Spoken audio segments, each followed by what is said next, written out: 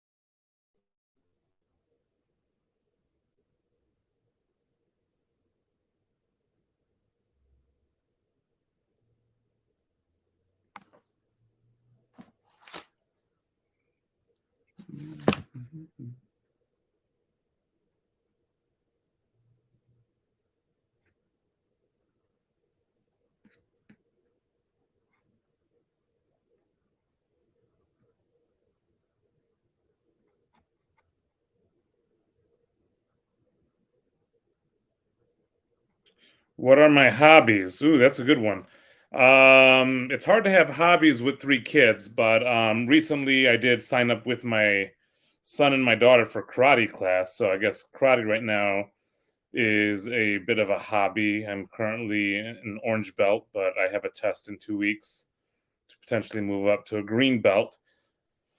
Um, yeah, I mean, I still kind of dabble with music every now and then. I don't have much time for it, but yeah, mainly raising kids and learning karate. Once upon a time, I had hobbies like I like to draw comic book characters and read comic books.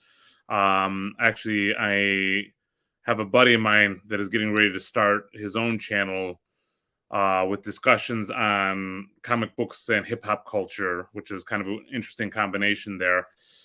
But I will likely be a regular on that as well. Um, so yeah, my kids are all starting to get into school now, so I can start dabbling into other hobbies. Yeah, in terms of music, yes, I was an instrumentalist. My bachelor's degree is in classical guitar. Although in my music career, I very rarely played classical guitar. I did a lot of jazz and rock and things of that nature. But yeah, more of an instrumentalist. Once upon a time, I also taught band at a variety of schools. But yeah, my voice isn't exactly the best for singing, although I do sing in church.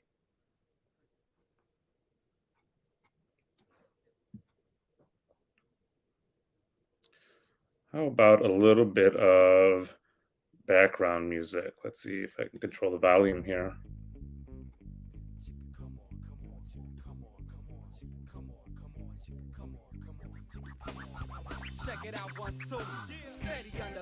Here we go. Not too loud.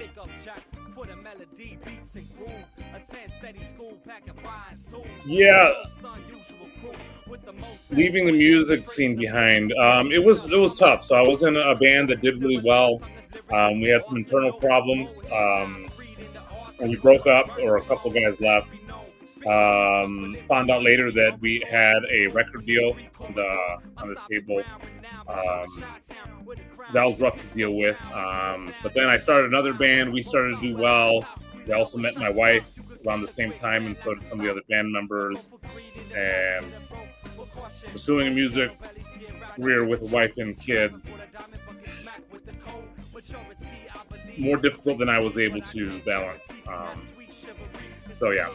But I wouldn't trade it for the world. I love my wife, love my kids, and they're a lot more rewarding. I think. I mean, I wouldn't. Who knows what a music career would have brought to me?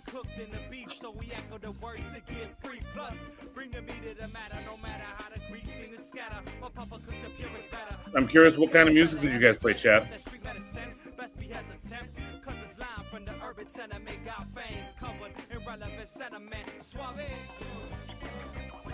Yeah, freedom is what my people say. Yeah, freedom is what my people want. Freedom is what my people say. My kids are 10, 8, and 4. I have 2 girls and a boy. Boys in the middle.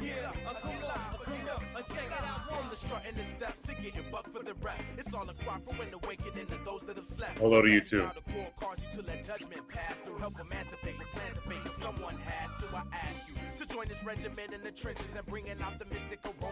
What kind of metal, Chad? Or how hard was it? And also, what did you play, sing? Then answer the call with constructive criticism. Lift and remove the blame as we soothe the pain. Keep in mind, sometimes we gotta lose to gain. Aim for the promised land like the sand on the seashore. Then look ahead so you can see what to reach for. We need more troops that'll shoot for the truth and loosen the news to produce the new rooted fruits of the youth groove. And coinciding with the spirit, your freedom is here, cause when it talks, I can. Jacob asked if I have the copyright to this music. Yes, this was music from one of my first band that I was in. And I was the one that got the copyright on it.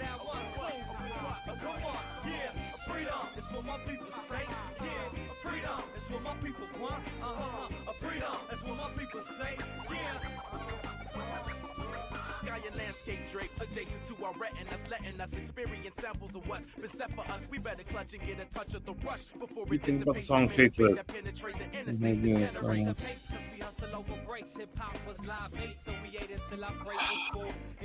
I would need to have my memory jogged for the song Faithless. I'm really terrible with song titles. One of those things, if I heard it, I'd probably recognize it.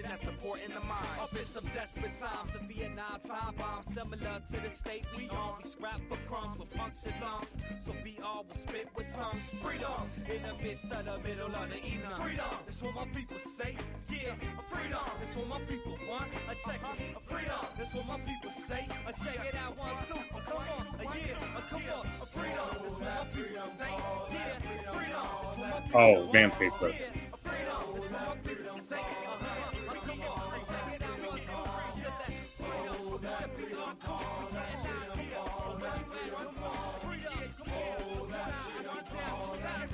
My thought on a lot of different bands is even some of my favorite bands, so to speak, have songs that I hate or really like to avoid. So I try to make judgments more song by song. But it is also tricky because I feel like in the 90s, everybody came eclectic. So we all started listening to a large variety of things. And so, especially as one with a degree in music, I have to have certain understanding of classical music through all of those eras, Renaissance, Baroque, Romantic, etc. But then there's all these jazz genres, swing to bebop. Then you have the hip hop genres.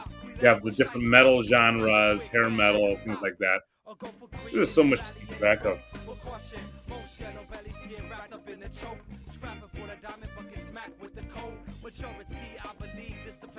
But I can't guarantee that sweet chivalry is the good, bad, and ugly. Based on what I see, this place makes a backbone and weather's reality.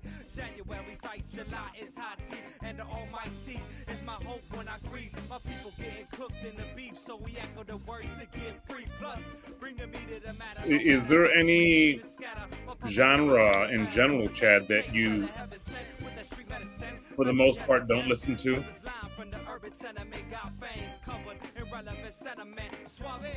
I find I used to say I would listen to anything but country music, but I feel like in more recent years, as I've gotten older, I have a certain new appreciation for country music, especially the older country music. That's what my people say. Yeah, freedom. That's what my people want. Check it. Freedom. That's what my people say. Yeah, come on. Check it out. From the strut and the step to getting buck for the rap. It's all a cry for an awakening to those that have slept. Don't let the outer core cause you to let judgment pass through. Help emancipate and plan to fate. Someone has to. I ask you to join this regiment in the trenches and bringing out the mystic aroma to all of the senses. I will say I can't recall any Chinese opera that I've listened to.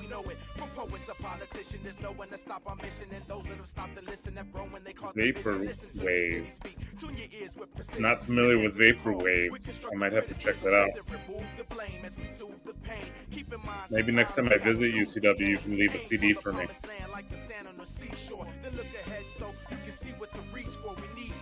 Troops that'll shoot for the truth and loosen the news to produce the new rooted fruits of the youth groove.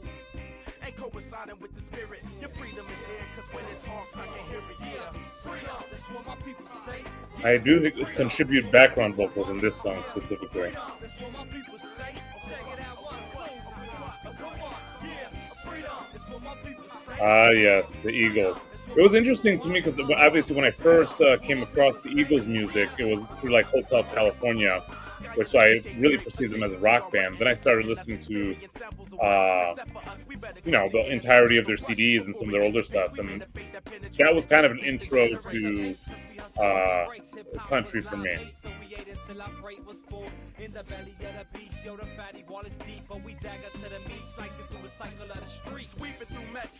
Here are the Dawn. Let's grow through thresholds, mold and let go of everything that brings weight down on our spine. Our backbone's the foundation that's supporting the mind. Up in some desperate times, a Vietnam time bomb similar to the state we on. We scrap for crumbs with punctured lungs, so be all will spit. The Eagles also introduced me to the idea of drummers that also were vocalists. Hey, Michael, how are you? Hello. Good. How you doing? Good. How are you? I'm gonna turn this music down. It's hard for me to focus on too many things at once. I missed the last minute or two while I was trying to log on, but I was just talking with Chad a little bit about the Eagles. Oh, yeah, good and stuff. Country music. Yeah.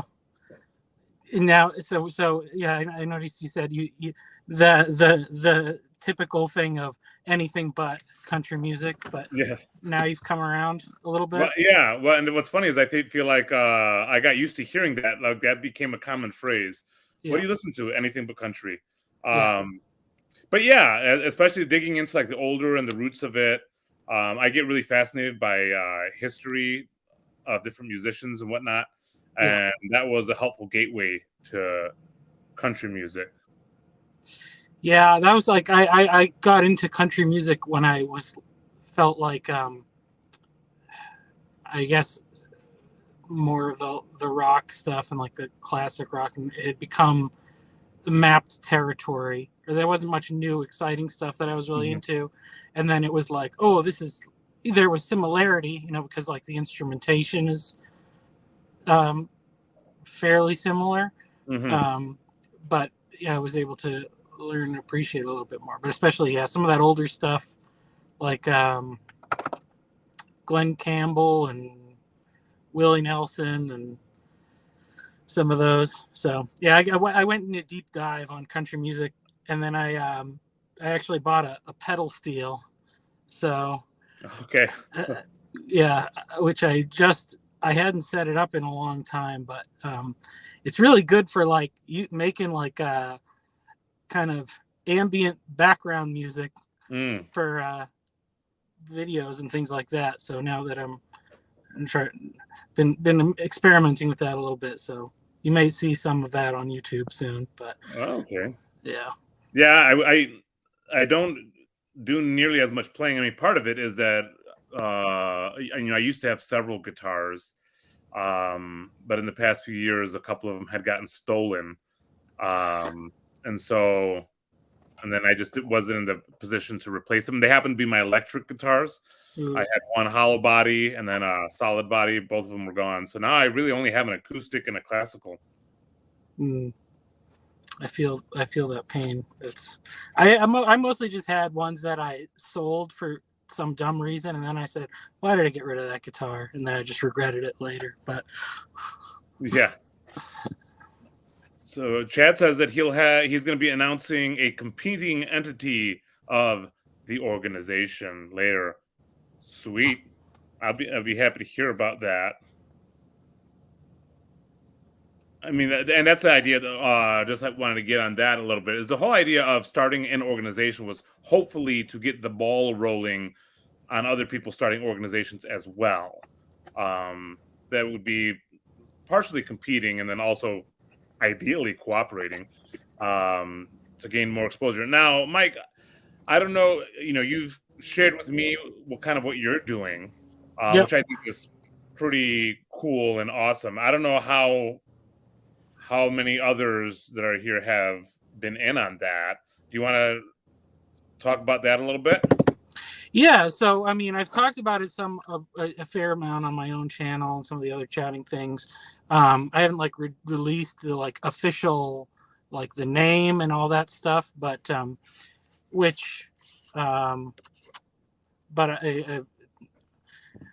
mean, I guess you'd say so. The name of the organization is going to be Tectonic School. So if you search for that on YouTube, you will find a channel with a few just little clips that I've collected from other conversations, and then there's a bunch of rough drafts. If anybody is, so I know I said if anybody's interested in, finding out more or helping out more on Discord. There is a Discord set up. I haven't released it publicly, but anybody that knows me or is connected to any of these chatting things or whatever, and if somebody's interested, they can contact me on Discord and I'll invite them. So you can see the behind the scenes of just, I'm just waiting to get everything polished for the public release. So, yeah. And I've gotten some feedback about some of the things. So I got to revise some of the videos a little bit, and it's a little bit frustrating how long because I'm still working full time and then have 2 kids and another one on the way shortly. So finding the pockets of time to get stuff done is a little frustrating, So yeah. Usually I'm driving around thinking of great ideas and then being like, I need 2 hours where I can sit still and try to make this happen. But it's getting there. It's getting there. So yeah, I'm trying not to rush it, trying to do things the right way, so. Yeah, and that is a tricky part of doing all this kind of stuff when it comes to organizations. I'm a pastor of a church, but it's a church plant. Yeah. And so that takes a long time too, a lot of energy. I have 3 kids. You have these great ideas and it's hard to execute. And also with this little organization that we're trying to get going, obviously it's moving slower than I initially envisioned, but to a certain degree I'm happy about that because it's allowed me to get input from a lot of different people, which to a certain degree I don't mind the what some might classify harsh criticism. I don't think one's been that harsh. I feel like they've been blunt. But I appreciate that because obviously I'm new to a lot of this stuff and I would really like other sets of eyes on it. Yeah. Now, have you paid attention to the last couple of videos that I've been on? I saw the one from, I guess, I didn't see what you did yesterday. I watched the one where Jacob and Luke argued for a long time about statements of faith. And, yeah. And then I had Chad called me and he wanted me to watch that and we talked about it a little bit and stuff. So, but I mean, but yeah, so I don't know if there was more progress beyond that. I mean, to me, it's all, I'm kind of getting the vision in that it's not a very, it's a very loose, broad kind of concept right now. So yeah. It's not excluding people or anything like that. I see how that's working, but obviously you do have to have some boundaries and limits because you don't want to partner with somebody who has a totally different goal in mind than what you're trying to achieve. So yeah, so I mean, it was a little frustrating because I was like, I understood what both camps were saying, and being like, well, I don't really think the disagreement is here as much as it seems like. It's just we just haven't fleshed out the details enough to have something substantial enough to actually argue about. Yeah. And that's one of the aspects of it that I think is important is when everything's new, the idea is new. I'm pretty new. And so people have to start poking to see, get a clearer picture of what this is going to be. And what I've been kind of happy about in receiving a lot of those criticisms and just seeing how important this is to people.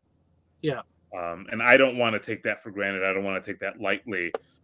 I have a lot more conversations I have to have with people. That's the other thing I didn't really realize is how vast this goes. I mean, when you think about it in a generic sense, yeah, thousands of people, cool. But when you start to realize not thousands of people that all have individual opinions about a lot of variety of different things. Yeah. Okay, well, I got to do a little bit more homework there and really engage some folks.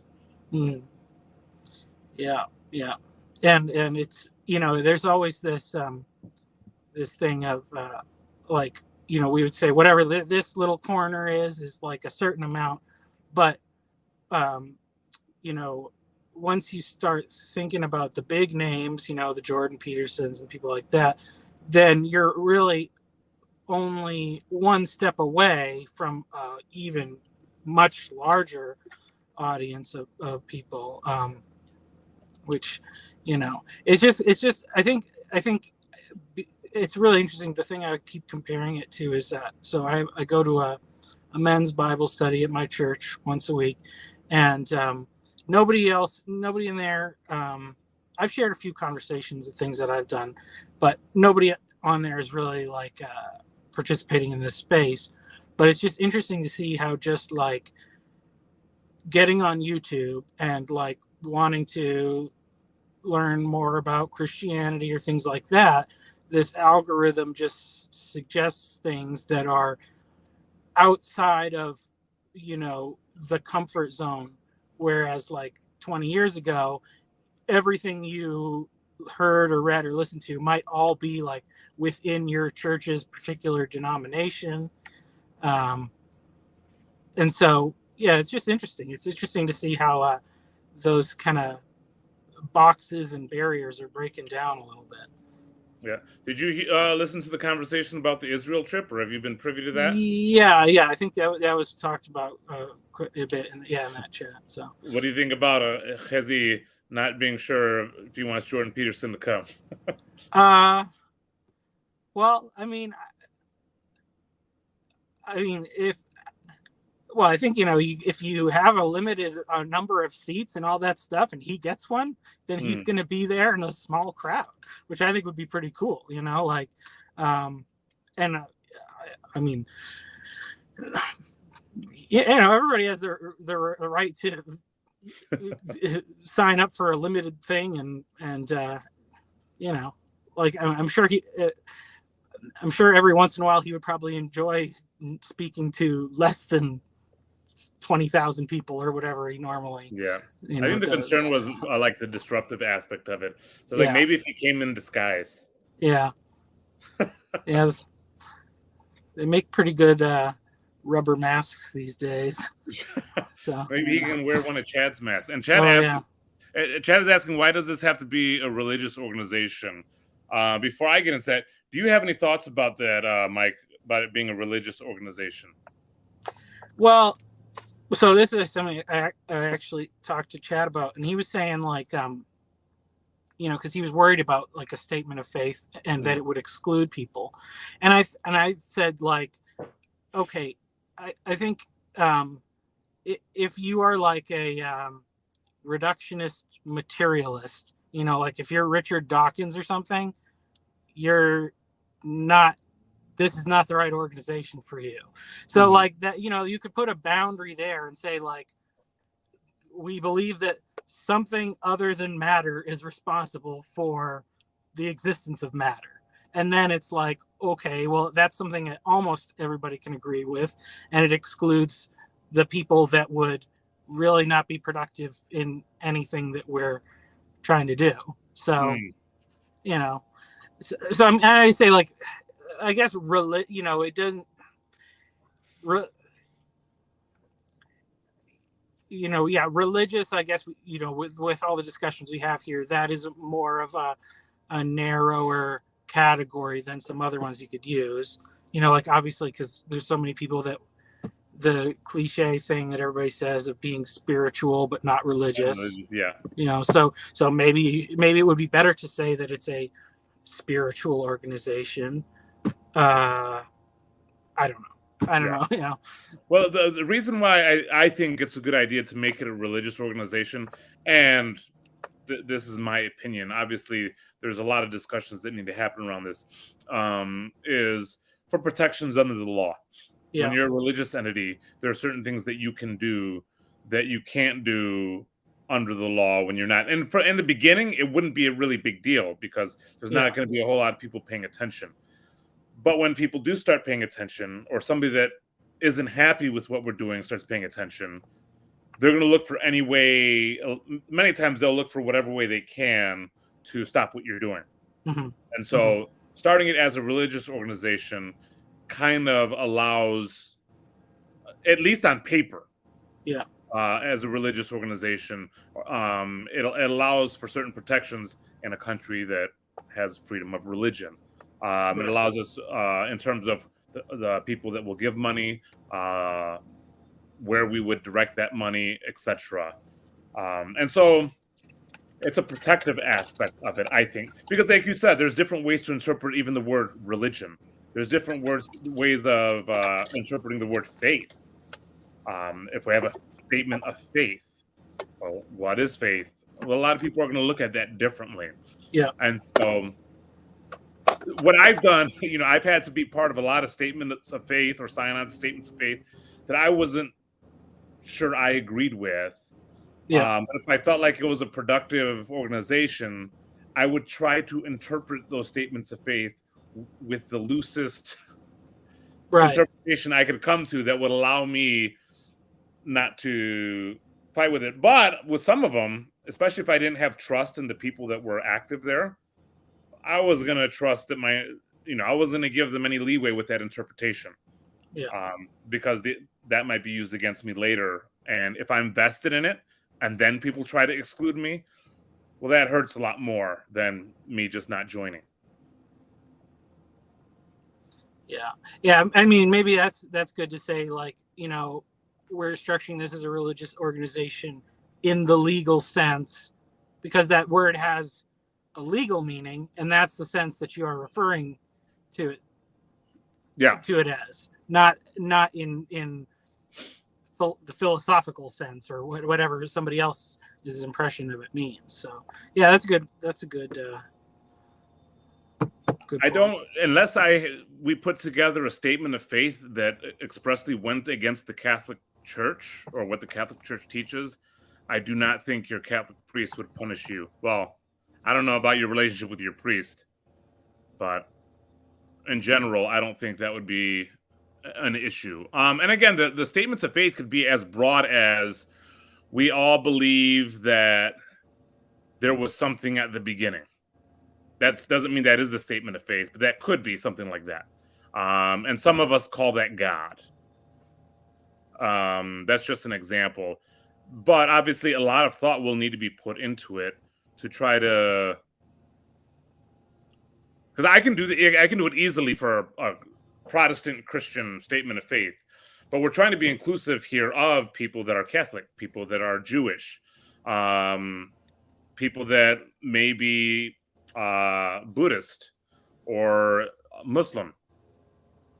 That's a little bit more tricky. Those are areas that I don't have a whole lot of expertise in, and so that involves me talking to a lot of people to try to figure out. I commented on one of Luke's comments on the YouTube video yesterday, or it might have been Chad's comment, but I just said, I think we can come up with something that will make them all feel comfortable. Mm-hmm. It will be very difficult, but I don't think it's impossible.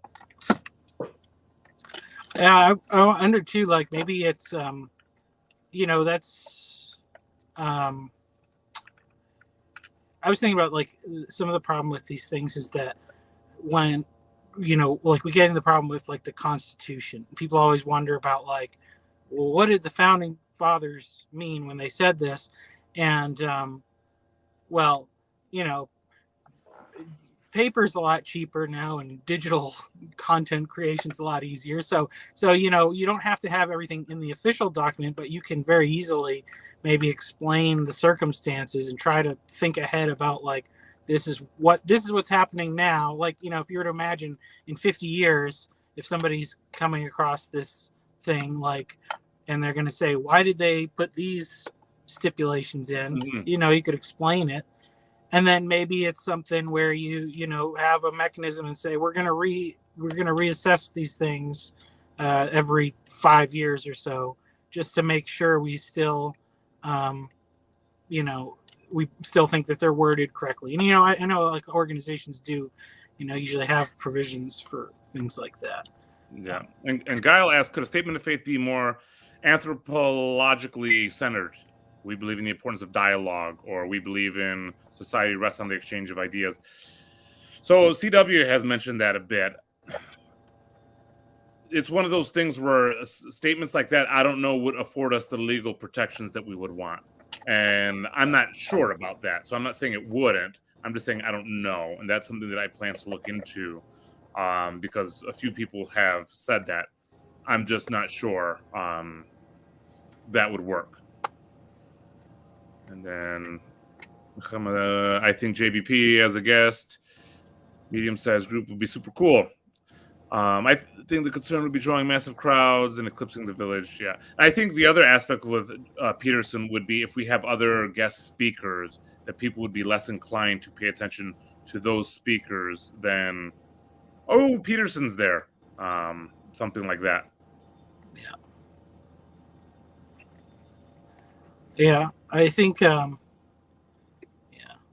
like those kind of things, like where there's like one main person that everybody's excited about, but sometimes, knowing that the underdogs will kind of like, they're going to try to like present their A game. So sometimes that's a really good situation to discover somebody new and find out about something, so, but yeah. I don't know. Peterson is in another class from most of the other people that we could probably get on a ticket. So that would be and there's part of me that wonders, like, for a guy like Peterson, who to a certain degree so many look up to and whatnot, it limits his ability to participate in certain things. Yeah.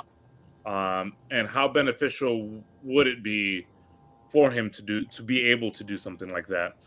Like, I think of even him going to church, like, how difficult would it be for Jordan Peterson to go to church and then potentially be recognized with positive thoughts, negative thoughts, who knows? Yeah. As a young person, I always longed for that kind of celebrity status. As an adult, I'm not sure I'm prepared for something like that. Yeah. Yeah, well, and it's interesting because like it's interesting seeing how he's like come around a lot more to some of these things, like and obviously like Jonathan Peugeot's got a big influence on him. So now he it's like I remember whatever Jonathan Peugeot was saying, like he took him to a service one time, Jordan was so bored and thought it was like, and now he's like appreciating that more, which is good. But then like when I think of like the coming from a Protestant background and everything, like the local church, the liturgical aspects of what happens in the service is much less of an important thing to the community aspect of sharing your life with other people, seeing them every week, getting to know them, and in a really healthy environment, I think, meeting in other people's homes and like that, and that's like how could he could only have that with like other people of his similar status, I guess, which I don't know if that would really be possible. Yeah. CW, being the devil's advocate, Prince regularly attended a small Jehovah's Witness congregation in Minneapolis. Well, Prince is on a whole nother level. I mean, you got Peterson and then, you got Prince. I mean. Yeah. Well, and I think do whatever he wants. And also, Prince is like 4 feet tall, so he disappeared pretty easily. I think as Michael Jackson was JW too, and I think I heard that he would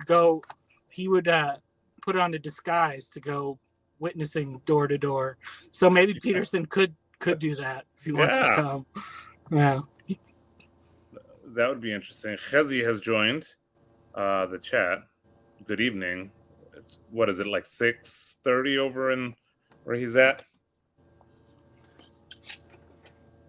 6:30. I will be in my karate class,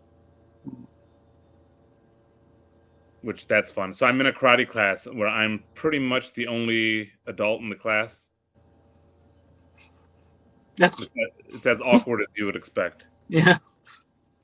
Is the instructor like? I mean, the instructor is there's 2 senseis and they're adults. Okay. There used to be another dad there with his kids, but he hasn't been coming regularly. So just me and a bunch of kids. Interesting. And it also doesn't help that I'm 6'3". So if I was like a shorter adult, I could possibly fit in. Yeah, my family. Well, so my wife's a dance teacher. She's already got our girls in that. So that's what kind of dance does she do? She teaches like jazz, tap, ballet, like all ages, all kind of styles or whatever. So she's she actually runs she started a little studio here when she's teaching homeschool kids mostly. So and then she works for another studio in the city teaching, and so she did that basically so our kids could go there for free because they behave a little bit better when mom's not the teacher. So yes, I have noticed that as well in my household. Chad is saying the other thing about religious organizations is how honest are we being if we call it that? It's a good question, but it really depends on how you define religion, religious activity, religious entities. And that's kind of a big bag of worms right there. Are we on randos? You know what? I had Jacob send this to a bunch of different destinations that he thought might be helpful. I thought randos was included, but I'm not totally sure right now. Man, keeping track of these comments is tricky. Yeah, I'm bad at it. A few times when I've had to host one of these things. Am I bending words? Possibly.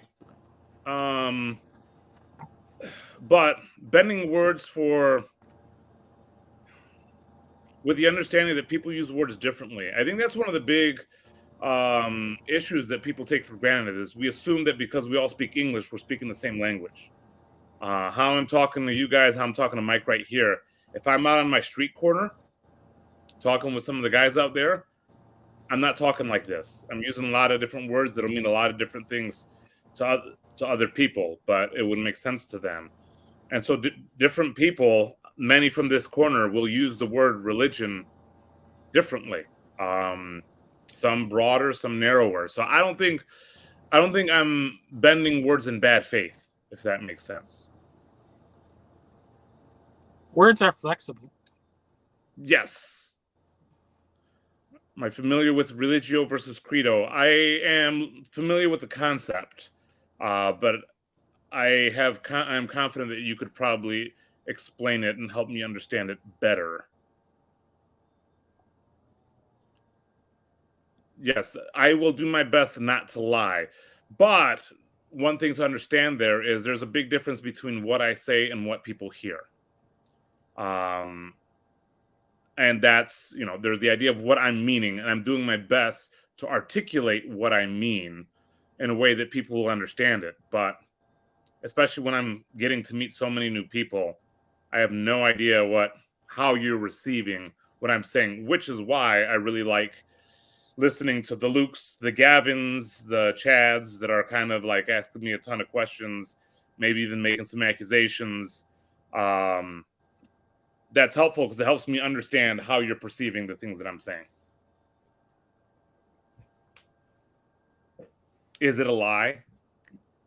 Maybe. I don't. I'm not trying to lie to anybody. You should have trust issues, Chad. There's a lot of really bad people out there. What is this one? I do think that words have certain spirits, like the word entrepreneur. That's an interesting thing to stew on. Pretty confident that I would agree. I might say that the spirit is affected also by the hearer. For example, father. I had a good father. I mean, he was flawed, but my father taught me a lot. I learned a lot from him. My mother, however, had a terrible father. So how she interprets that spirit or whatever is going to man itself slightly differently. Yeah, one of the interesting things about the God of the Bible versus, like the pagan gods, where they had a very limited, the rain god. You could love the rain god if he made your crops grow, and you could hate him if he flooded your village. But God is, God's all encompassing, but he has those specific ways that we can approach him and perceive him differently as father or as creator or, redeemer and all the different things. So yeah, the relationship aspect of it. And that's something I think is super interesting to think about, is how we conceptualize those things. Like, a lot of people will criticize the way that it's common for people to think of God as the big guy in the sky with a big white beard, that may love you, may not. That's one way to conceptualize it. Is that, but are conceptualizations absolute truth? I think they're part of the story, which is why the dialogue is so important. Yeah. So, Mo, how did you come to be in the CRC as opposed to another group? That's a good question. I'm married in, so I was set up on a blind date with my wife.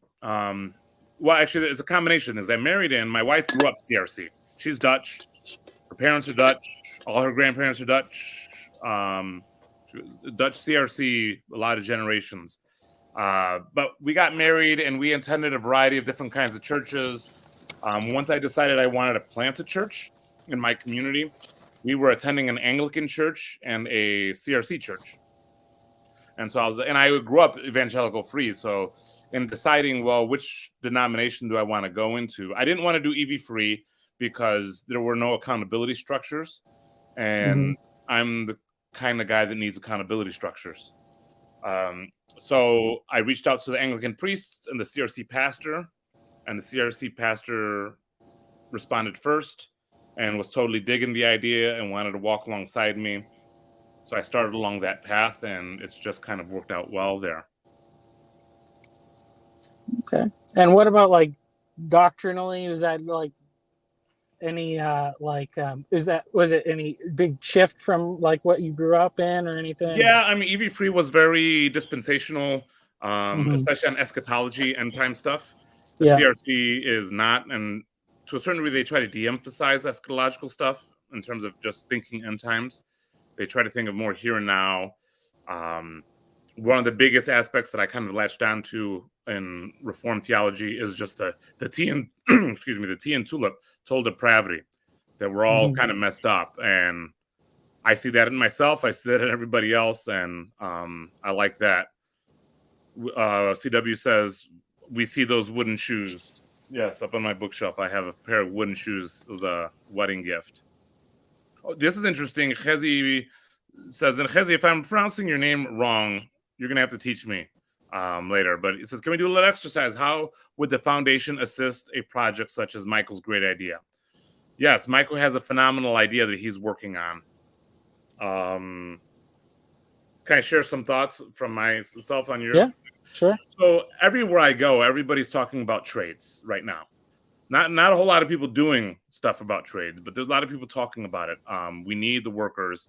And so Michael's connecting trades instruction with biblical mentorship. Is that a piece of way to describe that? Yeah. I love that idea. I think I went to a Bible school for music. So I had my music classes, which were really good, really academic. But then I also had Bible classes that went alongside that. And the music classes affected how I took my Bible classes and vice versa. So I love this idea of doing the two things at the same time. So how our organization could potentially help is one, there's going to be funds needed at some point. I mean, right now you're working full time. You got a lot of ideas and you're doing all these other things and you got kids. Maybe that whole working full time doing something else, maybe that can disappear at some point, but that will take funding. Also networking. I'm sure there's a ton of people that might think that's a great idea. Can I help? Can I come help teach? Can I come help write curriculum? Can I find a spot, a location for you? Can I connect you with somebody who can do any of these things? And that's kind of what the foundation would exist for. It's like, hey, this is a fantastic idea. As of right now, we don't have an organization, so you're not even a member because there's nothing to be a member of. Mm-hmm. But even if you weren't a member, it'd be like, okay, hey guys, this is what Michael's doing. Does anybody want to contribute funds, labor, network things through there? And then that would all be funneled through this organization. Yeah. Any questions? Can you think of any questions about that, Michael? No, I mean, I think, yeah, I mean, just, yeah, right now it's like everything is just random, you know, like there's obviously, I think we have access to a lot of community right now, but it's not very well organized along the lines of how it's specifically useful, and even some stuff is like, you know, there's like I have a certain list of stuff. I'm like, okay, these are my next steps, and then there's a whole bunch of other things that I'm like, those are the things that need to be addressed eventually, probably by somebody who has different skills than I do. And then there's also stuff that like I know there are problems that I know are out there that I can't even identify. So, you know, so yeah, just figuring all that stuff out is not something that one person can do by themselves. So yeah, and that's kind of what the purpose of the organization is, not to come in and take over Michael's idea and say, oh, okay, we're going to take over that and we're going to figure it out for him. He's got his thing that he's rolling with. How can we help?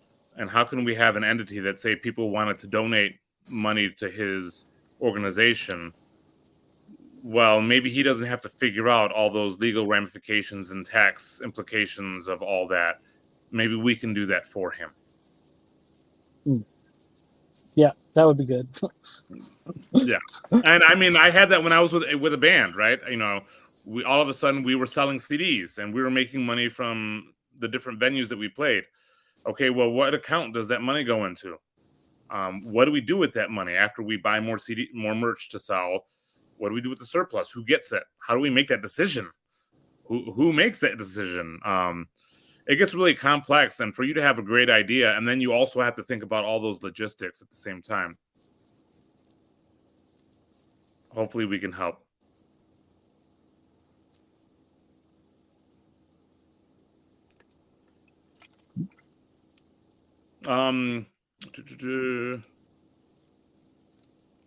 Luke says, I don't want anything systematized, money included. I'm not sure that I disagree with that. I don't know this would necessarily systemize it. It's more of like a resource that people could go to. So yeah, and it's one of those things where, let's say Luke decided, hey, I came into some money and I want to support Michael. Well, you can try to give it directly to Michael. Michael can say he wants to go through us. I mean, there's all these options. The goal isn't really to limit anybody in any way, but just because that's not the goal doesn't mean it doesn't happen either. So we'll have to keep an eye out for that. Yeah, I mean, I like thinking like, you know, money stuff. It's like, oh, like on one level, it's like, okay, if somebody wanted to give me a little bit of money, just like a little bit, I could pay for a babysitter once a week, and my wife could help me because she's good at organization stuff, we could work on this project together without having to worry about the kids. And then on like another level, like I bought a domain name, and that's as much as I can do for making a website. But the person who knows how to make a website deserves to be paid. So, that's stuff like that. So, yeah, I mean, it's interesting. Even the thing of starting this organization, there's going to be a lot of expenses involved. We'll have to get a domain name, create a logo, but I mean, I'll need to be compensated at some point. All these things kind of have to go into it. It's not so simple. And if you don't do it correctly, the IRS will come after you. And it's a big liability, a big risk. And so we want to help reduce that risk for people that want to pursue good ideas. Yeah. It's all good stuff. Yeah, I mean, I guess Luke's point of these things being demonic or whatever. I mean, that's why that's what we say, there are necessary evils. I mean, to me, the significance of that total depravity doctrine is that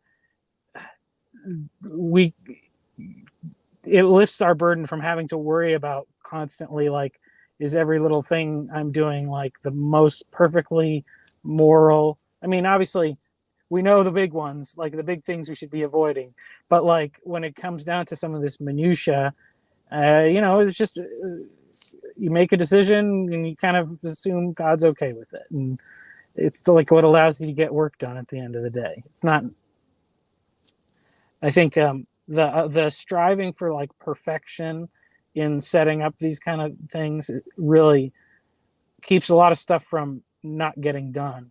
Mm-hmm.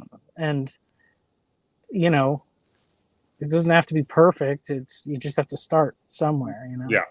And that's something that I learned, when I was younger. I have probably my natural way of being is to be like introverted, very careful. I learned really young that's not going to fly in urban Latino culture. I had to be, if I wanted to get someplace, I was going to have to be outgoing, make my presence known, all that. And I never knew how to do that. So I would just kind of dive in. And so that's been my way of doing things. That's kind of how I was planning to start this whole organization, is just to dive in, make it, and probably piss everybody off, and we'll clean it up later. But I've been happy to have conversations with people and hear their perspectives, listen more. It helps to see what potential red flags will be coming down the road. Yeah. Obviously, yeah, I think the thing I feel like a lot of these concerns is due to like mistakes that have happened in the past. But I mean, I really do think that there's new stuff out there in a way. Like God's going to do new things, and when He does new things, it's better than we can predict. Mm-hmm. So the more and that's why I think, kind of jumping in. I mean, it's kind of like, well, okay, I kind of got a rough sketch of how this is going to go, and I could, I could spend way more time trying to figure out a bunch of details ahead of time, or I could just start working and then, see how far I get before, serious problems arise. And that kind of uncertainty is an aspect of faith, because you're giving a space for God to move and to do things that are new and unexpected. So yeah, and for me, what's been helpful is really my parents' marriage. Like, when my parents met, if I was the pastor, I don't know that I would have advised them towards marrying each other. They were both coming from such difficult places, so many red flags, and their whole relationship has been fairly rocky. But 42 years later, they're together. Me and my siblings have greatly benefited from their relationship, and so have many other people that they've counseled through and whatnot. Now I'm a pastor. Now there will be couples coming to me and that might look really dysfunctional. And I have no idea what I'm supposed to do with that, except for maybe point out the red flags and try to help them get to some place, lean on God is what I would recommend for them. But knowing that I could potentially be blamed when things don't work out. Mm-hmm. Why did you put your stamp of approval on this marriage? Yeah, it can be really scary if you're looking for every little thing. But that doesn't mean there's a bit of a dance to be done there, because you want to consider red flags, but you don't want to overly consider them. You also don't want to overly keep them out either. Yeah. This is why I like to talk to both Jacob, and I haven't really talked to Luke except for the online stuff. But I have appreciated that conversation. It keeps my eyes peeled. Well, yeah, I should probably get back to work. So. All right, man. Well, it's always a pleasure talking to you. Good to talk to you. Best of luck with the rest of the chat. Thank you so much.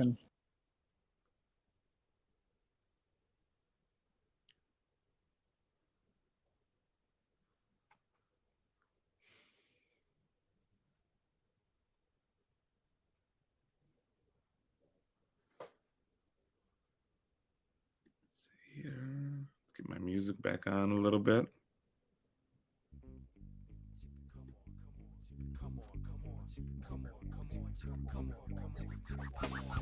Check it out, 1, 2. Steady undercover, duck, don't move. This is Stick Up Jack for the melody, beats and groove. Attend steady school. I'm curious how many people can understand the lyrics coming out of this music. Orchestrating the moves, danger. My man's flow is spherical. Similar, my tongue is lyric. Arsenal, bold headlines, reading the article. Murder Ramon, let it be known. Spitting two-tongue Bolivian street orator to the core from the street corridor. My stopping ground renowned, but show the shot town with a crown and the pitchfork pound. What was the sound in the background? Most start with high tops, breathe out with shice cops. You could catch a quick red like a stop. Or go for greed in the valley of the rope. With caution, most yellow bellies get wrapped up in the choke. Scrapping for the diamond, but get smacked with the cold. Maturity, I'm not quite sure what that means. But I can't guarantee that sweet chivalry. It's the good, bad, and ugly based on what I see. This place makes a backbone that weathers reality. January sight, July is hot tea, and the almighty. I'll take it. When I grieve, my people getting cooked in the beef, so we echo the words to get free. Plus, bring the meat to the matter, no matter how the grease seems to scatter. My papa cooked the purest batter, so take a taste of the heaven sent. There was a time you wouldn't get your day job without an MDiv. You're attached to the CRC structure. Do you find it ironic you're part of the decline of that structure? Yes, I actually do. It's fascinating to be a part of, because they did give me a bit of red tape that I had to go through in order to be ordained as a minister. But even that, like, they would say stuff to me like, you have to take this Bible exam, but if you don't pass, we'll figure it out. I did pass, so I can at least take comfort in that. But yeah, it's one of those things where, what's the way to save the structure? Because I've come to really believe in the structure set up by the Christian Reformed Church. But I feel like, to a certain degree, it's being destroyed from within. So sometimes it takes somebody that started out outside to come on in and maybe affirm it. So I don't know. I do find it ironic. I do see that, but I'm still trying to figure out my way. I have started my MDiv program there, so hopefully that'll be part of restoring some of that structure.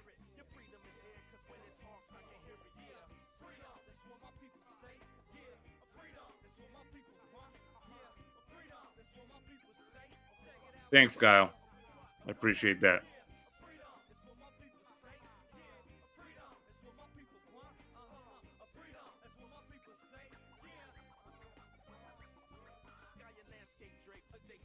So my kids want me to get a cat, but I'm allergic to cats. But I'm still tempted to get one and just suck it up for the sake of my kids.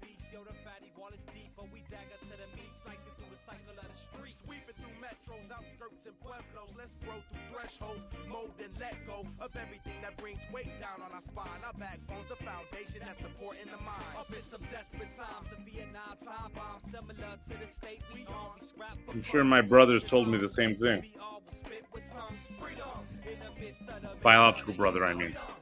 And again, another example of how words can mean different things to different people depending on the context.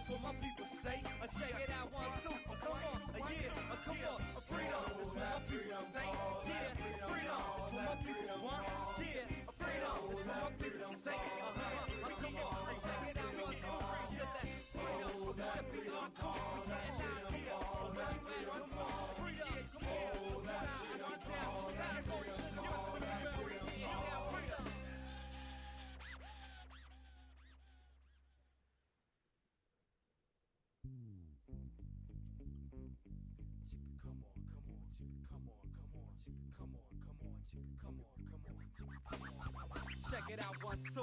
Steady undercover, duck, don't move. This is stick up jack for the melody, beats and groove. Attend steady school, packing fine tools. The most unusual crew with the most eloquent, orchestrating the moves. Danger, my man's flow is spherical. Similar, my tongue is lyric. Arsenal, bold head. Yeah, you still want Murder Ramon, let it be known. Spitting two-tongue Bolivian street orator to the core from the street corridor. My stopping ground renowned, big shoulder shot town with a crown and the pitchfork pound. What was the sound in the background? Most start with high tops, out with shice crops. You could catch a quick red like a stop. Or go for greed in the valley of the broke. With caution, most yellow bellies get wrapped up in the choke. Scrapping for the diamond, but get smacked with the cold. Majority, I believe, is the place to be, but I can't guarantee that's sweet chivalry. But I can't guarantee that's chivalry. This place makes a backbone that weathers reality. Let's try a different song. Yes, I also have the copyright for this one.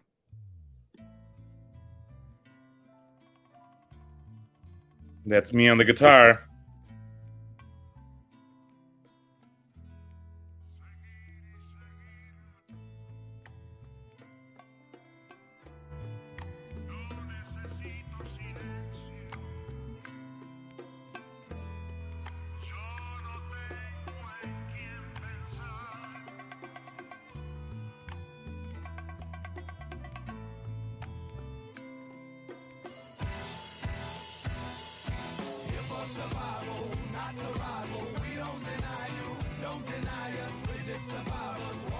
I agree.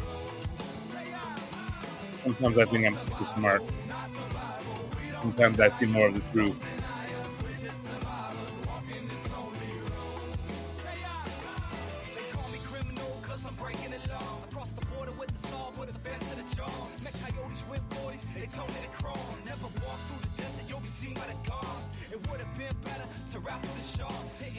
My first impressions of this little corner, well, there's kind of two levels to that answer. One is that I've kind of been part of this little corner for a while, but very loosely, kind of on the fringes, paying attention to a few different things here and there, going to some of the, obviously the meetup in Chicagoland. Now I'm getting involved a little bit more. It's like getting to know somebody better. We're still in the early stages of it, so I don't want to make too many descriptive statements so early in the game. So far, it's been good. I've been enjoying talking to everybody, getting some of the feedback. But yes, POD vibes. POD was becoming popular just before we formed, at least on the mainstream. Most of the people in this group were Latinos, similar with POD. So you have a lot of rock, hip hop, Spanish music influences.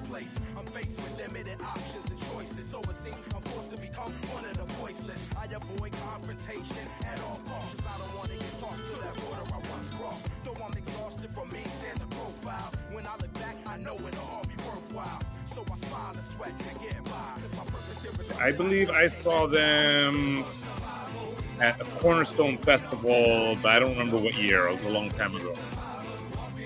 Probably around that same time.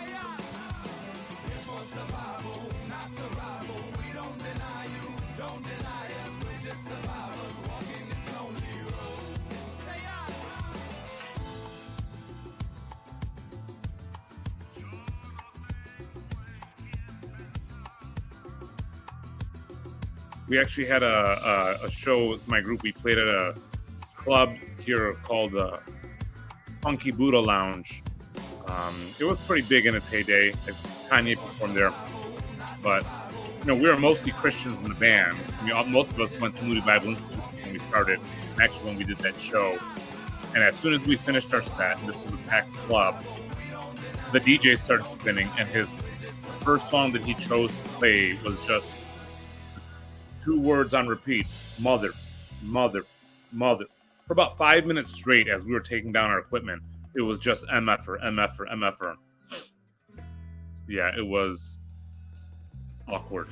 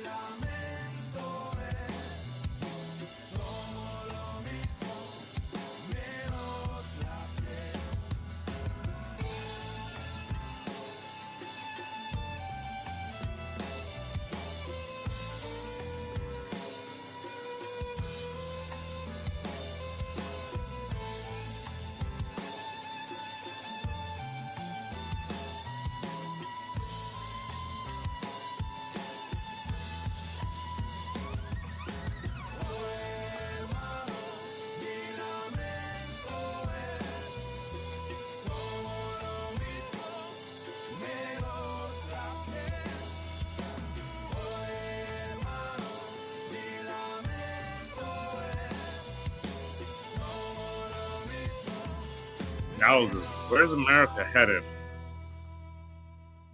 I have no idea. It's interesting to watch. I mean, it's difficult for me to figure out where Chicago is headed. Right now, it doesn't look good. But I still have hope. I'm still here. In Chicago, I mean. Where's Illinois headed? I don't know either.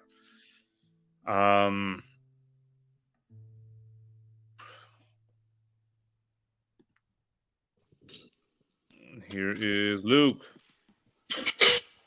What up? Luke, are you a professional painter? I mean, I'm a professional. I have to do all the things that I can't afford to hire other people to do. Ah, okay. Contractor? Yeah. Ah, okay. Yep. It's I grew up doing this. My dad was a contractor, carpenter. I mean, very small town, South Dakota. And so this is kind of the job I've done probably most of my working life, my paid working life. And so I'm back at it. But I'm currently painting now. I wouldn't say that I thoroughly enjoy it, but it's all right. I mean, it allows me to do other things, to listen to you. I can't really, this is what I was saying, and there's like people, whatever, doing all the texting stuff. I'm like, I can't reply to this. Like, I'm preoccupied. Yeah, I have that issue with the Discord. I can't keep up all the time. Well, yeah, that's some of it. I mean, there's like, I've said that before. I don't know, is my camera not set up right? I think there's a lot of people who have like at home, or they're working from home on the computer or something like that. But I don't know how much working they're doing when they're like online or on the computer. Well, we're kind of learning actively about that with typing. the whole Twitter thing, right? They got rid of all these people and not a whole lot happened. Oh, what do you mean? At Twitter, there was just, they fired a bunch of people and it's like, fine. Yeah, because how much work were these people actually doing in this day? Yeah. My Well- favorite ramen noodles flavor is beef, by the way. Chad was asking. So Moises, I want to say that You know, the little that I've been exposed to and interacted with you, I like you quite a bit. I mean, I think you're a pretty reasonable guy who's trying to. You seem to have a pretty even temperament because I think there's a lot of. I think you could come into a situation like this and it would be really easy to be. I mean, I don't want to go and try to like guess your big five, but you seem to be relatively low enough in agreeableness where you can say what you think, but yet you're not as neurotic. Like it's for Chad and me, for example. Chad and I, we both talk about like we can go off the handle. Mm. You know, like we get really emotional about things, and you seem to not be. And you seem to really try to be understanding people and seeing where they're coming from rather than just because that's the worst. It's kind of like C.S. Lewis Bulverism, right? Assume the person you're talking to is wrong and then argue backwards. You know? Yeah, I kind of again from the my new denomination that I'm in. This idea of total depravity, the realization that I'm pretty screwed up and I could easily screw everything up. Yes. Which was passed down to me from my father, who did screw up a lot. But that was he did his best not to take credit for any of the good stuff. And warned me about the bad stuff, and to a certain degree warned me that he's going to be passing some of that stuff down. And that's been very helpful for me. So I'll thank. Yeah, I think that lends to humility. I mean, I don't not to derail it. I don't think that's necessarily total depravity. That's like fallenness. Total depravity to me is more of an ontological statement about the nature of mankind. It's more about original guilt than about the fact that like we're fallen and we sin, which is kind of universally Christian. Yeah, how I understand it is that it's that, but at another level. Because I feel like with many other ways of approaching the idea of fallen man and sinfulness, is that there's a way that we can escape it. And I don't know that in this life there is a way to escape it. Like it walks with me wherever I go. Tainted, like for example, do I just am I really trying to listen to you, or am I just really desperate for your approval and for you to like me? Mm-hmm. I don't know. For sure, dude. Yeah, right. Yeah. But I think I'm that's aware of tough. the possibility, and that helps me keep my mindset a bit in check. Yeah. But I mean, I think that way and feel that way. Sorry if I'm echoey, by the way. This is a very echoey room. That's fine. Yeah, I don't know. It's kind of and I'm not even. I want to be. I don't know. I want to be clear. Like, I'm not opposed to what you're doing or what Jacob's doing or this whole thing. You know, again, like this would be. I think honestly, that's where I would become hypocritical because if I'm expressing my opinion that I don't like systematizing things.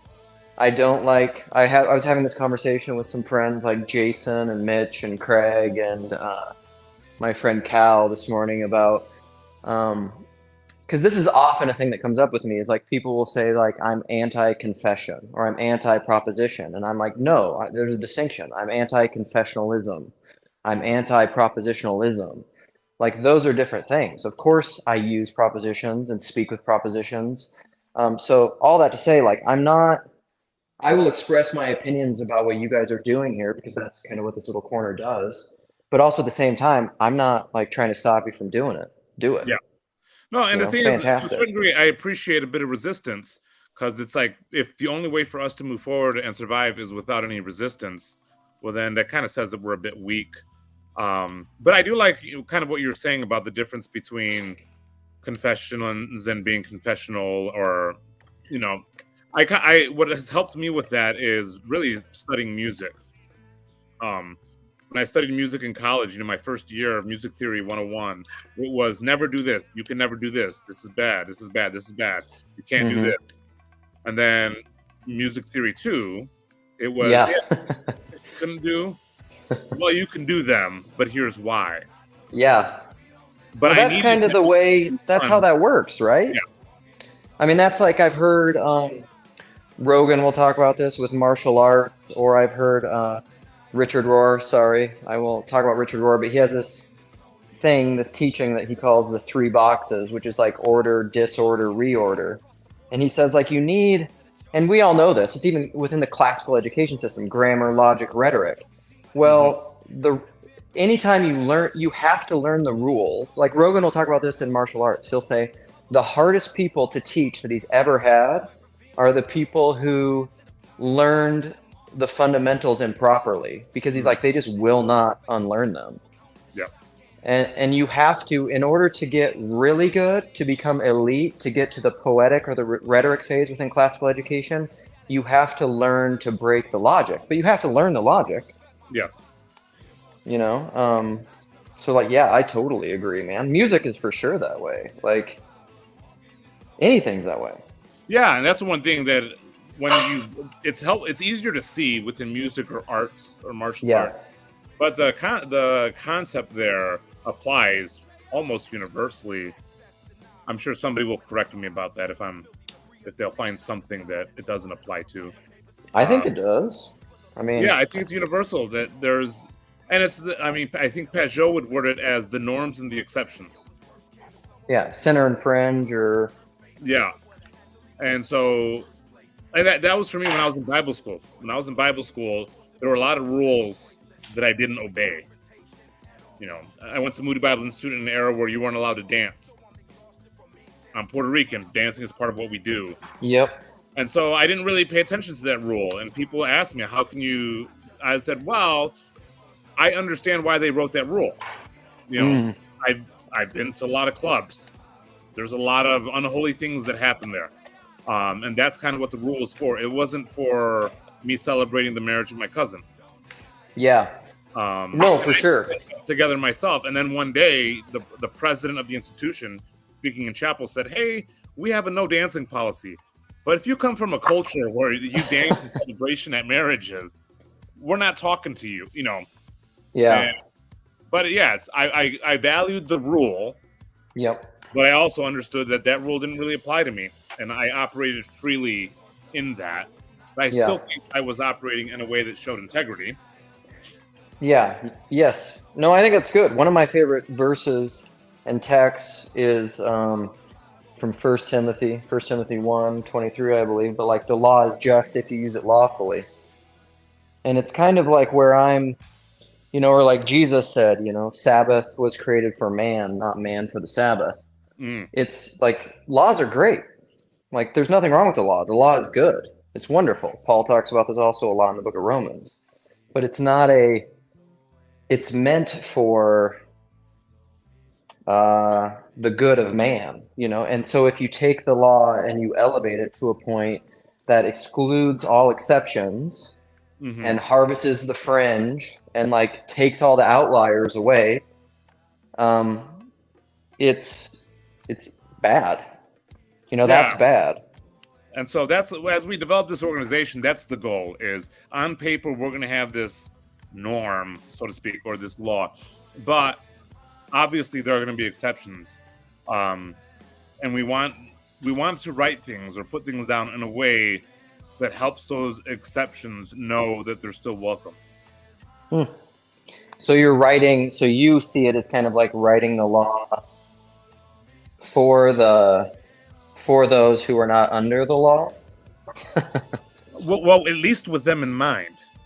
Yeah. So there was this pastor I saw speak. He was also a political science professor in Massachusetts named Dale Kuhn, and he told a story about, he was a Presbyterian pastor, story about a lesbian couple that started attending his church, and at that time, marriage had first been made legal in Massachusetts. And so they were married, and they approached them because one of them had a biological daughter that they were both raising, or I think it was a son, actually. And they wanted him to be baptized. And so he sat down with them, and he's like, okay, well, you know, living in a lesbian married relationship, we can't allow you to become members of our church. And they said, that's fine. We don't want to be members. And he's like, well, you know that if your child goes to our Sunday school classes, they will be taught that homosexuality is a sin, and they'll probably put that together. He'll probably put that together with you guys. With mommy and get it? mommy. They're like, that's fine. We still want to baptize them. Mm-hmm. And as he got to know them better, that the whole reason for the relationship was super complex. But they still wanted to be involved in the church. Yeah. They weren't interested in membership because they had trust issues. And he was happy to include them in the things that they did. Mhm. But part of where the trust for them came for with him is that he always said, hey, this is what our written standard is, and here's where we have room for you, and they were happy to take it. Yeah, I think that's great, you know. That kind of, but that's a humanizing, personalizing thing. Like, whatever. I mean, I would still probably, you know, and this is clear by now, have an issue with the statement of faith and the confession, because I think those things in our current mode of consciousness exclude the fringe by their nature. That's kind of the idea of systemic oppression, which is an aspect of postmodernism and critical theory that I think is actually correct. However, I would say in that particular case, they were using the law lawfully. Yeah. You know? Great. Yeah, and that's where it becomes tricky, because what is written in terms of the oppressive aspect is what you do with what's written. Oh, absolutely. Yeah. Hold. And that's kind of what I want to communicate to people, is that there are certain things that we're going to have in the written form because of our legal system and whatnot, where our legal system isn't going to be as generous with their application of the law as I would likely be. But at the same time, it's like, if this organization becomes a really good and thriving thing, I won't always be at the head of it. And what am I permitting the person that comes after me to do or take advantage of? Yep. And so that's why I think, like, the voice that the pushback that you give and the pushback that Chad has given is really important, because there's going to be blind spots. Well, I'm not going to do that. Well, it might not always be me. Yeah. Well, and then that probably gets to the kind of, how to say this, the systemic part of it, because like, because that's just it. That's part of the meaning crisis, right? The law, any rule, any system is all about how it's applied, and how it's applied always comes down to people, to a person. Mm-hmm. And so, like, this is where I don't think you can write anything, including the Bible, in a way. This is why I'm not a sola scriptura person that operates devoid of the interpreting body. Mm-hmm. You know, that happens all the time, which is why I think tradition is, you know, unavoidable. Because that's where the people come into play, you know, and the people are who do the lawfully. Without the people, you just have the law. And then that's the problem with objectivism, is it creates a world without meaning and a world of dead objects, because you've extracted the person from it. Mm-hmm. Which is always the interpreter of the law or the rule or the writing or the whatever. Mm-hmm. Yeah, I would agree with that. I mean, to a certain degree, that's what I think is what the whole purpose of Jesus Christ is to embody the intentions of the law. Where you had the Pharisees at the time, or a lot of the religious leaders saying, this is my interpretation of the law, and it has to be what it is. And Jesus came to personify that and embody it and say, no, it actually has to be understood within a person. Yeah. I mean, that's definitely, I would agree with that as a Christian. Here's where I'm going to move around the house, and maybe my reception will suck. So if that happens. Right, these guys are having a lot of fun in the comments. Oh, yeah? I can't see any of them. Say that, Chad, will the organization support the gays? The gays like Luke. Super gay. Gay. My wife and kids are a deeply veiled beard. And then the Chris show, because Chad said gay painter. calls it the gainter. Yeah. The gay painter. Is it if people are calling me gay is even like a jokingly thing? Is that homophobia? That's a good question. How old are you, Luke? 40. So yeah, I'll be 40 this year. So you're coming up around the time where anytime somebody didn't like something, they said that's gay. Yeah, oh for sure. Yeah, that was the soft version. Yeah. Yeah. That was yeah, for sure, hugely common. So dumb. Yeah, there's a lot of the world that has become dumb in that way. It's like the use of language. And that's part of the issue, right? It all becomes about the word or the words spoken rather than the intent of the word. Like, am I trying to hear your words or am I trying to hear what you're trying to tell me? Yeah. Well, I mean, and well, that's the like. I never know how to say this word, but the polysemous, like polysemy, the multiple meanings of words. Like they're not completely. I would say they're not completely arbitrary. Like a word can't mean anything, but man, it can mean a lot of stuff. Yeah. Peterson talks about this, where, in more developed languages, the words, or what is it, primitive language, the words get smaller, something like that. Over time, they get smaller because people start to understand it's the context Yep. that contributes to the meaning more than the actual word. For sure. Owen Barfield talks about that a lot. That's we have talked a lot about in this little corner Owen Barfield, because I mean, that was one of the early things I said to Paul, is I was just like, this book, Saving the Appearances, is like what this is all about. And I think Owen Barfield was like the real philosophical, and I mean, the Inklings were great in their own way, but like Tolkien and Lewis were popularizers. They're wonderful. Obviously, they're wonderful. Owen Barfield was a boss. And that's, he makes that point, is like, he'll use the example of, Hebrew is an ancient language. And so like all the narrower meanings that we have for the word, like breath, spirit, wind, well, that was one word in Hebrew. It's an ancient language. So like all of that was condensed back into one thing. And so there was a lot in a word, Mm-hmm. Yeah, and I find that, especially when I was in college, we had an exchange student from Sweden who was fluent in English, but she got assigned to a volunteer position in the projects in Chicago, the Cabrini Green projects. And she came back from her first day and she's like, I have no idea what these people are saying. Yeah. Because the English that they're using is very different than the English that she's using. Yeah. Or like as my dad would say, they're not even speaking English. Yeah. It's helpful that I'm Puerto Rican, because Puerto Rican Spanish is like the Ebonics of all the Spanish. Oh, is it? Okay. Yeah, the different dialects. We use so much slang.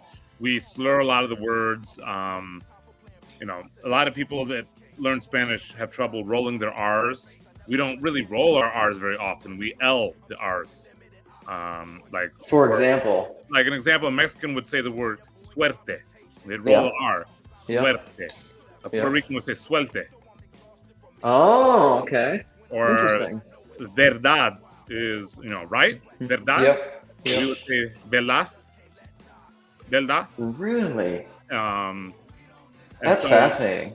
Yeah, my grandmother, who didn't even really speak English, she would use so much like anglicized Spanish words for her, like the color brown, which a lot of Spanish would say marron or café. She would say brown.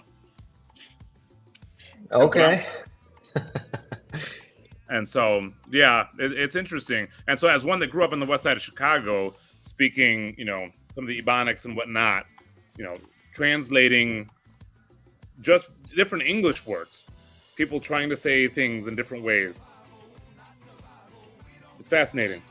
Yeah, that is interesting. I'll have to, so my kids are, they're basically fluent in Spanish. They don't speak that much. My wife had this brilliant hack when we were younger where when our kids were really little, they were just like, we lived in an area where there was a huge Spanish-speaking Hispanic contingent in the population, Yeah. and she was just like, a lot of these people learn English through watching TV, and so like, why don't we just reverse engineer this? So like our kids, their whole lives have only ever watched TV except when we do family movies in Spanish. Like they only ever watch in Spanish, and like my son now watches Spanish YouTube all the time. So it's funny. It's funny sometimes when you talk to native Spanish speakers because all the inflection and everything, it's not he just knows it very innately, and they're like, "Oh, you sound like a native speaker," which is kind of cool. But I'll ask him about is there a big? I don't know if on YouTube there's a lot of I wonder if he has any Puerto Rican channels. Probably not. But Aaron Arreguin. Not a very common last name that I see, Aaron. I would always just avoid saying that, but Arreguin. Aaron.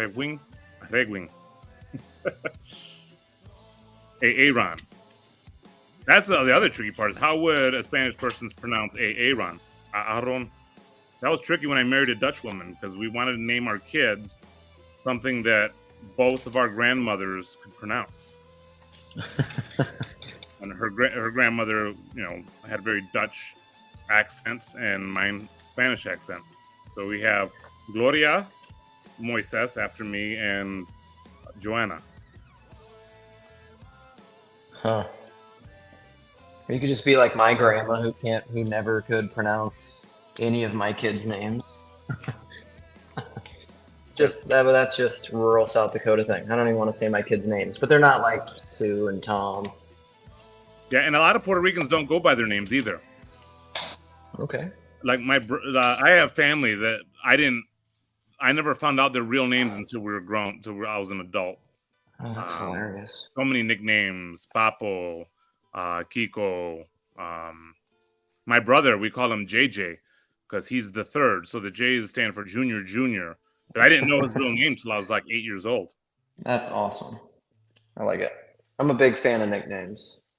So sometimes, when I was in junior high, my nickname was Noses.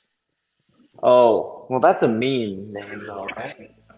But that's the thing in Puerto Rican culture, or maybe it's not even Puerto Rican culture. It's more like urban culture. It doesn't matter if it's mean. That's your name.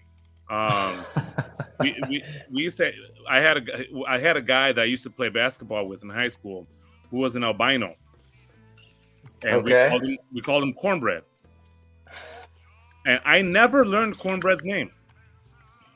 To this day, I'm curious about where he ended up, and I can't look him up. I'm guessing you guys use white corn for your cornbread? Yes. Well, we actually probably just use Jiffy Mix. Oh, man. No way. Come on. You guys are, like, disappointing me. Hey, I grew up on the west side. Nothing was real that we ate. Yeah. I suppose I grew up really rural poor, though. So we had, like, gardens and we like ate like Joe Rogan because we had to. We were poor. We couldn't afford the Jiffy Mix. Yeah, that my grandmother and my parents kind of grew up in that mix. But like, the 80s and 90s in the inner city, it was all, oh, look, we can synthetic foods. They're great. High fructose corn syrup. It's the same thing. Yep. Am I pissing anyone off with what I'm saying now? Is this stuff pissing people off? Not right now. Okay. Let's see, Sandy is saying, I tried to log in, but it's detouring. Oh, there she is. You figured it out? I guess so. How are you? Okay. Now I'm in a bolt so that I can work. I'll just listen. All right. You took over. Tag out, Sandy. Well, I noticed that you got comments on your painting tips, so. Oh, I got painting tips? I didn't see any of them. I'm sure they were that great. was a while ago. Chris said you weren't doing it right. I'm sure. I don't do much right. Okay. Okay, some other time I'll catch up with him. How are you, Moises? I'm okay. How are you, Sandy? I'm good. Am I saying your name close to correct? What did you just say, Moses? Moises. So in Spanish it would be Moises. Moises. Okay, with the emphasis on the S on the last. Moises. Yes. No. Yeah? Yeah. I don't speak Spanish. I just know enough to remember very, very basics from high school. Very few people call me Moises. My mom will say it when she's mad, or I'll say it to my son when I'm mad.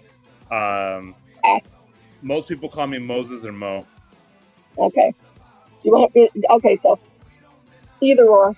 So yeah. I mean, how are you doing? And I've caught a bunch of this, but not all of it, because it just popped up in my phone, which had been on listening to something else.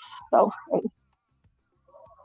you started talking about taking over this little corner stuff. Well, not taking it over. Although you did say in your conversation with Jacob the other day, what was it?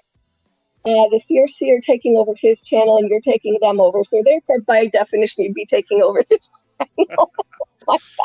Yes, I'm taking over his channels. We're figuring out how to work some of that stuff. And we're trying to start an organization to help with networking and funding within this little corner.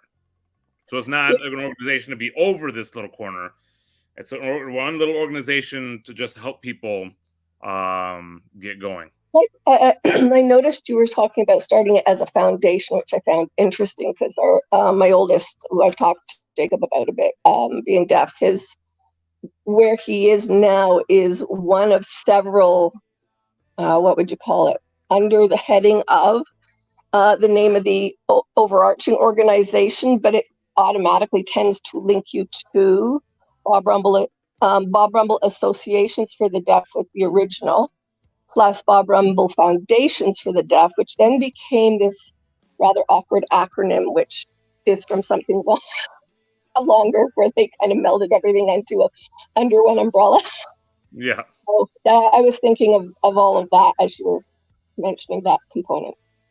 Yeah. And for me, the idea of doing a foundation as opposed to just a general nonprofit is typically a nonprofit is doing something. The goal of the foundation is not necessarily to do something, but it's to back up those who are doing something. So like Michael is doing his program. We want to support him. We don't want to do what he's doing or tell him how to do. Is to help him do those things. I think there's a lot of people doing a lot of something in this corner. I only jumped in I think possibly November via Jacob's channel. I was listening awkwardly and directly to Paula a little bit in the summer after the whole synod. I watched all of synod this year. I've been away from church for 6 years. Following. Yes, and I've kind of invaded my ex's apartment to get some cooking help with something. I was saying somewhere, or I started to say somewhere that it wouldn't let me type, that I'm also a married-in. Okay. Anglican, Presbyterian, and United Church would be the main background, although my family managed to have a number of other layers. I basically just say I'm a mess. I love it. Yeah, I know what that. I mean, to a certain degree, when you grow up, like, so my family, my mother had a bit of Catholic background before she joined the EV Free Church, but she also had a bit of, in her family, Pentecostal, which she didn't like very much. But when I grew up in an EV Free Church, but it was made of all Puerto Ricans, some of them that came from Catholic, some from Pentecostal, and they still held a lot of those traditions. And so, yeah, you end up being kind of a mess anyway. My grandmother, my Scottish side grandmother, was, what was it called? Anyways, it'll come to me. I'll tell you another time. But there is a somewhat Pentecostal, but not named that, in Scotland from her era. And actually, when I was 10 or 12, her and my aunt took me to Toronto to see Catherine Coleman live. You know who that is? An old faith healer from quite a while ago. Yes. And was involved in the early parts of 2000 for a while, helping to set up when third wave stuff went through the CRC. Yeah, I'm one of I'm one of the original board from the group that kept bringing stuff to Synod to talk about there from Dunamis. Yeah. So, but funnily enough, I jumped in this spot via Jacob.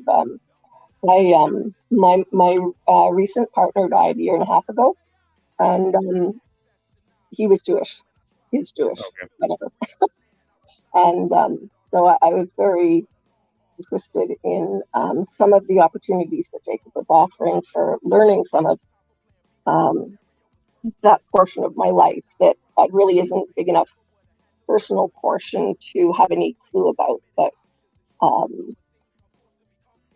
as in terms of like the theological perspective, that thing of like when you were give your, so I'm and people say, oh, are you you're in the CRC, and you say I'm a married in. Well, I tend to seem to have those places in my life. What do you call that? Where it's not the what was I wasn't raised knowing it, that kind of stuff. Yeah. So yeah, but the what we call the Old Testament on the invasive side of Judaism. That's a place I absolutely love. Always have.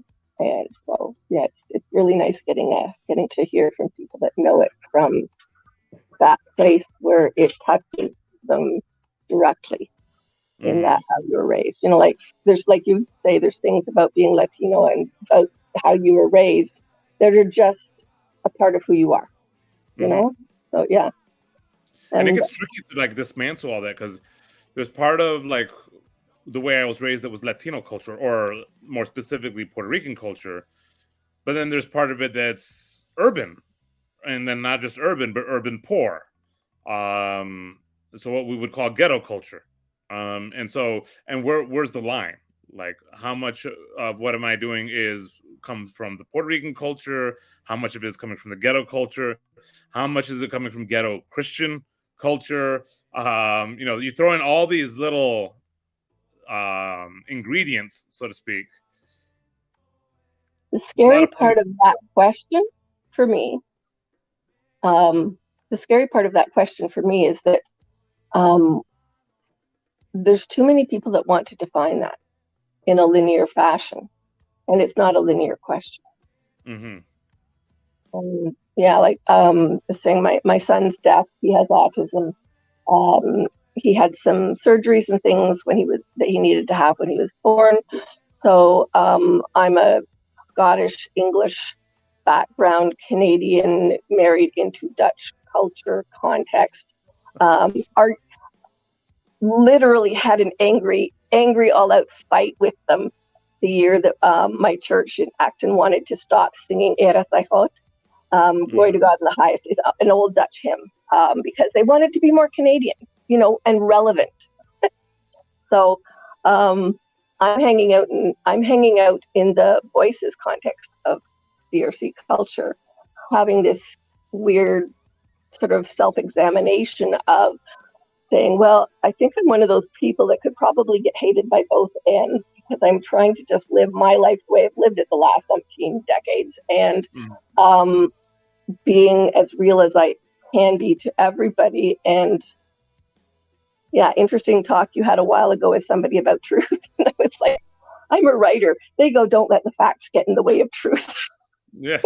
Quoting some famous author. And I'm like, sometimes I think that we try to run things in a linear fashion, that just simply, it's like, like saying, if you went at heart surgery without going around some of the curves and decided to take a straightforward head-on route, you could kill somebody. Like, you have to sometimes realize that some things will not go in a straight direction, and some things will not go in a way that isn't permeable. And when I look at culture, I think a lot of those things you listed off, how I've done things, is they're extremely intermeshed and very permeable.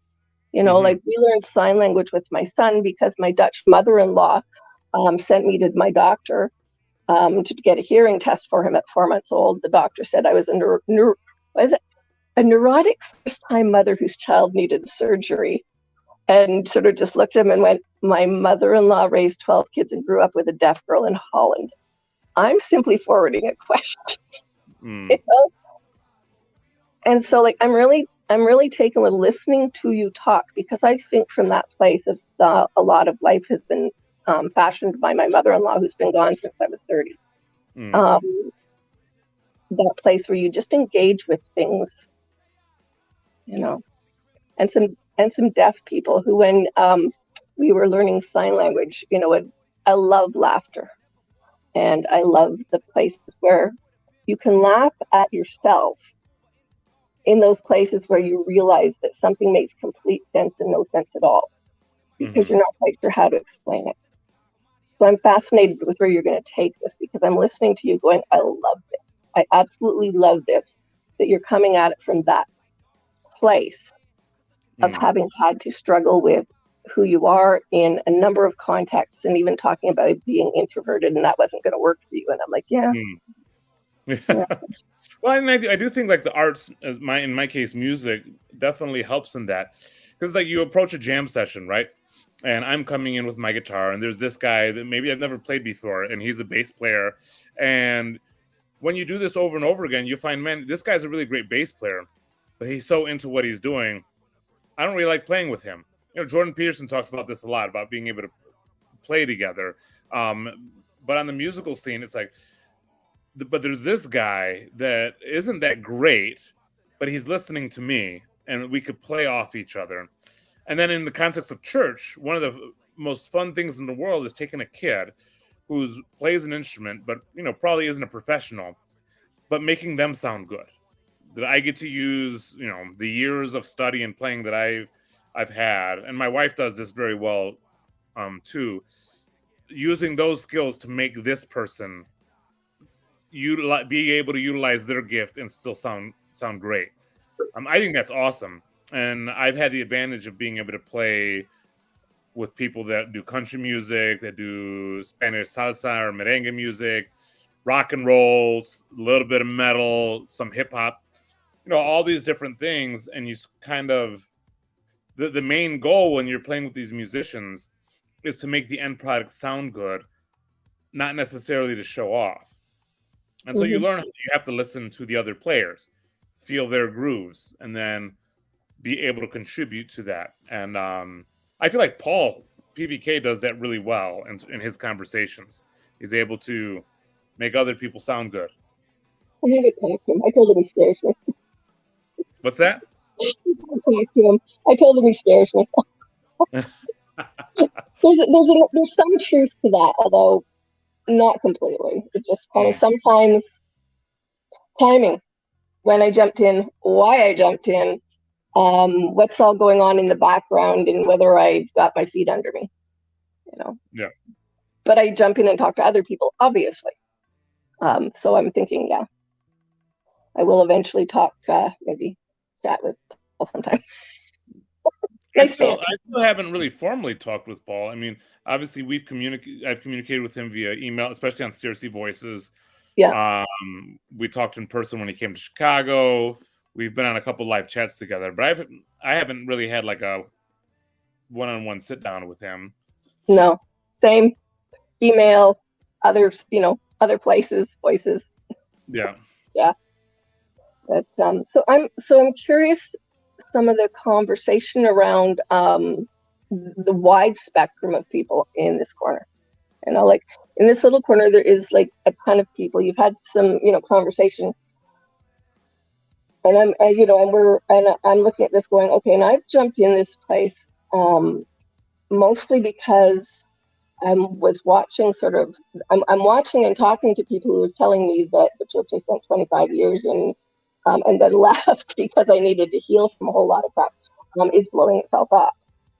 So I've been listening to conversations here, also with my ears having been tuned to that topic as well, and going, there's such a difference in some of the conversations, and there's such a difference in terms of how people are navigating some of the relationships of where they are. And I'm not 100% certain what my question is on that, but you were talking earlier about, like, so if you're the, in the leadership now, and the different ways you write policy that's going to try and honor all of the edges at the same time as it holds focus in the center, it's an awkward place you're taking on. Yeah, like, have you got any sense of, aside from like starting with, I think the foundational side is probably the wisest entry in perhaps, but have you got any sense from your conversation so far, like where that's going for how people are taking it or perceiving it? Like, I mean, I was pretty excited that Jacob was excited that you were stepping. So far, I feel like when I've talked to people, especially one-on-one, I've received a lot of positivity on kind of the way that I've articulated some things. And so that's a good sign. Even some of the people that have given pushback when we talk and then we get to know things, they respond very positively. And so that helps me in my formulation. So I like to think of what I'm trying to do here is like creating a good tune. So, for example, the tune for Twinkle Twinkle Little Star. We use a similar tune for Baa Baa Black Sheep and for the ABCs, right? Written hundreds of years ago. But it's a basic melody. Bum, bum, bum, bum, bum, bum, bum, bum, bum, bum, bum, bum, bum, bum. Everybody knows it, right? It's withstood the test of time. It's very basic. And it can include everyone, right? You can do your classical or you can jazz it up.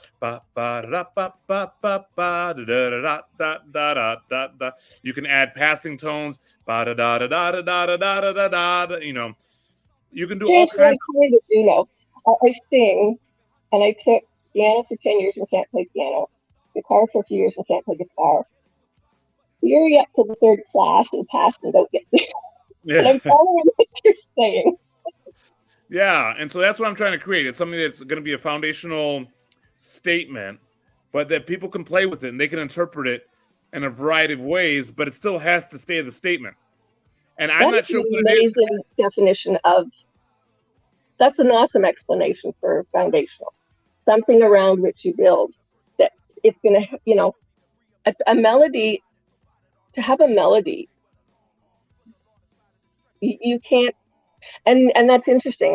My mom and my sister could sing harmony. Used to make me always just do the melody. It's the only thing I really understand. But the whole point was I could have somebody, and in church I have had people that were a little tone deaf singing beside me, and you can hold the melody. You have to be able to recognize the melody, even in the midst of the things that are variations on, or not really even the melody. Mm-hmm.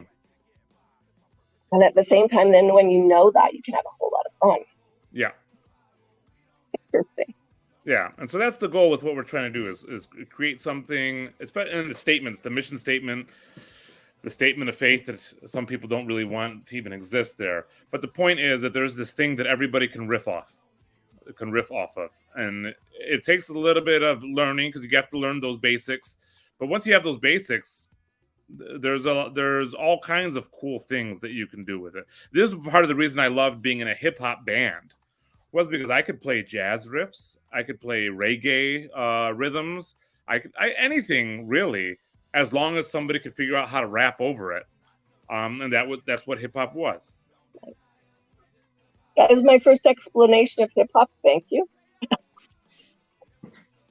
Yeah, basically hip hop kind of came out of a bunch of people initially that didn't play instruments. All they had was the beat machine, but then they could play these instrumental tracks. They could chop them up, put them together in different ways, and then somebody could rap over it, or people could dance to it. There was this guy. So in the awkward sort of ending years of marriage, we were going kind of between the CRC church and another little church in our town. And there was a young man there, extremely talented in music and keyboard, I think it was mostly. I don't know if he played guitar. I can't remember. But one of the families had started once a month. They'd gather musicians from the general area because their daughter was also in. They weren't Christians, it had nothing to do with the church. They just gathered musicians.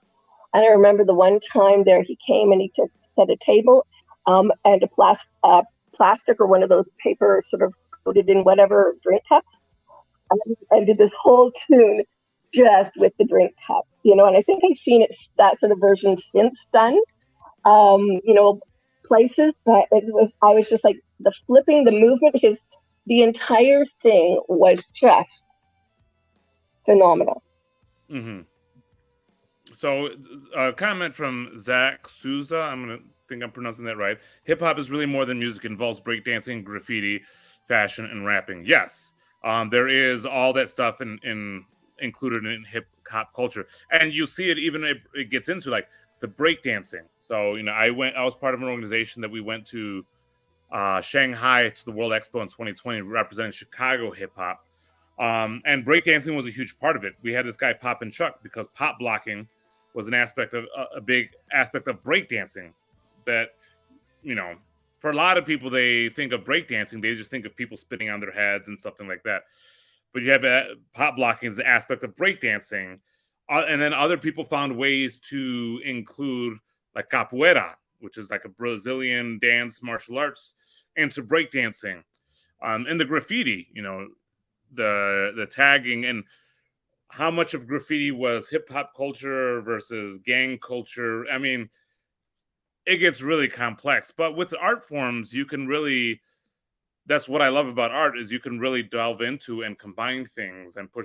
I mean, there's this big argument within Latino music culture, salsa music. Is it a Cuban thing or is it a Puerto Rican thing? Truth be told, the word salsa kind of implies a potpourri of mixing together of a bunch of things. And really, when you look into it, it was a contribution of Cuban and Puerto Ricans, a little bit of other. So, yeah. Listening. I just had to shift.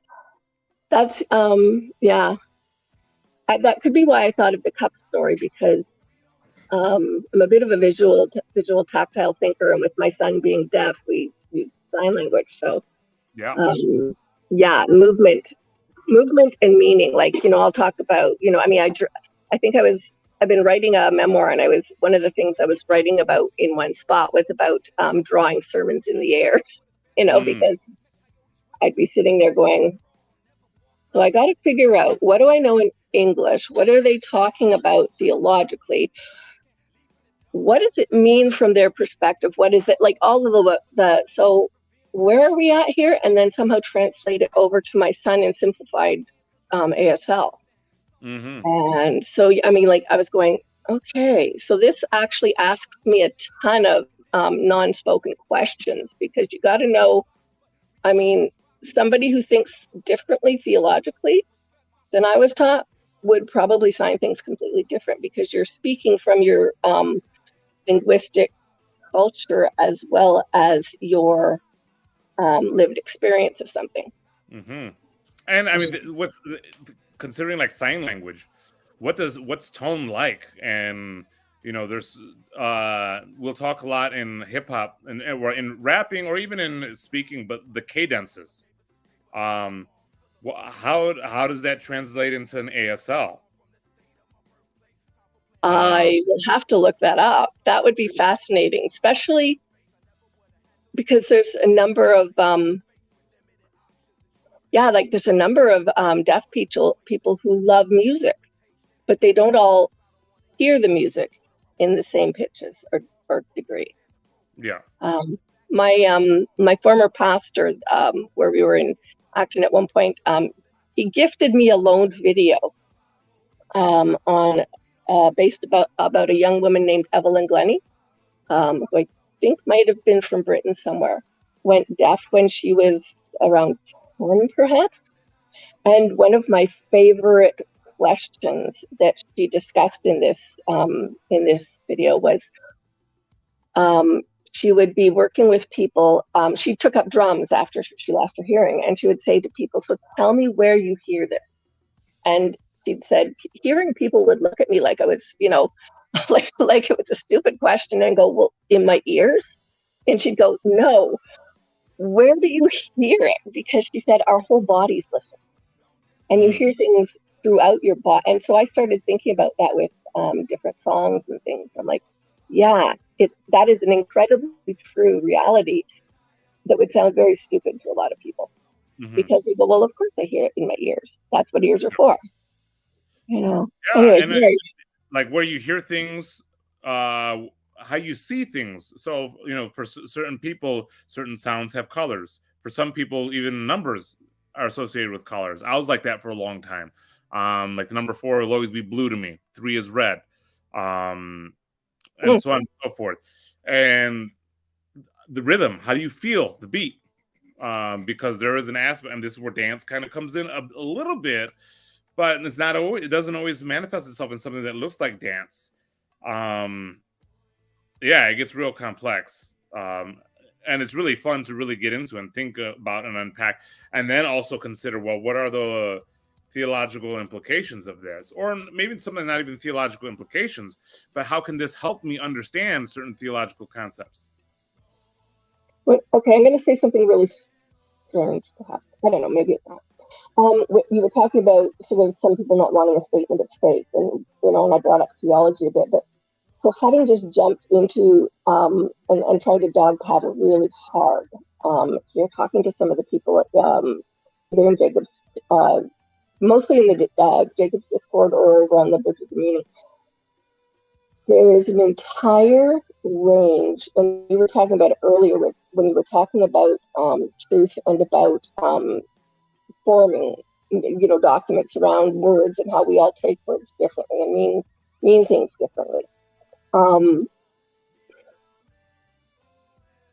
There is an ongoing discourse of perhaps faith here, but that's not the word that's used by everybody, because people are all talking about that place where, it's like, where do you hear this from in the sound? It's not like some tones, some rhythms, some things go directly to my feet. Some things kind of hit behind the heart or straight in the gut, and people, when I'm listening to people talking, and the people that different, like you were mentioning about PBK and how there will be people that he says, oh, I absolutely love so-and-so, because it's like that music. He knows exactly where he's hearing it, I think we do have, in a sense, well, at least for me, I noticed that there's sort of a running connection of people in my time here in this little corner, through the Discord streams and some of the conversations that I'm listening to very deeply because of how they question some of my stuff, listen to it, perceive. There's a part of me that thinks that in a way is a statement of faith in itself, because I don't know, like last year I finally started writing about faith in the memoir component. And then when I got into last summer and reflecting back on some things, that post-synod stuff, started writing about forgiveness. And there are things that exist, and all of those things have changed my interaction with my family. But that's what faith does. Jacob contested me on a couple of Christian outtakes on what faith is, and he said, no, like from a Jewish perspective, faith is for when you're in the darkness. I'm thinking, well, I spent an awful lot of time there in some respects. So I tend to think of faith as a beautiful light. It's just that something that kind of, I know what the sign for it is. I know how to spell it. I know a lot of things about faith. But when I was writing a piece for an anthology that a friend of mine was doing last year, the year before, I defined it more as, well, what I was, or maybe it was on my blog. Well, somewhere I wrote this thing where I said, the context in which I was using that word was more that thing where when you say you have faith, it's, you're putting your trust into it. So I think this place has something of that. It's just a matter of how you describe it. Mm-hmm. Yeah, and how that's described, how it's articulated, is really important. And I think there are some people that think it can't really be described. I tend to disagree. I think it can. I just think it will be difficult. It's tricky. At one point, I think it was Mozart wrote that little melody, bum bum bum bum bum bum bum bum bum bum, and to this day, there's a lot of people that don't even know it was him. If it was him, maybe somebody can correct me if it wasn't.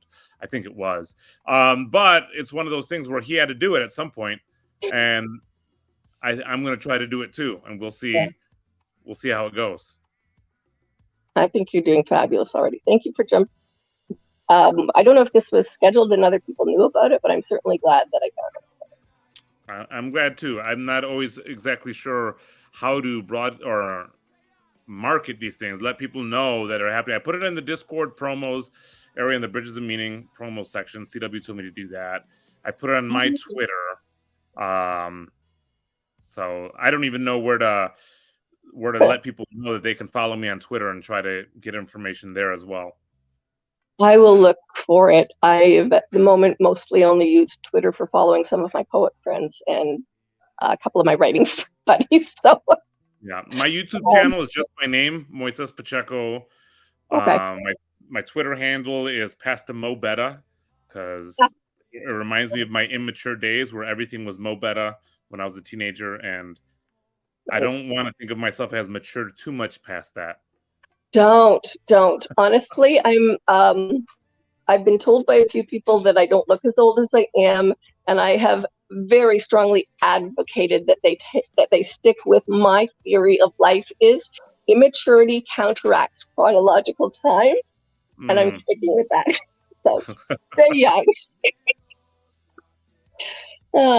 Anyways, Hank have you met Hank? Hang on, I'm super blind. I don't know that I have. I knew somebody in my church named it. It's a very good Dutch name, but you can ask Hank if he knows me. I'll ask Hank. Hank used to be my boss. But Hank is also a friend. Nice. I had somebody in Voices say hi to me and my ex via Voices, because past history. Yeah. So that was nice, because most of the people I'm talking to now, I'm not sure who they are, except from there. But are you these people? Whenever anybody says, do you know this person? I always say, I don't know, because I meet so many people, and sometimes I'll be with somebody, I'm like, yeah, I don't know this person. And then I'm like, oh, wait, no, I actually did meet this person. I was talking to Richard. He says, well, I was talking to you in Voices. And I'm like, oh, I didn't put that together because... Yeah, I don't remember knowing his last name or anything like that. So, yeah. Yeah, I will probably re-listen to this so I can read all those little comments from people. Has anybody ever been to Willow Creek? No, but it was a big thing in my church for a while, and I know people who were. Yeah, that's an inside joke. When Laura and Hank and I were all part of the Chicago Bridges of Meaning. And Hank brings up Willow Creek a lot, so we always give him crap about it. Did you like it? I mean, it had some good feedback to our church in some respect through my dear friend. But after last summer, I was listening to some stuff on a lot of the difficult components of, what do we get to do with a little bit of power? So yeah, I'm glad you're not letting this go to your head.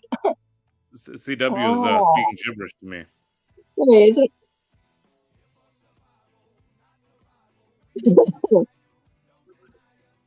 Okay, I'm not sure of the spelling, but yes. Where are you from, CW?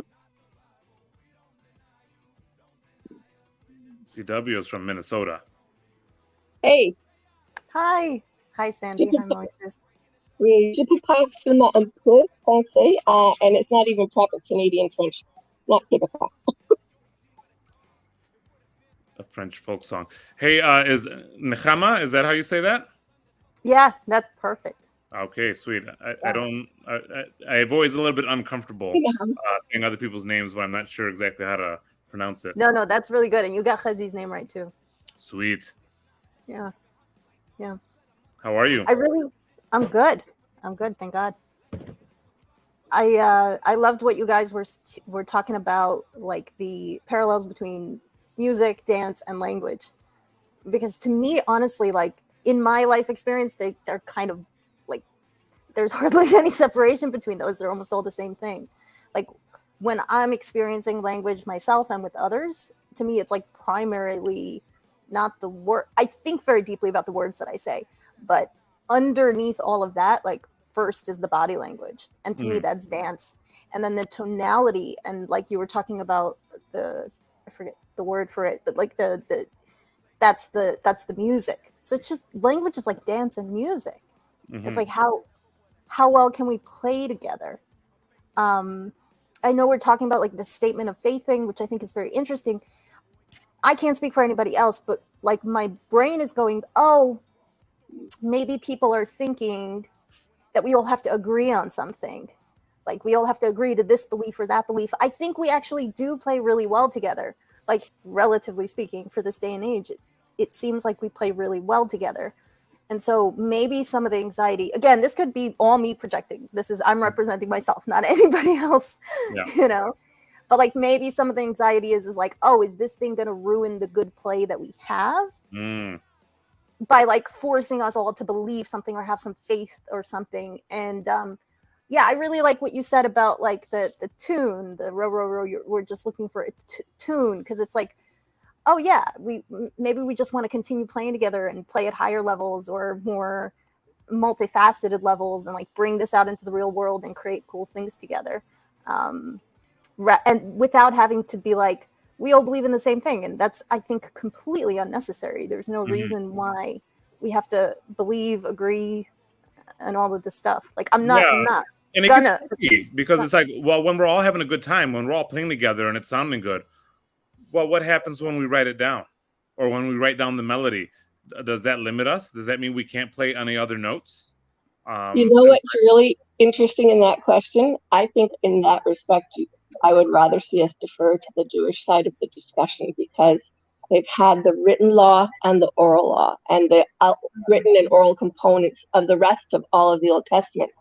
When I was working with my son, and he was little, one of the I don't know if it was the one parenting course we took, or anyway, it was really early on. I had gone through University of Toronto psychology religion double minor, thinking at that point I was going to go into the United Church as a minister. One of my favorite psychology courses was psycholinguistics. First place I started to read a little bit about sign language. So then we hit the course where we're learning about language from are you going to, so in our context in the Toronto area, you could go to the Canadian Hearing Society or to one of the other organizations teaching you ASL, American Sign Language, which, by the way, I've got questions from people is, why would you teach him American Sign Language? He's not American. And I'm like, no, like as in the continent of. And you can also, and I had a friend used to spend, this is an aside again, spend time in Florida retirement communities where people would say to her, oh, you sign Northern. Okay. Anywho, what I was going to say to Nechama is, in this course, one of the first things that they told us is language is 20%, because they were teaching us the difference between, oh shoot. Use this later. Being okay? So language is 80% nonverbal, 20% verbal. Yeah. And so if I was to, what's a good sign? For that. Hungry. Oh, okay. So hungry. So if I was to sign hungry, I make a C handshake, and I trace the line of the throat down towards the stomach. Okay, so that is the verbal component. It is the shape, the position, the movement, making up a sign, all of which are the verbal and the legend together. But if I say I'm hungry, I could say that very sort of generically, or I can go, like, oh my God, I'm hungry. I'm starving.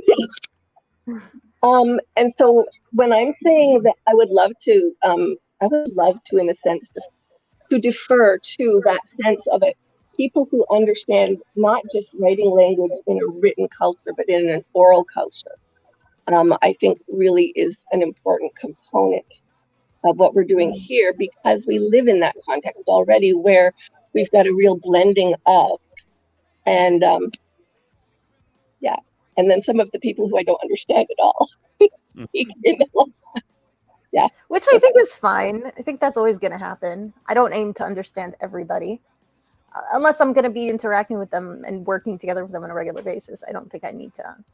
I can just accept that we're different and we have a language difference. We have understanding difference. Cool, you know. So I was thinking of, you know, like I hung out with this kid this morning on Grim Grizzly's channel, and I'm listening to all the gamer talk, and I'm going, I am lost. I don't even have a beginnings of a cultural reference.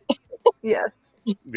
One of the things that's always helped me is that, to a certain degree, I have in my life been a kind of a jack of all trades, master of none.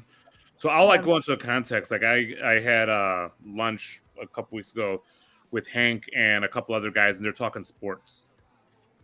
I haven't really been into sports for a long time, or in terms of watching it and whatnot. But I have enough of an understanding of sports from watching it when I was younger and competing, and that I can hold my own. Similar with music. I'm not an amazing musician. Like, even when I was a musician in my heyday, when I would hit a guitar solo, I'm sure there's a lot of people who'd be like, that was weak, or it wasn't super fancy, but I could hold my own. And that's the goal, is to, and I feel like that's what this little corner has done well. It's made people feel like they can hold their own in the conversation. And critiquing religion or talking about religion, what's the difference? What's the difference between critiquing religion, talking about religion, or being religious?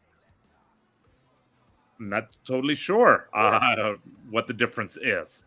And helping other people see that, what's the difference between that and evangelism? Because to a certain degree, the good news, the gospel, the euangelium, as Bishop Barron likes to describe it all the time, the good news is that you can participate. That goes back to your hip hop thing in a way, because I was thinking, I mean, I don't hang out well with evangelicals because an awful lot of them, there again, they talk a very different dialect than I do. In some respects. And in other respects, you know, like I'm perfectly comfortable with Jacob, you know, accusing me of being a very Protestant evangelical kind of person, because, like, it's like I know that little bit of Dutch, you know, I do. So my partner asked that I was just lost. He asked me early on into our relationship if I was evangelical, and I actually went and had to ask somebody the church I was attending, because I wasn't sure how to answer the question. And quite honestly, when I think about stuff like that, I think back to a conversation my sister had with me about like 30 years after the fact. We were talking about, you know, that whole thing where people become a Christian, you know, like you weren't and then you were, except that I was born in a church. I was baptized Anglican by a grandmother who was running Baptist Sunday school in her backyard for a while, and raised in a Presbyterian church until we went to join the United with my mom's brother, who got 3 families and wanted some backup. You know, I don't know, like none of that is what people talk about. If they're saying, oh, you're a Christian, you must evangelize people. And I'm like, no, I so don't. But if you ask me, why did I become a Christian? Quite honestly, I still picture myself sitting on the side of a little hill at camp, having this massive argument with God about the entire question, because that's what they were doing at the camp. And I really only went to the front because of this argument. And it was kind of like, we'll find it. Okay. Like this matters some reason, somehow. So I will, but I don't do this. Oh, I was this and this and this. And then I had that moment. But my sister remembers very much me getting into the car to go home and my mom turning around from the front seat and stabbing her finger at me, saying, "Don't you ever do that again. Don't you ever call me a sinner again." And I'm thinking, we don't exercise Sunday. Like, what part of this have you not heard before? It comes up in weekly readings. It doesn't matter, where, like somewhere it comes up, because it's a context that comes up in the Bible is, like what is or is not sin and who we are or are not. My sister, basically, who's now married to a pastor, said she went home and she was one of those kids where I'd be in all out fights with my mom about stuff. I'm the oldest. And she would just disappear in her bedroom with her guitar and just sit there quietly, kind of trying to, be unobtrusive. And she said she went home and she said, all I knew was whatever you did, it must have been really important to get Mom that mad. So I figured I'll keep an eye on you for a year. And depending on what I see, I'll either go back and do what you did or not.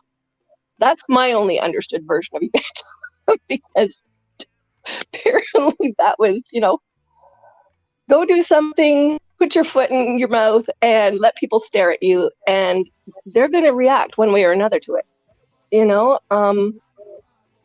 That's kind of all I've got in life is I talk to people, and I'm not afraid to talk to people and let them be who they are. And I have no idea why I was telling you that story anymore.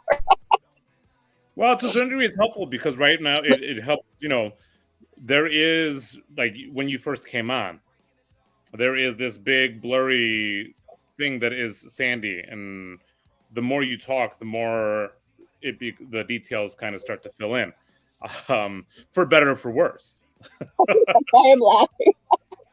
I have to challenge Bruce on what is his four something of knowledge? What's the word for? Or the 4 P's? I don't know what maybe they're all P's, but it wasn't how it was phrased this morning. And I was like, if there are 4 elements of knowledge, he left off my personal favorite, the big number 5, which is laughter. Yeah. Forms of knowledge. And it's weird because it's like there's things that we know and there's things that we can articulate. And sometimes we get lost in the articulation. For example, I worked at a Christian school, was one of my first full-time jobs out of college. And we were doing a talent show. And one of the kids wanted to play a Van Halen song in the talent show. Van Halen song, I was impressed that he could play it. But I knew that there might, at this pretty conservative Christian school, I went to the headmaster and said, "Hey, there's this kid that wants to play this Van Halen song. It's a rock song. Would he be allowed to play it?" And he's like, "Yeah, as long as there's not that hip hop crap."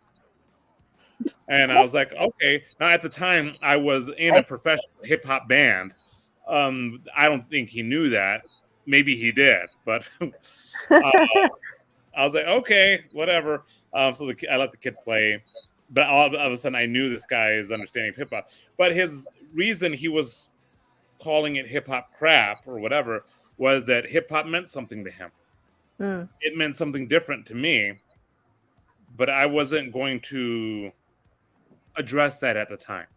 And actually, I never really addressed it with the headmaster. But I did notice several months later that while he was leading the staff little Bible study devotion that we did each week, that the placeholder in his Bible was one of my band's flyers that somehow he had come across. Probably, I assume, from somebody else in the school that let him know, "Hey, Mr. Pacheco, he's in a hip hop band," and eventually he was curious enough that he would put our flyer in his Bible. Wow. That's yeah. But it's one of those where I understand that what people hear when I say faith, or statement of faith, what they're hearing may not be what I'm meaning. Maybe it is, and maybe they still hate it. But that's going to take time, and it's going to take some conversation to figure out. And I'm willing to kind of figure that out. And I'm willing to put myself, to be seen, right? To put myself out there. I just think of, I have this conversation with my wife all the time. She's like, you're so, like, I would never do that. Like, I came on here, look at my hair. Does my hair look good? Is it in the right place? Did I shave in a way that it's still even? Because I'm on video, and this video is going to be seen by people both live, and then it'll probably remain on YouTube for a while. That's going to be scary. I don't know. That was one of my first questions for you, actually. I was curious what your wife's thoughts on all of this were, if she has any so far. She has some. Yeah. She's glad that she's not doing it. Yeah, that would be my response as well. I'm glad I'm not doing it either. There's a lot of things I do in life that my wife is just happy she's not doing. Yeah. I'm curious also, who picked the paint color in your room? Was it her or you? In our bedroom? In this room that you're in now with the blue. Yeah, this is the office portion of my bedroom. This is the only aspect that she will let me get on camera. If I turn the computer anywhere else, she's mad at me. That's dangerous. But she did pick that color. Nice. Muhammad, does that come up as blue in your view? Because it's almost more of it's a bluish gray in mine. It's like a dark. deep... It's kind of like a navy. Really? Oh, I gotta rewatch this then and see what it comes up at. well, it might look different on your screens, Andy. Different screens have a different. And it's It also looks like the lighting. Yeah, no, it's quite nice. I like it a lot. I'm not usually on my phone. I'm usually on the computer. So. Lance Cleaver makes a good comment here. He says, in my humble opinion, which I appreciate, I would suggest not talking about this organization until it is fully formed and ready for a strategic announcement, having helped launch many a 501c3. This is my humble opinion, he reiterates. So I have wrestled with that. Do I talk about it first, or do I put it together first? What comes first, the chicken or the egg? That's a tricky one, and I have wrestled with that. Apparently, I am talking about it before it's formed. My bad. Oh, well, and I would apologize because, see, I don't really know what's where. So I kind of understood that was on the table for discussion. So just ask some questions. Yeah, oops, sorry. Well, it's like a process. I mean, that's back to the dance thing. You can't really just do all of this undercover and then come to the community and be like, hey, guys, here's this thing that has nothing to do with you, and it doesn't reflect you or answer any of your questions or help you at all in any way. We went on totally tangent, Yeah. But then at the same time, you want to... The way I saw the statement of faith, the way my brain interpreted it, was just a North Star. I wasn't thinking faith, religion, anything like that. I'm like... When I come into this corner, I'm me. I don't like the religion conversations are sometimes interesting, but to be frank, after about 20% of the time, I get bored of it. That's not really what I'm here for. So, like, where was I going with that? Yeah, statement of faith. What did I say? I said North something. Star. I love that. North Star. Yeah. Yeah, North Star. Because you do kind of, in my mind, need to work a little with community to see where does that North Star go. But I was thinking about the dance aspect of it, because there's even dance. There's quite a variety there. Have either of you ladies ever been to a club? Well, have you ever been asked to dance in said club? No. And I've been asked to dance, which is weird for me, coming from a Latino machismo culture. And I've had to ask people to dance, which is also very uncomfortable for me, getting out of my comfort zones. But when you ask a lady to dance, there's different ways to do it. I can grab the hand and pull them out. Some have appreciated that. I can say, do you want to dance? May I have this dance? There's all these different ways to do it. I could just start dancing in front of somebody and hope that they join. I've done that before to various degrees of success. And so there's so many different ways. At some point, you just got to pick one and run with it. Yeah. Yeah. talk to him. I was going to say something, but I'd like to hear your thoughts.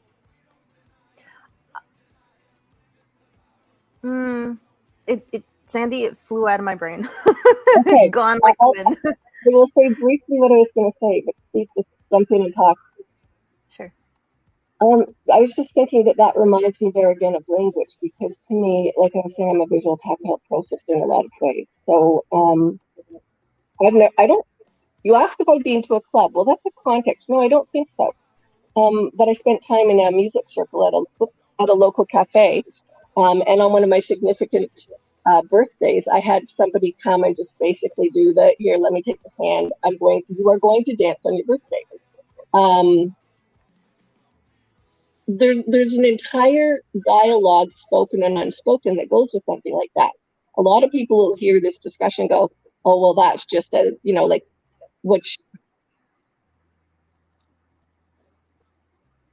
I immediately, what I mean is, I said no to the club question because that's the context to me. I'm like, and also I have terrible memories since I was like about 12. I shut down some stuff, so I have a little bit of a jumpy processing.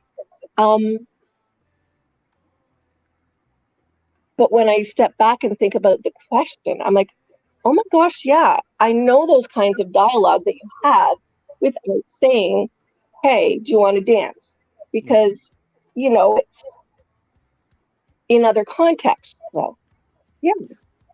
And that's really true. It goes back to that movement, language and music,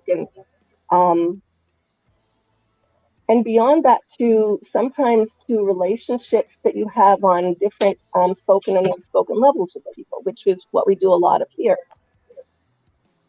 And that goes back to how I was hearing your North Star, because to me that goes back to why I was saying in one of the writing things that I was using the word faith in the sense of trust, something a reference point that holds some stability to it.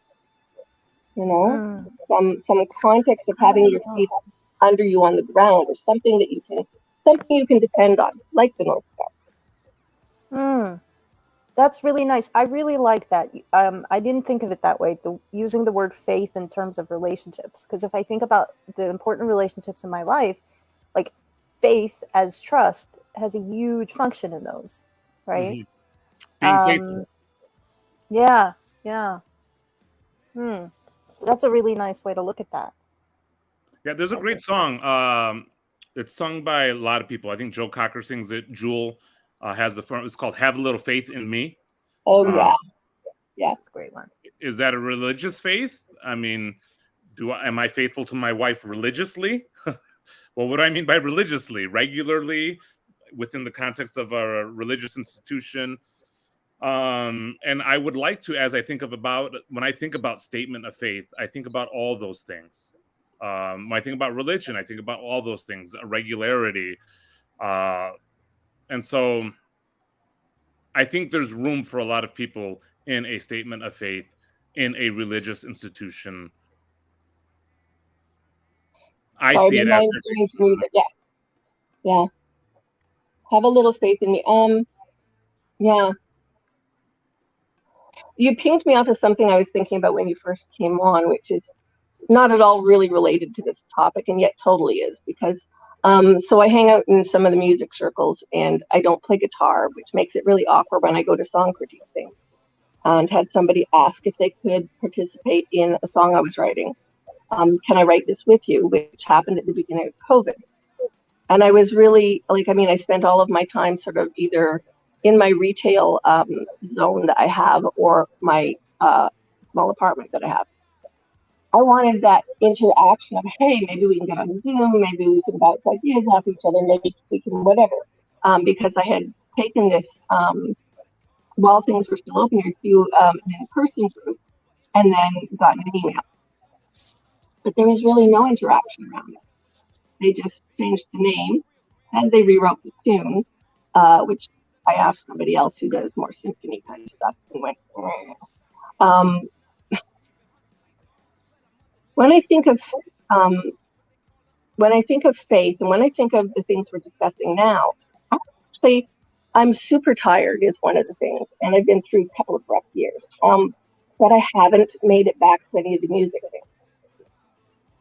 I think, in a sense, because my faith was shattered. Hmm.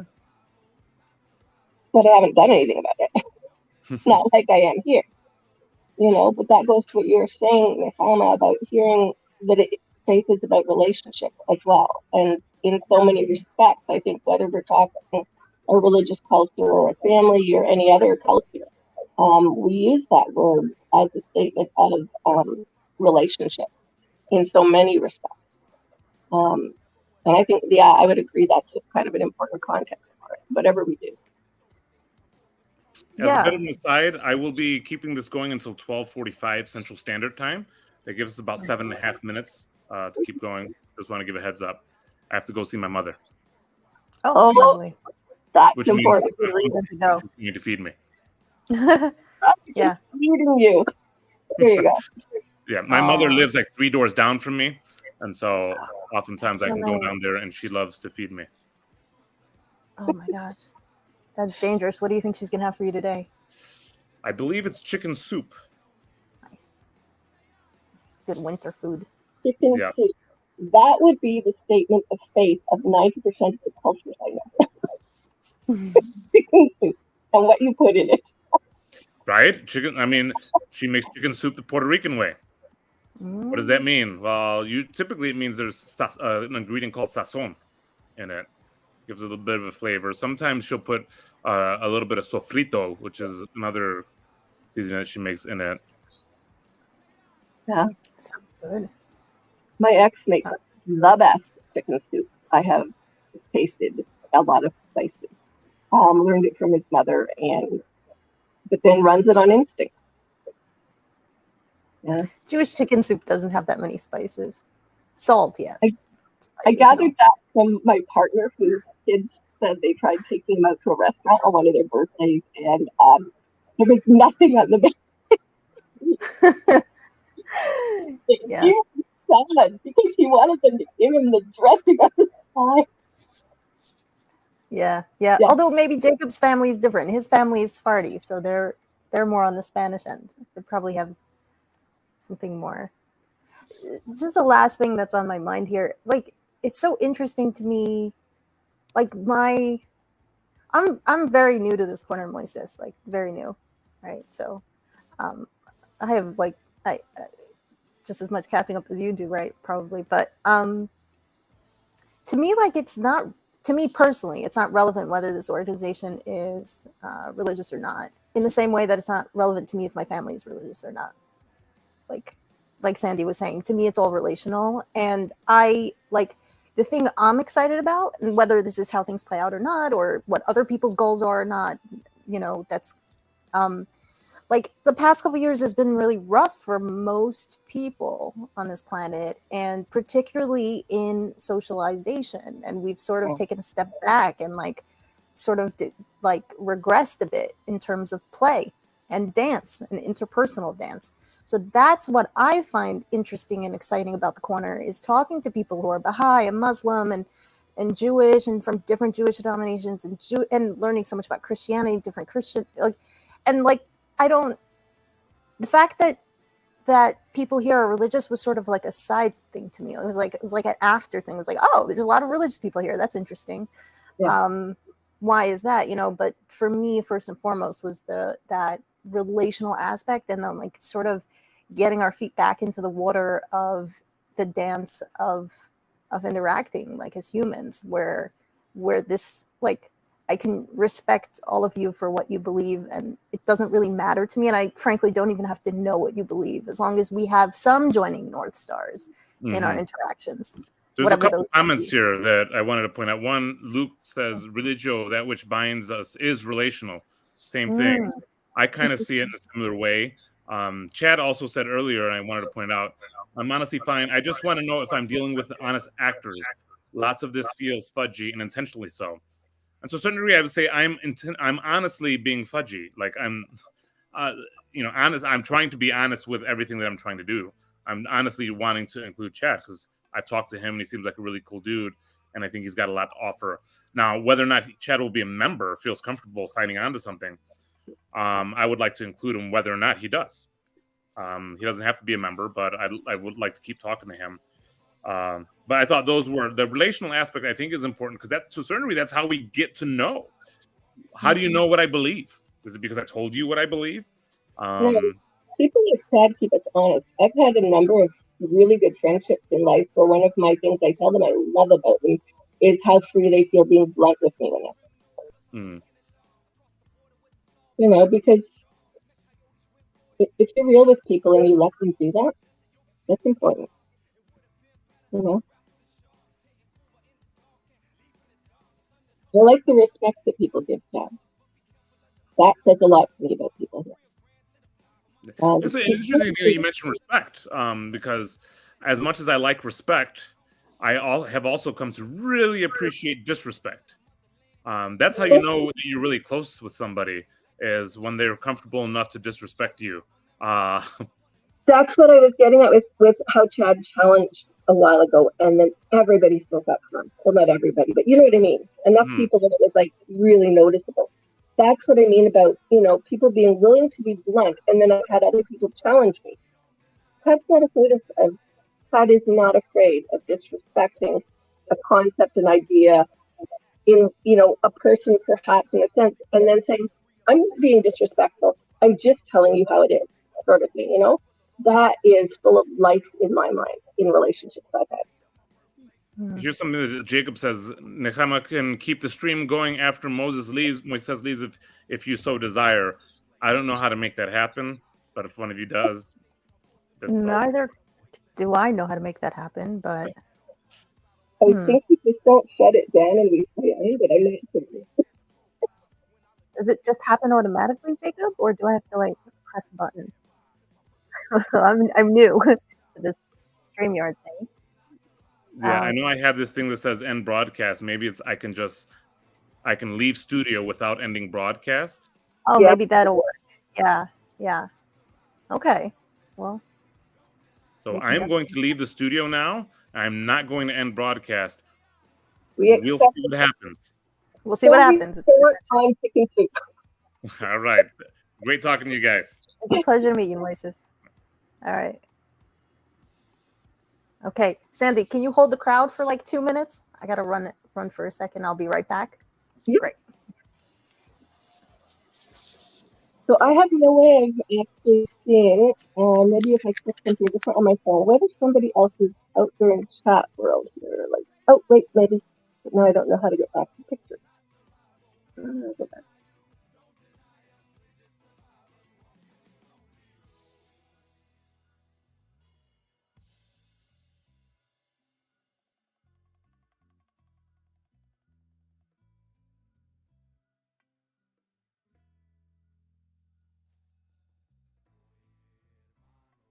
Oops, sorry about that.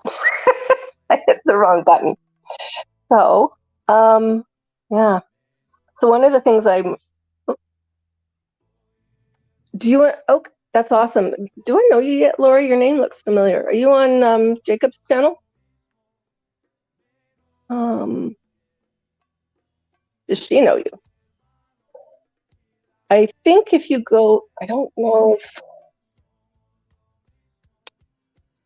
so this is where Nechama and I will both be sort of figuring this out, but I'm not sure where it shows up, if she can just let you into the studio once you click on, or how that works. If you scroll up to the top of the, yeah, please.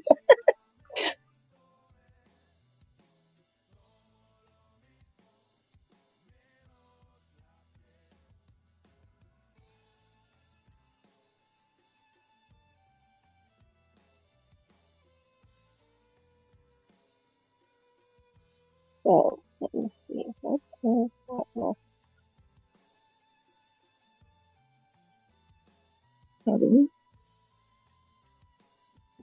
So I am in. Oh, you're in. Okay. I was going to say, because I told it to let me come in through YouTube, I wasn't sure if I would see how to let you in on StreamYard or not, or how. How are you? Hi. So, yeah, I'm fine. How are you? I'm great. Yeah, so I there is something I've been wanting to talk to Nakama about ever since I saw her on YouTube. So if she Nice. comes back, maybe I Was will do that on that. her? I think she has her own channel, does she? Or is I it just think I here? saw her on Jacob's channel talking about this issue. Or Okay. maybe I don't know if she was talking to Jacob or Chezi. Anyway, hi Jacob, if he's Yeah. watching. I think he How sent are me the you link. guys? Hey. Hi Oh, Chezi. how are you? How did you get into this corner? Basically, by losing my faith and then finding it again in the Jordan Peterson, Jonathan Peugeot kind of sphere, and so then I stumbled upon PVK, and then I joined the Discord. Yeah. More like normal people than me. Oh, so how did you get here? Yeah, just kind of randomly through somebody that Paul was speaking to Hmm.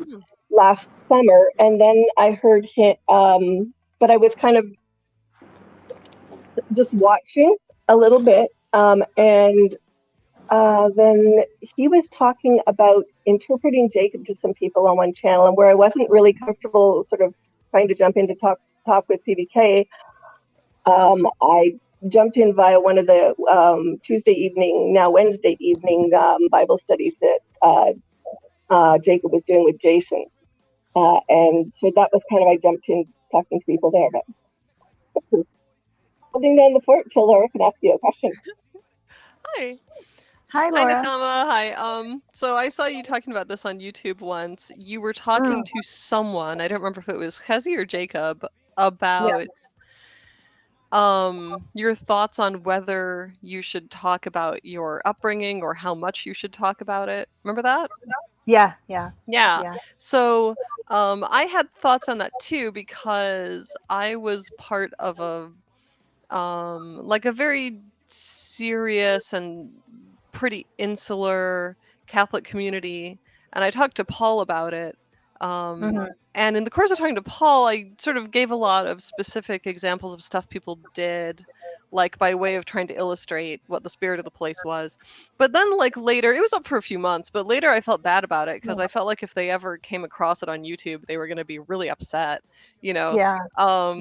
And my initial thought when talking to Paul had been, well, these people aren't going to intersect with Paul Vanderklay, but you never know on the internet, you know? So yeah, so then I asked him to take it down and he did. So then when I listened to you thinking it over, right, I kind of wanted to tell you, yeah, you probably shouldn't. Well, that's what I told Paul. He did ask Yeah. if I would do a talk with him, and I was like, "Oh, you've got too many people on your channel. Sorry." Like, Yeah. what is it, 24,000, something like that. Oh my gosh, yeah, that's a lot. Yeah. I did I don't know if you're familiar probably with Grim Grizz. Yeah. I did a talk with him on his channel, and I reviewed all the footage back before posting it before he posted it. Because I was like, because sometimes you're talking and I'm in my mind, I'm talking to the person I'm talking to you. I'm talking to Laura. Yeah. I'm not thinking about all the people in the chat until I see it on the side of the Yeah. screen and get distracted. I remember they're there and I'm like, oh, so yeah, I don't know. It's like, it's a tough one, right? You don't want to you have to like I'm thinking I want to consider the people in my life, but then there's a lot of cool things I want to talk about. Right. So there's like a fine line there. It's very difficult because I think it's an interesting topic. Like what are these really insular, really conservative, however you want to put it, communities like? What are their characteristic flaws? Because they have common patterns of characteristic flaws, and that's kind of interesting. What's good about them? And some big questions about what's the right model of life. Is there one right model of life? All that kind of stuff. Like it's very interesting to talk about, but then it's hard to do it without either. It's just hard to talk about it in so many ways, like you don't, because you don't want to you don't want to be condemning specific people, in front of a crowd. Yeah. You don't want to or even condemn a whole way of life and then Yeah. have an individual person interpret that as, I think you're bad, I think you're wrong, which is not Right, the case at exactly. all, Yeah. you know? Yeah.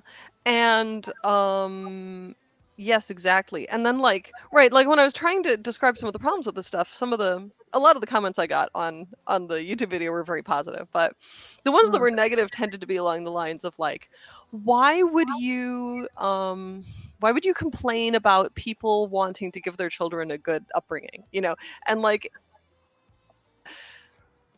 I don't know, it's really complicated. You know what I mean? Well, yeah, that's the thing also. Okay, so I don't know how I'm gonna sound when I say this, but like, there's a lot of people who I don't care what they have to say. Like, if I don't know who you are and I don't know the context of who you are, and you don't know the context of who I am, maybe what you have to say isn't so relevant, or like, do you know what I mean? Yeah. But you mean in terms of YouTube commenters and whether you yeah, think yeah. But when I read stuff like that, I think that person is probably the kind of person I want to talk to about this. Yeah. But I want to be able to talk about it in a way that that person will get, and that they're not going to see me as someone coming from the outside who wants to attack them, that they're just seeing me as somebody who lived through something and now kind of wants to assess it and figure out, I don't know, all the stuff we need to figure out about it, you know? That's one of the reasons I'm really so far liking this StreamYard stuff, is because I found that when I'm typing, I personally haven't been able to like accomplish that sort of dialogue. So I'm like, well, then that's not the medium for me. Maybe it is for other people. I don't know. It's not for me. And then when I was on Discord, just with voice, I found as well, I wasn't that kept disintegrating. Even if that sort of conversation was accomplished, it would at some point fall apart. Too many people. If it was pure voice, or if you were also if it was pure video? voice. Yeah. Oh, okay, yeah. It was pure voice. I was hanging around places where people were really only using voice. They weren't using video on Discord. I think if people were using video, it would have been a different story. But with the live with the face thing, I find this is a lot easier for me to, I mean, look, you're sitting here, you're listening to me, I'm listening to you, so we're actually making an effort to see if we understand, and we're having the same conversation. Yeah. And we can fill in the gaps and ask the questions, and like as if you're sitting here in my living room and I'm giving you tea, you know, like that's like my ultimate goal. It's like, I want to have a vibe where you're sitting in my living room and I'm giving you tea. You know, exactly. Yes, that's the conversation I want to have. Yeah. Right. And it's taken me a while to figure out how like a lot of the technology was sort of getting in my way. And then also like a lot of the stuff, I mean, look, this is such an used word, boundaries, and you know, but like boundaries is challenging for people in everyday life. Then you put it into this like technological space with people you don't really have the same traditional relationships. It's different, all sorts of different kinds of relationships here. And I think it's like not even what are my boundaries with other people, but like what's my boundaries with the information that I have that I want to give to other people, and who do I want to give that to, under what context, like what's appropriate. Not even about like, I don't know. It's something I'm constantly thinking about and sort of trying to rework. I'm a little nerdy about this, Laura. Like I've made myself a couple little rules that I experiment with when I interact with people online. I have one rule where I have to be wearing, this is going to sound so crazy. I have to be wearing, well, probably not actually, but like clothing wise, I have to wear what I would wear as if you were in the same room as me. Like I'm not going to interact with you, even if like my camera is off and I'm in chat, I'm not going to interact with you in my pajamas. This is like a reminder to myself. I'm talking to you. So Nechama, act appropriately. Like if you were in my house or we were sitting in a cafe somewhere, like that's how I have to, you know, I'm trying to like send the message to my body so that the message gets to my mind, and then my language so that everything that comes across is appropriate. And I'm not blurring these nebulous sort of boundaries. Yeah. I don't know if that makes sense. No, that makes total sense. I'm also trying to read the chat just now. I see there are some comments. Let's see what people are saying. How do you guys know how to highlight these comments? Do I just click on them? If you're running the thing, maybe you could click on one. It'll show up on the screen. Let's see. Oh, Chezzy asked, Go. Thank you, Chezzy. Chezzy asked if I would share what about Jonathan P. or JPP drew me back in.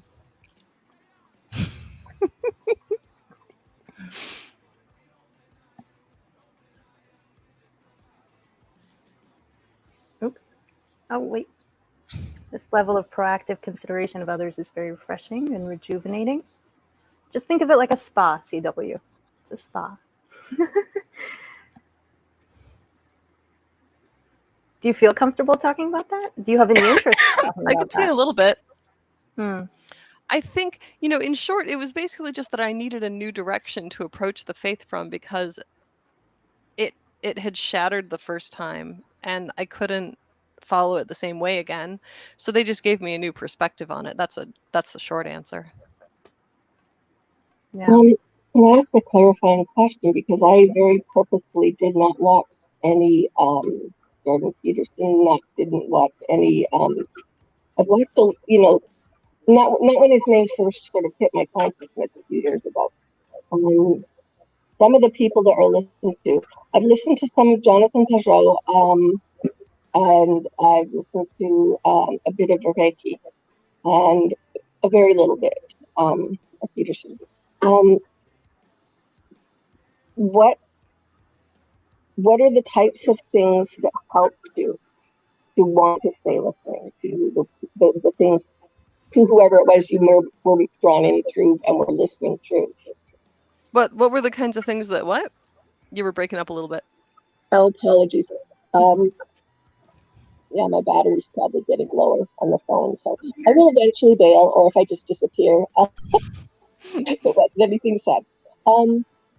The types of things. So, I had initially about 2019, a friend from one of the music crowd suggest that I would really like listening to listening to some of Jordan Peterson or reading some of his books. I had a brief conversation with that person about it, but knew that somebody that I really respected had gone to an event and didn't like some of the how of the people interaction that was happening. Not so much necessarily what was said, but just came back and went, well, that was rude, kind of thing. Mm-hmm. And so I went, well, maybe I won't listen, just out of a sense of loyalty to their reaction. Mm-hmm. And so I don't, so I have only been around listening to some of the things that drew you in for like the last 2 to 3 months. Mm-hmm. There's no way I'm going to be caught up. Have you listened to the biblical lectures? Nope, that was what was recommended. Haven't yet. Okay, and then also his classroom lectures on personality or on the history of psychology are really great. I love those too. Yeah, don't pay any attention to what he says on Twitter. That would be my advice. He's very bad on Twitter. Well, don't pay attention to what anybody says on Twitter. Right? Would be my thing. Yeah. Twitter is like TikTok for adults. It's terrible. It's so bad for you. Yeah. Yeah, I love the classroom lectures. I didn't watch any of the Bible stuff, I don't think. Not that I can recall. Yeah. But Sandy, you guys have such great I've seen not a lot, but some of your Bible studies in the wee hours of the morning here. And you guys are having some great conversations. It's really cool. I don't know if you've seen them hours here. I know I won't say I got kicked off, but there's a few times where I've been, well, it's pushing 2 a.m. Not so much the Bible study things tend to end at midnight, so I leave. But there's been a couple of times where I've got home from work late, popped on late, and been still kind of going, I have to hang up. I have to hang up because it's a fabulous conversation, and it's after midnight. Yeah. So. Yeah. Well, yeah, these things can go on inevitably if you don't.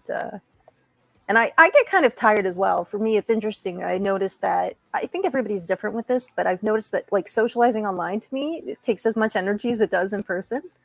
So if I'm on for 5 hours, it's like I went out for 5 hours and I'm like, and then I hang up and I don't think about it because I'm in it and I'm excited and I'm talking and I'm there. And then afterwards, I'm like, I'm exhausted. And like, I didn't even move from my couch, So, yeah. I always feel a little frazzled afterwards. Yeah. Yeah. Well, and it's not even like I'm starved for conversation because I interact with a lot of people at work. So it's just it's quality of the conversation. Yeah, it's Yeah. quality of the conversation, and it's also knowing that you're on YouTube if you're doing this one, right? So when you know anybody could see you talking to someone else, you're not going to be as relaxed as you'd just be with a few people in a house or whatever. Well, yeah, that takes up a whole lot more CPU if you're Mhm. thinking much more carefully of everything you're saying, right? Mhm. And as probably, yeah, would make sense in that situation. That's interesting. I know like a lot of my writing things happen through Zoom calls and stuff. And I find well, actually, this is going to sound really silly, but I actually have had a lot of trouble with people validating me on things, which sounds really weird because you hang out with a crowd of writers. They assume when you say that it means, oh no, I'm going to submit to this magazine and they're going to reject me. And I'm like, no, I'm terrified they may take it. So I'm backwards, steered backwards or something. But no, I get that. I'm working on those places, and so I'm kind of going just simply being on and having a good conversation, or being at work and having a good conversation. I'll go home wiped, absolutely exhausted. Yeah, but it's true. It is. I think I can see that being talking to people. I've heard a lot about Zoom fatigue and stuff too. That you're focusing on a number of different things when we're on here. Like trying to read the chats. I know someone who works for an aesthetic products, right? Basically like makeup and wrinkle creams and stuff company, and they said that the company experienced quite a boom in 2020 when people were spending a lot of time on Zoom meetings and seeing their own faces on video all the time as they talked, right? And they got more self-conscious. And the people at the company were calling it the Zoom boom because they were selling so much product. Oh, that's amazing. That's so funny. Wow. Yeah, that makes sense. That makes sense. Huh. Yeah, I find some conversations energizing as well, but there's a few more components online that adds as well to like, you could be having a conversation with a few people and it's nice and fine and dandy, and then all of a sudden somebody gets testy and like my body tenses up, even if it has nothing to do with me. Like you feel the energy in the room, and it's like the other day when Luke and Jacob were going at it on the stream. I don't know if you both were there. I didn't see that one. No, it wasn't really a big deal, but they were, and Lance said, "Oh, we should have a woman jump in." Chama, Sherry, I think we were the two women who were there, and I was like, "I'm not volunteering. This is not my fight." And like, I don't need the stress. Right? No, thank you.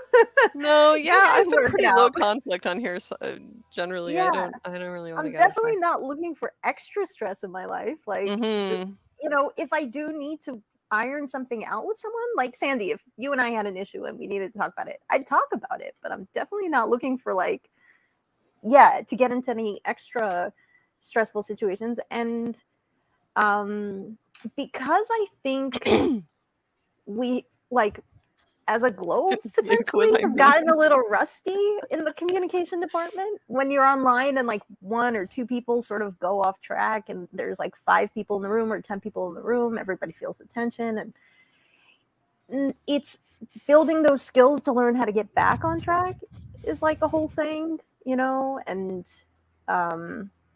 so yeah, I think that can take up some energy as well. Nechama, I think you need to reassure Luke Thompson. What, Luke? Oh no, Luke, you're fine. You're fine.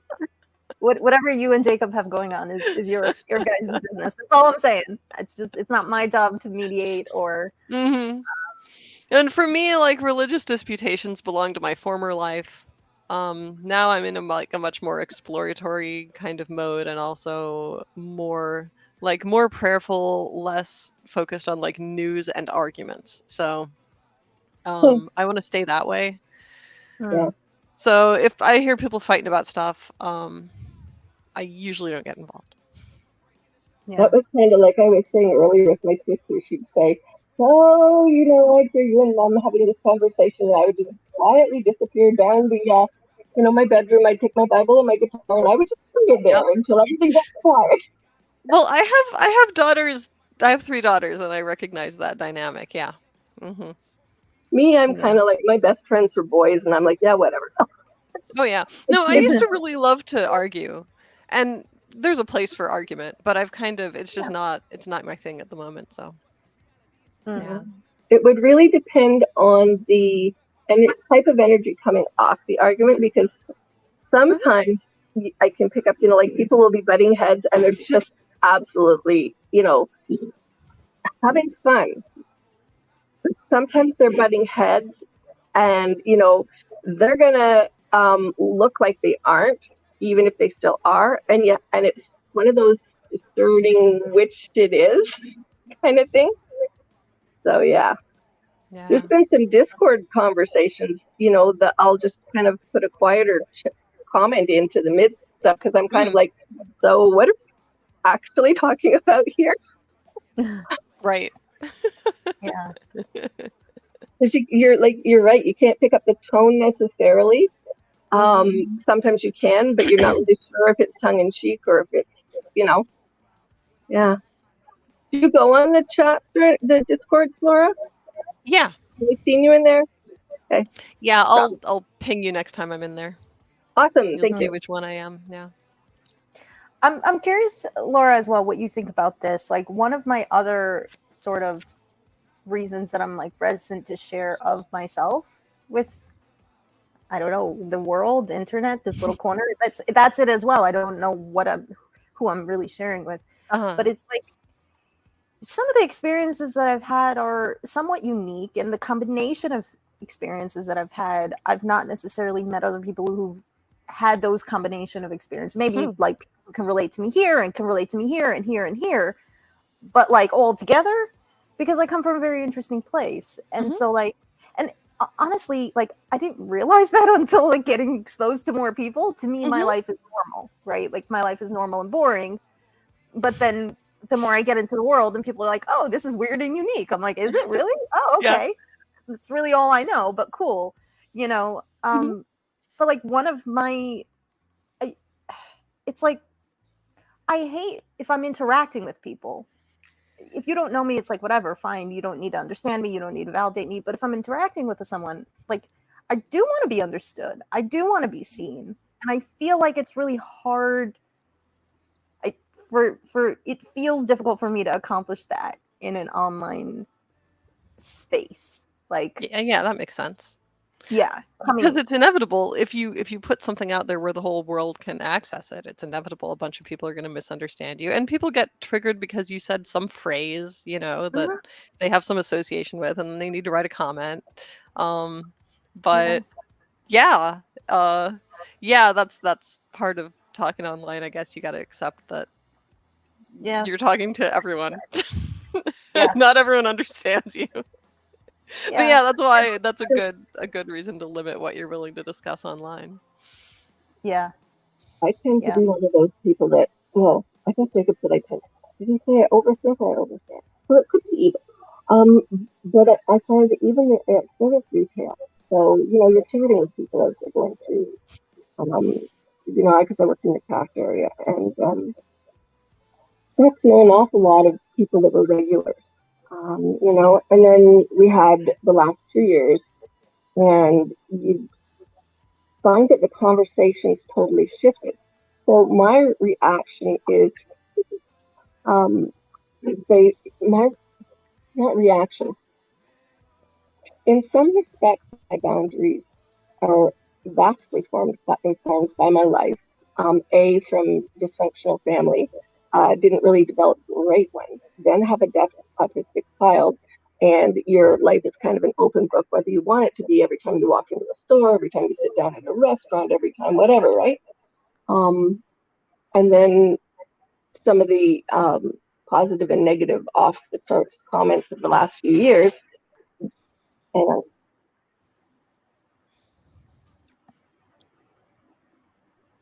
whatever. Anyways, background noise. I think I don't know if it's telling me to turn the battery saver on, so I don't know if that's going to impact me being here. Can you still hear Yeah, me? and your sound is a little difficult. I don't know, Nakama, how well are you understanding her? Because I'm It's a having a little bit trouble. more muffled than usual, Yeah. Sandra. I'm not sure why. Well, I'm on a phone and I'm going to leave in a minute because I think it's getting to that point. Because usually the computer's much better for sound.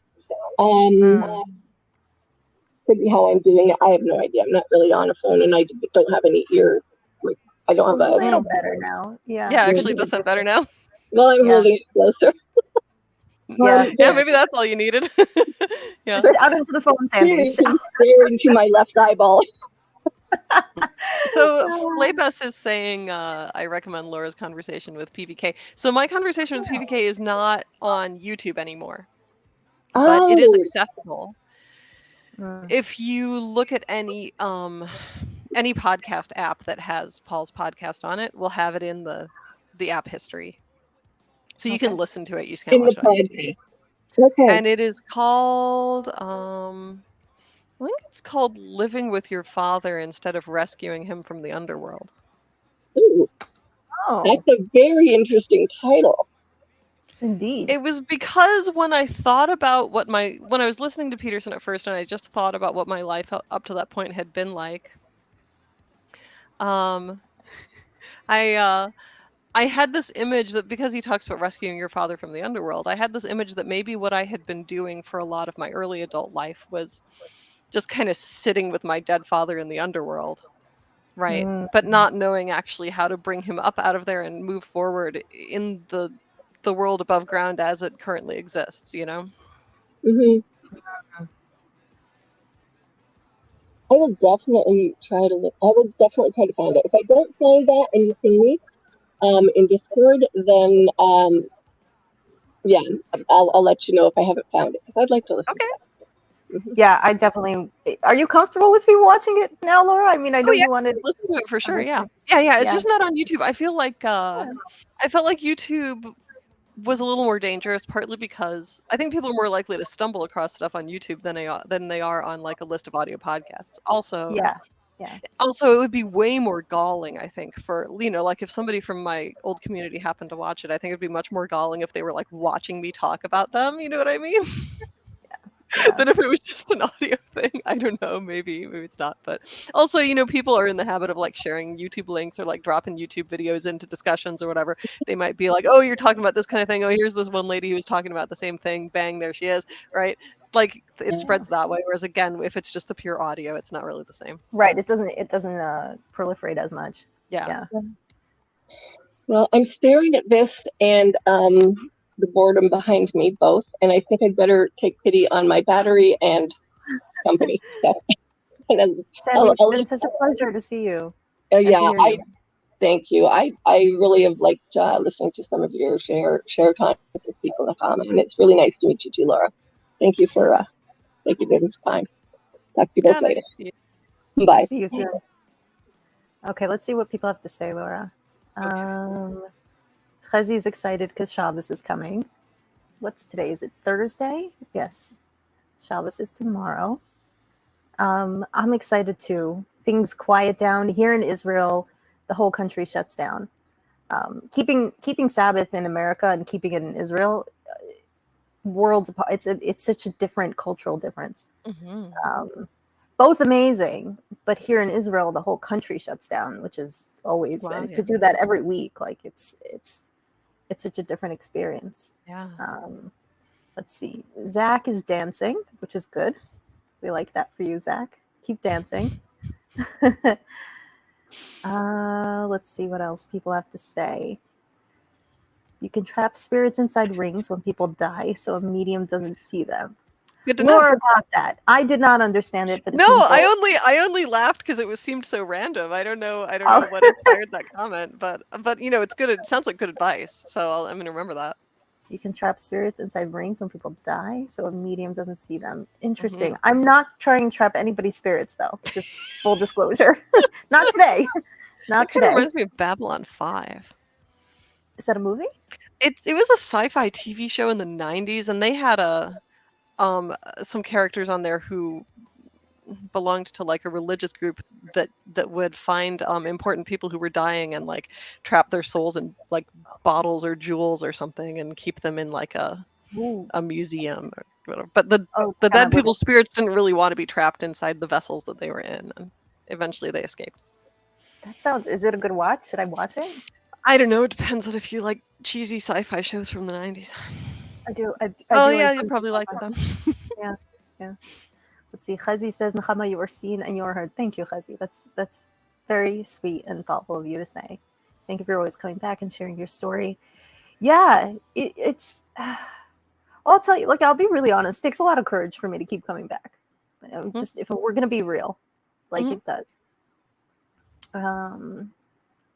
It's not always like I'll get on one of these streams, Laura, and then I'll talk for an hour or two, whatever, and I'm not thinking about it because I'm just talking to you or I'm talking to everyone. And then almost every time afterwards, there's this like existential horror.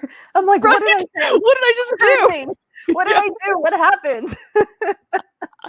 Like, oh, and no. then yes, and I've been on a couple different YouTube channels talking to people about various things, and when I'm done, I always think back and I'm like, well, I enjoyed that conversation, but did I actually say anything that was worth hearing? And I'm never sure that I did, but then sometimes I get good feedback, so it seems to be okay. Yeah. But it's always different. I wouldn't be thinking that if I called a friend on the phone and talked to them and hung up. I'm not like, oh my God, it's just okay. That doesn't happen.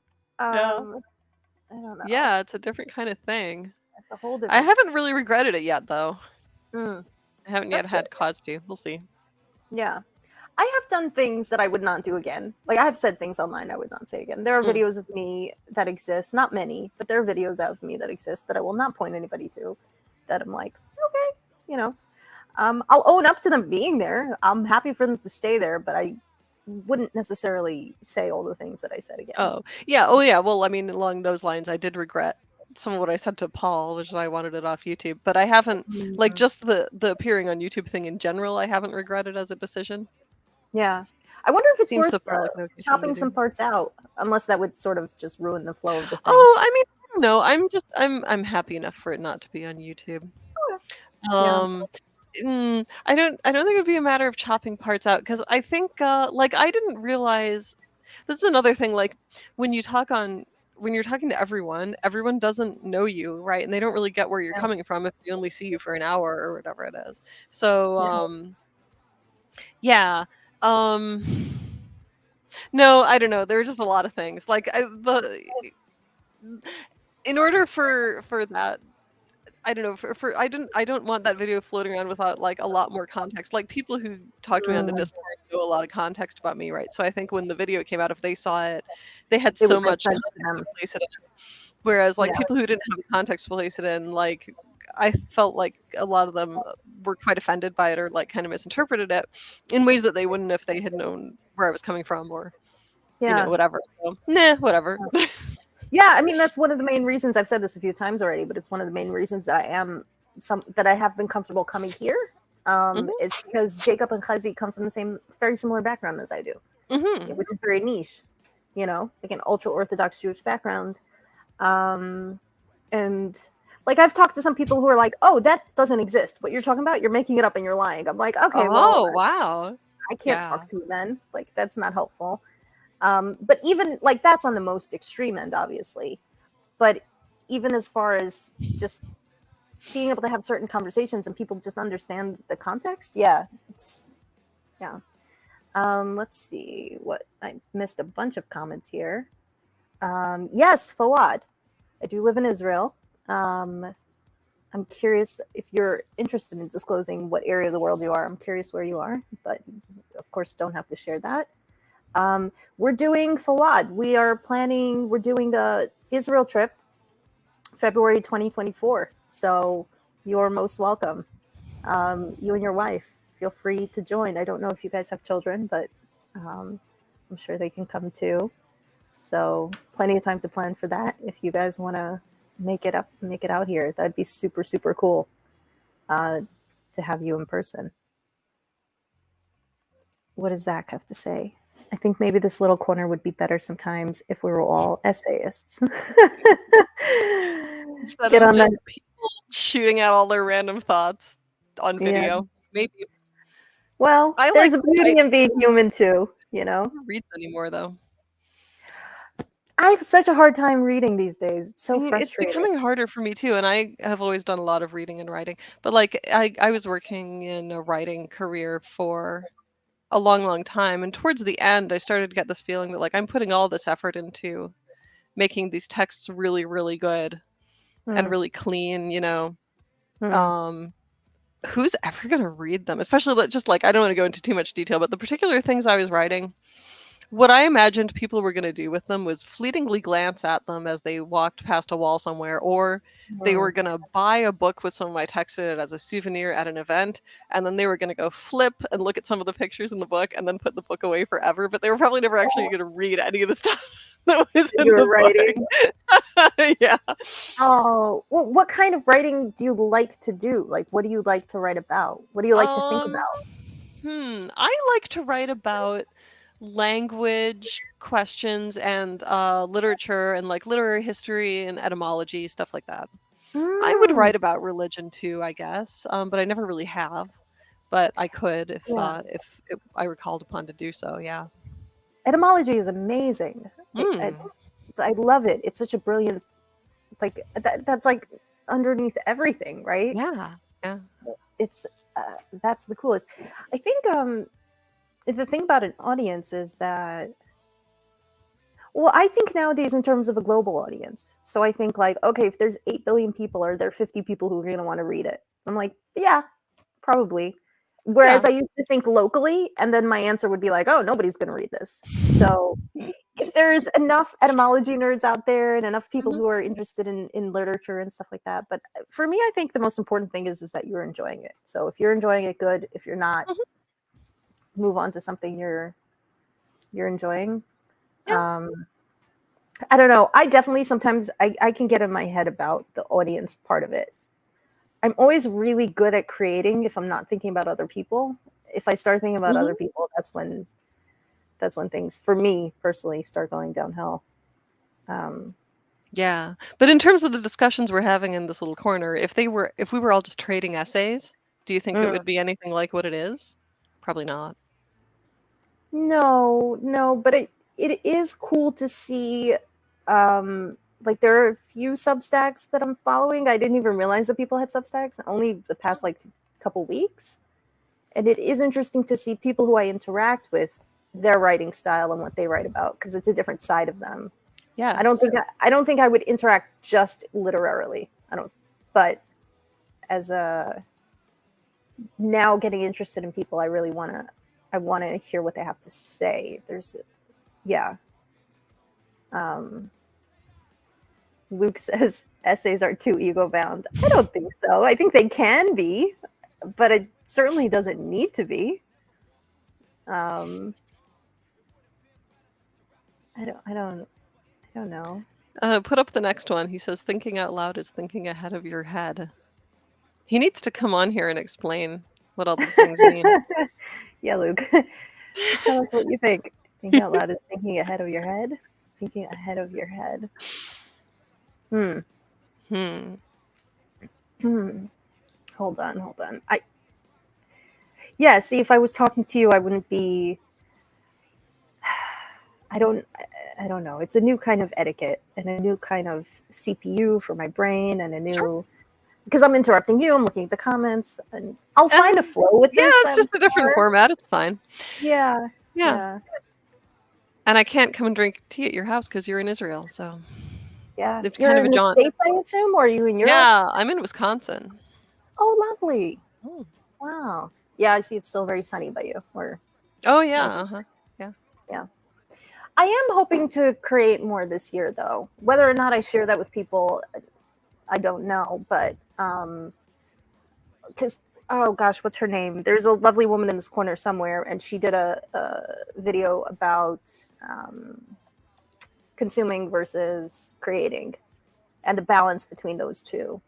And considering I do have the spirit of a creator, I have been consuming more than I've been creating in the last couple of years. So I'd like to I'd like to flip that just a little bit.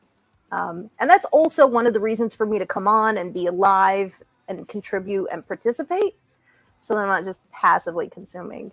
Oh, Cassidy, yes, thank you, CW. But I do very much get into my head, like I said before, about the creations, and then what am I going to do with it, and who's going to see it, and like you were saying, you know. I don't know. You know, Laura, when I was a kid, I didn't think about any of these things, and I was able to create like lots of beautiful things without an afterthought. And it's sort of all of this like extra mush garbage nonsense in my head that sort of gets in the way. That it's interesting because when I reflect back, like when that wasn't there, it was just easy to get in the flow and do and create. And I'm wondering how to sort of peel off those layers. I'm glad you said that, because there's some one of my children is an excellent artist, but she had a huge drop in creativity and a big drop in her willingness to like create art or share it or do anything with it or think of herself as an artist. And I think it may have been the self-consciousness that comes from using the internet and just, I don't know, the way social life is now, and the thinking all the time about who's judging you. Yeah, maybe that messed her up to it. And like, so maybe she's thinking too hard in advance. Like she thinks too hard before she even starts making something about what all the reactions to it might be. Right. And then she just doesn't make it. Yeah. Because then the anxiety sort of takes over, and then the creating is no more fun anymore. You know, right? It's like, hey, it's Griswold Grimm, but he doesn't understand what we're doing. It's just that, you know, we're talking and painting as usual. We're practicing being alive, Grimm. That's what we're doing. Grizz, come in and just drop a few profound sentences and then be like, I'm out. So just quick update, Fouad is from Pakistan, married to a Brazilian woman, and he's living in Brazil for 5 years. Lovely. Yeah, hopefully we'll see you in Israel. That'd be awesome. And yes, Zach, Israel does have sparkling water, a large variety, many more types than I've been able to try, quite frankly. So. Hilarious. Wait, so is Luke going to tell us what he meant before about the thinking ahead of your head thing? That was why we tried to get him to come on here. I can try. Yeah, go on. I didn't want to interrupt your flow. You guys had moved on. Well, it's kind of, so I'll try to explain it. Usually my explanations just lead to more confusion, but, so when we were talking about essays and you were saying essays don't have to be egoic, I think that's true, but I would say that's only true if that person is 100% honest and is fully integrated, and which of us are. Because when you write an essay, you're doing that with your conscious awareness in your prefrontal cortex, but we know from psychoanalysis, from just the general way that thinking works, that there's tons of things we're not integrated. There are things that you think and believe that you're not conscious of, which is why people go to therapists. So when you're thinking out loud, this is what I mean by thinking ahead of your head. I'm kind of an external processor, and I usually talk so quickly that there's no way that I could be analyzing it before it's coming out of my mouth. I mean, it would be impossible. Like, I'm talking too fast. And what I like about that is that I'm not checking it with my ego. I'm not thinking about how in a sense, I'm not thinking about how you're perceiving it, which is why the kind of anxiety that you guys are talking about earlier of being online. When I'm having conversations like this, I'm never thinking about that this is on YouTube, ever. Or people are going to watch it and what are they going to think? It's not even registering with me whatsoever. When I see mean comments. About that after either. No, after I do. Because then I see mean comments and name calling and stuff. Yeah, and Luke gets his share of mean comments. Yeah. Yeah. It's I have all these Lukeisms of things like that, like thinking ahead of your head, because I'm like the most idiosyncratic person ever. So Luke gets these mean comments that seem to me to like presuppose that he's acting in some kind of bad faith, but I don't think he is. I feel like I don't know. He's fully within the spirit of this little corner. Well, would you what's- say you're like off the cuff, Luke? Like it sounds For like the way sure. you. Yeah, yeah. I think what's hard about judging someone's intentions or whether or not it's bad faith is like you have no idea. How could you ever know that? You know, and it's I had a pastor a long time ago who told me I learned a long time ago to stop judging people's intentions. It's a complete waste of time, and I agree, it is because I mean we're not even necessarily self-aware of our intentions. So how could somebody else be self-aware of it? Right. Mm-hmm. And so, like, to do that is a bad idea. However, like being cruel, calling someone names, being an ungenerous person, well, that's obvious. That's not someone's intentions, that's someone's actions. Mm. You know, and I will judge that. I'll be like, that's not a nice thing to say. You shouldn't say that. Well, in certain circles, that could be teasing, right? So context is very Yes. important, and getting and knowing who you're talking to is critical to knowing if there's a good or bad intent there. When is someone calling you a name teasingly, or are they making fun of you? No, You know? for sure. I mean, that's context driven, but you know, we know those things largely. We're intuitive. I mean, sometimes you can be confused by it. You know, I have an incredibly dry sense of humor, so my wife will always be like, like in conversations, she'll be like, "He's kidding," like Yeah. he doesn't really mean what he just said because he's not a terrible monster. I think a lot So- of that, at least for me, gets lost in chat. Mm-hmm. But Oh, for because it doesn't sure. have Right. I was tonality. just thinking of a couple of experiences I had in the early years of Facebook of trying to say something in a dry humor and having it be completely misunderstood and like turn into a whole incident. You know? Yeah. Yeah. Well, and I've talked about this before with people. I mean, you guys were mentioning this earlier, but I've had a lot of conversations with people about the nature of the different mediums of this little corner. Because I think the most easily the medium where people are most easily misunderstood is text. Then voice is much better. It's harder to mischaracterize what someone's saying in voice, and then video, it's really hard. I mean, it's the least. You have the most There's, information. yeah, there's Yeah. more of the person communicated through the medium, and then in real life is better, but even that can be hard, you know. What's Voxer? Oh, who's commenting that? It's like From Grizz. it's because I push Voxer so hard. No, I don't. The Voxer group is already too big. I don't pay attention to it most of the time. I started this like little Voxer is it's like a app where you record audios and then people can listen back to them. So it's kind of an interesting format because you just record your own audio and text, and then people can listen and reply back. And so I've had like I don't know what it is, 4-year Voxer group with people in this little corner. Laura, you said something interesting earlier. Like, what if we wrote essays to each other? What would that be like? And my brain just went, "Oh, wait, letter writing." Like we used to do that.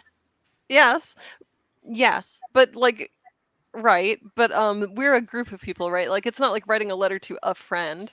It would be more like having a Substack, right? You're writing essays and then hoping that people in this little corner would read your essays and respond to them with their own essays. I don't know. Probably too slow for nowadays.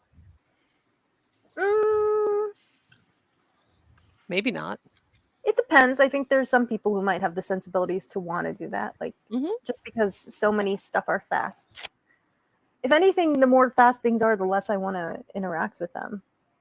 Well, I guess, I mean, like, there's this immediacy of these kinds of conversations that we have, like we're having right now, that we can just trade our thoughts all at one time, right? It's not like I write an essay and then you take the time to read it and then you take time to write an essay, you know? Yeah. That's what I would say, because dialogos. We've been talking increasingly, like there's this Christian theologian Robert Jensen. That said, what did he say? Now I'm going to try to quote something that I don't even have down. Let's It's go. like all being is essentially dialogical. It's a dance. It's a communication, and that's something Vervaeke's been talking a lot about. And I think in essays that's hard. In like letter writing, old school letter writing, if you have this long-standing kind of loving relationship with people, it's maybe different. But like one of my least favorite things is when two intellectuals are writing combative essays back and forth. I'm just like, this is not that great. Well, it's boring to me. Like people wanting to be right is boring to me. I don't really- Absolutely. Oh, so well said. Quote that. Right, and I used to be really into that stuff, but now I find it kind of boring. So, yeah, It gets old. Hmm. You know? Like, you who can kind cares of if you're burn right? out. You can kind of burn out your argument circuits or whatever it is. Like you can get so, I don't know, just so into all the arguments that one day your brain just explodes and then you can't argue anymore, or you Yeah. don't want Yeah. And you're left in a dark cave by yourself with the only person who's right. to. I won. I'm right on my own planet by myself. Yeah. Yeah. I did do some arguing once. I was on a debate team when I was in college. And I didn't realize this at the time, but I actually produced some, what do you call it? Propaganda for the CCP. That was Really? accidentally. Yeah. Huh. Well, I didn't know until like, I really didn't know until much later. But they had they had like their main media arm come from China to our school, and they did this whole program thing. And a friend's sister asked me she needed some people on her debate team, and she asked me to participate. I was like, why not? It'll be fun. They streamed it on TV in China and everything. And like a little while, like much later, when I was a little bit more wiser to the world, I was like, oh, that's what I was about. That's what I was doing. I was just putting on a show for the CCP. This is crazy. So that's my debate history. I did win, but I don't know which side of the good or the bad I was contributing to. Who knows? CCP ain't never called me Latinx. It's in the comments. Oh, Zach, you're gonna make me spit out my water.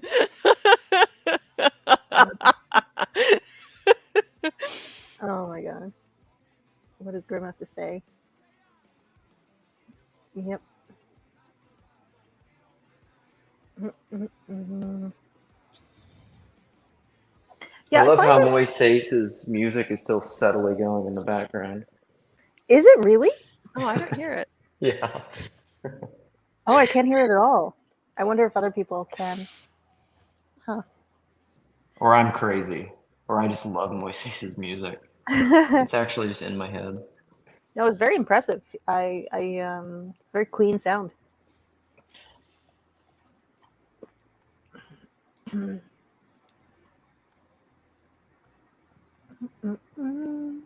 Well, I should probably be on my way because I got some work to do this afternoon. But it was very nice to talk to you. And I actually sent you a friend request on Discord. Do you ever use Discord anymore?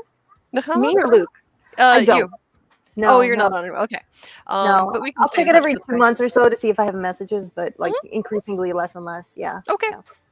Yeah. Can I just send you guys a personal friend request right here that's not on any platform, but is No. just in this live stream? No, you can't. Darn it. I have to think I don't about that, accept Luke. those. I don't accept in-person friend requests. Yeah. All right. Okay, bye. But Laura, if you want Laura. me to, I'll hop on Discord later and I'll shoot you my email address. Oh, You have cool. it. Okay. Yeah. Yeah. All right. Pleasure. Bye-bye. Take care. Call him Maishi. Yeah, I do really want to call him Moises Maishi. Definitely. Luke, do you ever paint any rooms not white? Occasionally, but this house that I'm working on is white. This trim is like a extra white. The walls are, it's funny how shading and lighting and things work because the walls are technically a white too. But they Well, kind the of walls have a yellow. little saturation to them. Yeah, very Yeah. little.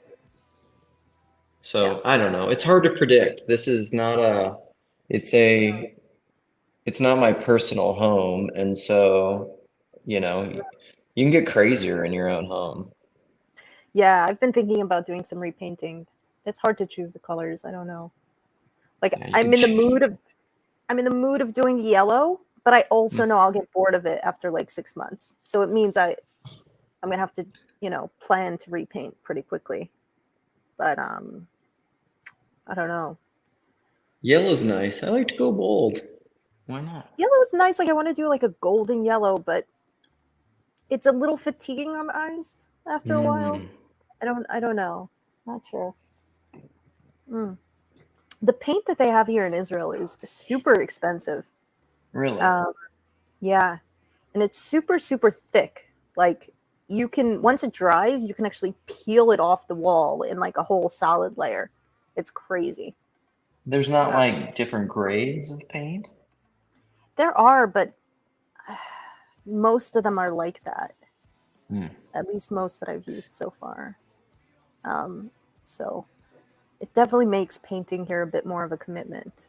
Old school lead paint. I don't know if it's lead. It's definitely old school. Actually, that would be fantastic. it's definitely, yeah. Chazi probably knows more about the paint here. I don't know. Okay, Luke, I'm going to hop away for 2 minutes, but I'm going to leave this on. I will be right back. People can just sit here and watch me paint. They can watch paint dry, which is just super exciting.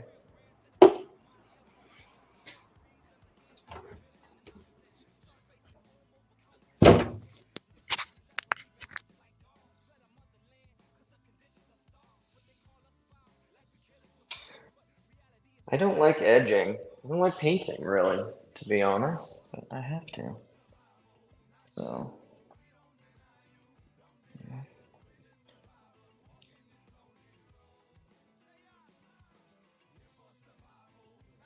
Could cry about it. At least I have a job, I guess.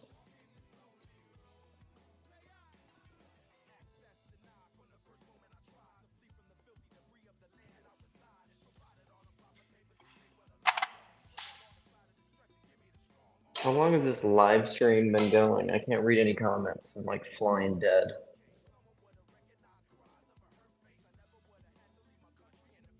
Someone bold jump in and start talking.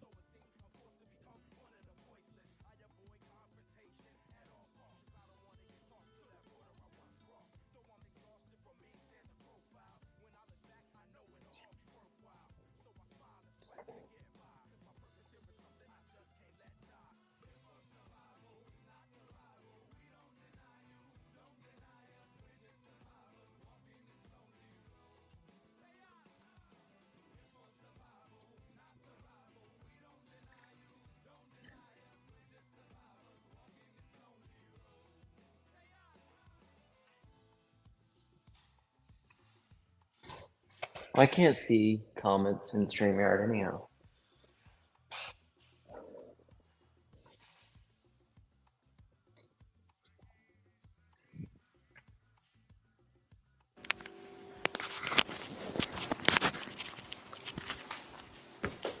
Well, no one can let anyone in anyhow. Yeah, because Nahama's not here. Hilarious.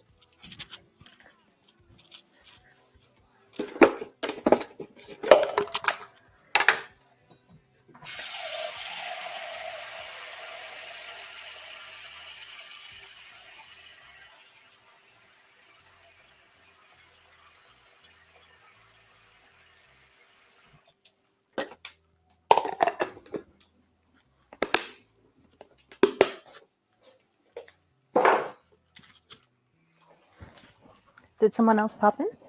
Nobody else did because I think you'd have to let them in. I can't. Well, I maybe could, but I'm not. I'm going through. I'm not in like the StreamYard app. I'm just going through a web browser. This is high quality entertainment, Fawad. Luke. Fawad says 11 people watching Luke's butt and painting. Oh, well. Yeah. We are free, aren't we? In my defense, I'm waiting for lunch. Yep. Let me scroll up and see what people are saying. I was putting out really great content. Seeing one's face expression is key to this video space. Yes, I agree. I Yes. heavily agree on that.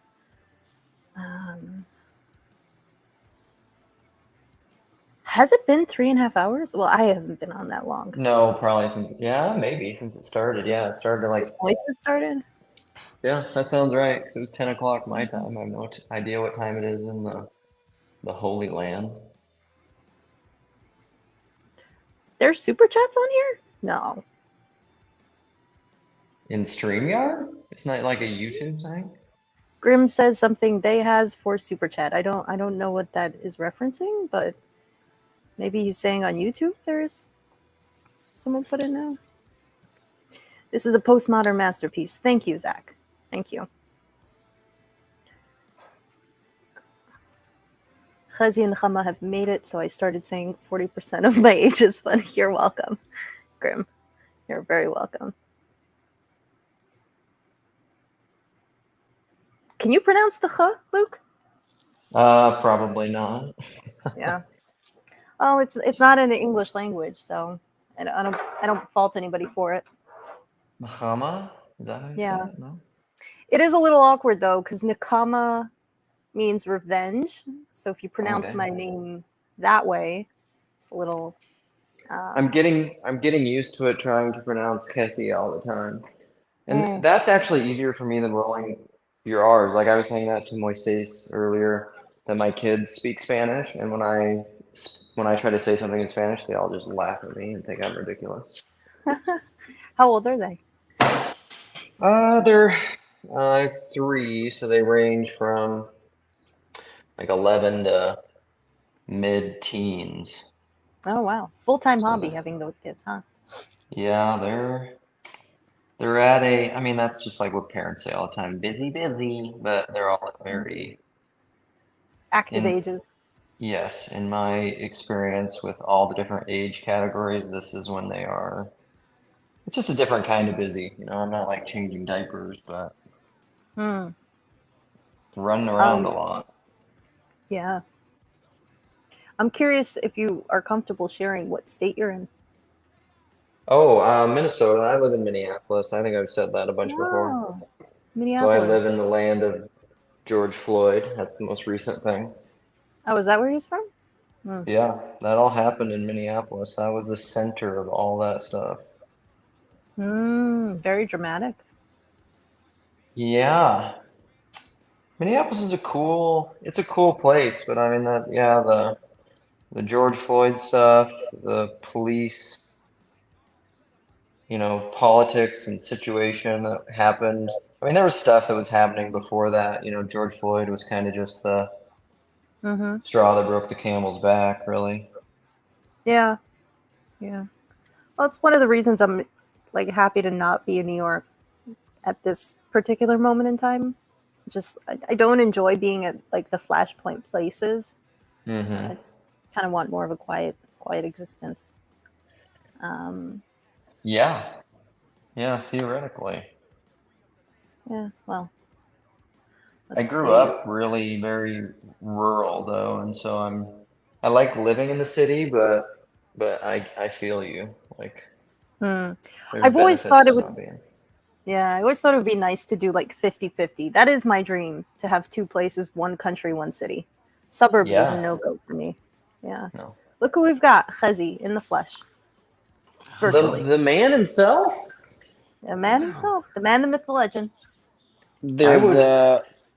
There's better paint in Israel. I gotta go. I gotta look at this guy. One of my life goals is to like dress like this man someday. And Yeah, you have better paint in Israel. You have like Benjamin Moore paint, but it is more expensive. First of all, in general, everything in Israel is more expensive, aside for Rent. healthcare and education. Right. That's it. who Everything needs else those? is who needs those exactly. And like the level of construction in Israel, generally speaking, is like it's still the 70s over here. Yeah. My parents and I, we did renovations during COVID in Givat Zev, and we paid an American guy like double the going rate of everything. He did a fabulous job. but literally double. But it was worth it. It was 100% worth it. And people walk into my parents' place now, and they go, "Oh, it feels like I'm in America," because we've got the like an American paneling and like everything. It's a very American design. I didn't know your folks were living in Israel. I thought they were back in the States. They made the full transition. So I came March 2020, and they had a place in Givat Zev, and I stayed there. And while I was there during like the first couple of quarantines, I renovated for them. We turned a machzan, which is a porch. We turned that into. I made like a huge bedroom for them. And so I did most of the renovations, like with my mother on WhatsApp. I went to all the showrooms and picked out the How was that tile. for you? I'll tell you what, it was actually a really great experience. Mainly because my mother and I, our styles are exactly opposite. So if I loved something, she hates it, and vice versa. So us designing her kitchen together was like a really interesting, cool relational practice for us to be like, oh, how well do we get along? How is this going to go? It's just like picking out colors and designs and styles. And it was a real challenge for me to design a kitchen for her retirement kitchen when she's not there and she can't come, and make it so that she loves it and it's her dream kitchen. And I can't design something that I hate. Like, I refuse to do it. It's just impossible for me. So being able to combine my sensibilities, my style sensibilities with hers felt really satisfying. We did hire someone to kind of take me around all the showrooms because I wouldn't have known all of that stuff from the get-go. And then we hired the American contractor. I wonder if you know him. What's his name? Elchanan Wolf? Yeah. Okay, great guy. So he did a fabulous job, and anytime there was any issue, he fixed it right away. Your parents are very fortunate that they had you over here to assist them in that matter. Yeah, it worked out really well. It really wasn't planned that way from the get-go. It just happened. I'm sure Luke could tell us that, obviously contracting and renovating, and specifically since Luke has been doing this all his life, it could be extremely stressful. Yeah, it's yeah, for sure. And especially, I mean, when it's your own stuff, even more so. That's like why my personal house is not renovated, and I don't know if I ever will, because I like nice things and I don't like to cut corners, and I'm just like, we can't afford it. All in due time. Yeah. True. I'm actually in the middle of building a new home. My brother and I bought homes, connected homes, in the Ella Valley where David fought Goliath. And it's this new neighborhood that's supposed to be like a mix of secular and religious. I mean, it's mostly religious, but hopefully there's like a nice amount of secular, which I think there'd be like a healthy blend. However, generally speaking, I would never buy what they call buying on paper. It's sort of like from a developer, because I want to have like full control. But due to the circumstances, this is what happened.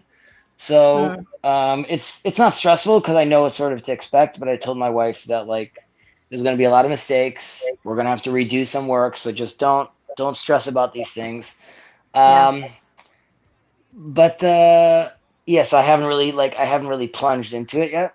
But in a year or so, and a little less, I'll start getting into that. Luke, I was going to ask you, I understand that this process right now is also a little frustrating and nerve-wracking due to the fact that it's like a property that you also want to sell, however, or rent out. Is there a part of construction or renovation that you find very therapeutic or calming? Yeah. Oh, hell yeah. The mindless stuff. Like, I was working on a project where I had to dig. I was running electrical to the garage from the house. It was it wasn't ever that didn't have electricity before, and I'm kind of just a dumb brute, and so I don't like rent a machine to do that. I just like got a shovel and a pickaxe, and I just dug like a 30-foot trench by hand from the house to the garage. It's like the best thing I've done in a long time. It was so great. Good workout. Yeah, absolutely. Okay, but do you find that because, like, even right now, what you're doing, right? Like, this is why I find like podcasts, and definitely if you're open to use like double speed on the audio, like there is all this quote unquote dead time that you could be double dipping in, right? So Yeah, like, no, you're for painting sure. right now. So when I'm walking around, like this week, I was like in a marble quarry. So I'm not like walking around just giggling and like yelling like the names of the marbles. Like I'm walking, looking at marble, and at the same time, I'm like listening to, Yeah. Yeah, no, I think that's really great. has been like a complete game.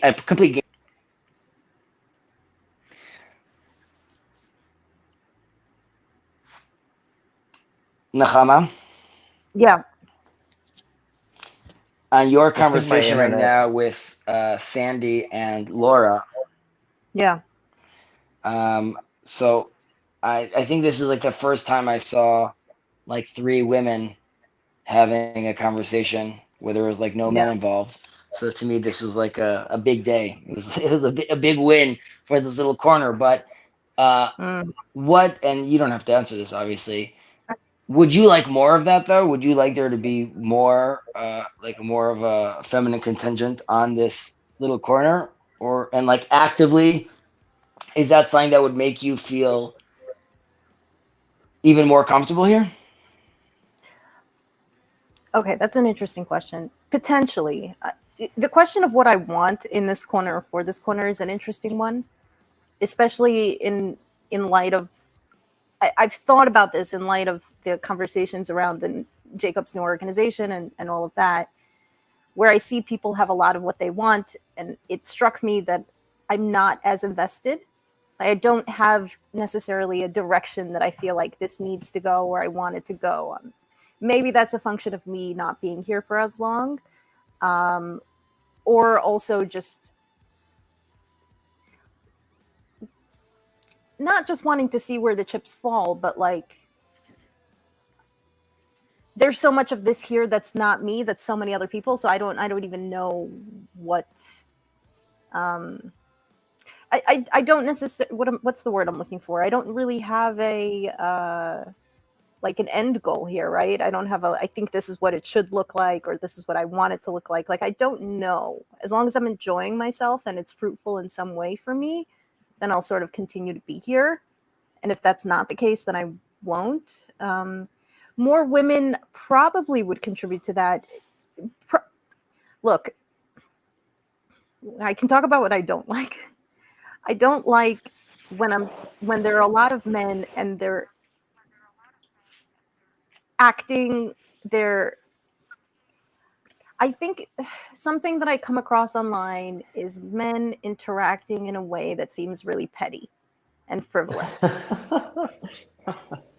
And it's like, I hear men interacting with each other in a way where they accuse women of acting like, and I'm like, oh, I wouldn't even be having this conversation with you. Like, I wouldn't even participate in this sort of conversation. And yet you're all acting like, again, I don't want to belittle people. I'm not talking about anybody particularly in this corner. I'm just saying my interactions online. But I've seen that time and time again. And so maybe that is a function of women not being there. Maybe that's a function of the internet space and the differences of time and space and physical reality and virtual space. I don't know if I don't know. Yeah, I think it would be nice to have more women, as insofar as they're people that I would enjoy talking to. Same with men. Gotcha. Insofar as they're people I would enjoy talking to. I don't know if that's a useful answer. Well, and they bring a very. Does my internet suck again? You're good. Okay, and I think women bring a really interesting relational dynamic because I appreciate it a lot because I can play the let's talk about ideas game. I like that to a point, but I mean, really in my own personal life, I tend to interact with and relate to women almost a lot more. I think women are a lot more fun to talk to a lot of times. Guys can be kind of boring. Yeah, I definitely see the ego thing come up a lot. That's a human thing, not just a men thing, but that's a human thing. And I find it really tiresome to just because I'm a woman to be like, oh, you're the one who should fix that. I'm like, no, I don't want to mediate between your egos. That's not fun for me. And if anything, me getting involved in that is just risking me pulling my ego out because God Yeah. knows I've got a big one too. Like I'm that's not hiding that, right? Like so yeah. For me it's always quality over anything else, over gender, over content. It's always just quality, you know? Yeah, So what would more women bring? Like, what would be the shift in dynamic besides men not having petty ego disagreements? Well, well, isn't that a lot of it though? Sorry, Nahum, I didn't mean to cut you off. Please go ahead. I was wondering if there was anything like that you've observed in our conversation. Was there a very different vibe in our conversation as an observer to others, or Yeah, I think Yeah, it's more it was relational. just exactly. There was just a beautiful flow. It doesn't seem like anyone's trying to like insert like a specific agenda. You just see like it's not that this doesn't happen in a just chatting with just men. However, I think just like when there's multiple men talking together, at some point subconsciously there's like conquering the conversation at some point, and uh, it just didn't seem like there's any I need to get one last word in or like I could one up this or like let me retry to explain, just like that's nice, this is good, they're having a nice conversation. So it's enjoyable to watch, and it's also a different it's like it's a different speed, so to speak, which is like I would say refreshing sort of to hear. um yeah, and also seemingly, and not that I think that there's like a bad faith conversation people are generally having over here, but it just seemed like it was a yeah, very open flowing conversation. So that's why uh yeah, I just think it was enjoyable to watch. And that's why I said that you returning and coming back on and Laura coming back on, that's what's required. It sort of requires you, and you were saying it takes a lot of courage, which I would agree with. And you get onto this channel, but you are being representative really, and that's what allows Laura or anyone else in this space to feel more confident. So I think that's fantastic. So again, thank you. yeah, yeah. Um, yeah, it's very interesting. I just, with regards to what you were saying about this little corner and like you don't have an end goal. In a certain sense, that's like I Well, feel like the tension that. Sorry, go ahead. yeah, I don't want to be disingenuous and say that I have no end goals in anything that I'm doing. You want to I conquer have, the world. who doesn't, Kazi? I definitely have end goals, but they're more aligned with like my own personal stuff as opposed to this is what I want the corner to be or what I think the corner should be or what I want to happen in the corner. If what is happening in the corner is aligned with how and who I want to be in the world, then I'll participate to that degree. And if it's not, then that's fine. Then it's not maybe the place for me to be, and I would try to find a place that is. So yeah, I just wanted to clarify that because I certainly have end goals in my interactions, things like that. Not always, but how I'm trying to interact with people is certainly a goal for me. Well, I'm thinking about the tension that Chad and some other people. Well, I don't even want to use like that name. Just Chad happens to be more vocal about it, and rightfully so, Yeah, about his concerns on this foundation that they're the structure that they're building. I don't. I think it's two things that are important. One is that I think it's premature to really even talk about it, and I know, and on the other hand, I understand that Moishi is having a conversation and being open and being receptive to criticism, so to speak. So that's obviously always healthy, and that's always good to see. But I think people could hear from his own words that he still doesn't know sort of what the deal is. And there's something too about not having that conversation publicly if you want to build confidence. I'm not saying you shouldn't be transparent. I just said like there's something about, it's not seeing the sausage being made. And again, I'm stressing that it's not to hide anything. It's just to be able to have a coherent conversation, not necessarily sharing it with the world. But I even know that Luke is very wary about this, specifically with its mixture with monetary considerations, like, right, if there's money being involved, and obviously that tends to usually cause corruption. My involvement is, as far as like an end goal, if it's beneficial for this little corner, which I find beneficial personally, then my attitude to Jacob was like, yeah, I'm down to help. I don't know what that means. Like, you're on a board of directors. And like I told my conversation with Moises, I told him that I don't know what you're thinking of writing down or having people sign. Obviously, like, I'm a Jewish person, so I need to take that into consideration. Secondly, like, if you're thinking about doing like fundraising, you have to realize that if I'm fundraising in Israel, people are going to go tell me to take a hike, right? About like go fundraising for like a Christian movement. So, and I know it's not necessarily a Christian movement, but you also can't escape the fact. Sure, not everybody's going to know about that. Just tell him it's the fulfillment of Judaism. There you go. I'm just kidding. Why do you have a huge cross on your neck, Chazi? This thing? No, this is just like this is Jewish. This is Jewish. Yeah. Yeah. So, can you guys hear me? I got cut out. Jesus is Jewish? I don't know if that was me that just got disconnected, but if so, I'm sorry. So I would advise people to I guess not to pay attention and not to look. And I see Chad is being, people should be very precise with their words. And like I heard Jacob like on January 4th say like this word, which means X. I'm not saying that's bad, and I'm not saying people aren't being intentional, and people should be doing their best to be diligent and read between the lines. Having said that, from my understanding, it really is just right now an idea space, and again, that doesn't mean that it can't be detrimental to this little corner. However, I don't see that yet manifesting. I know people are very nervous about structures and patterns over here, and they end up, people have a lot of ideas. Can you guys hear me? Yes. We hear you. Okay.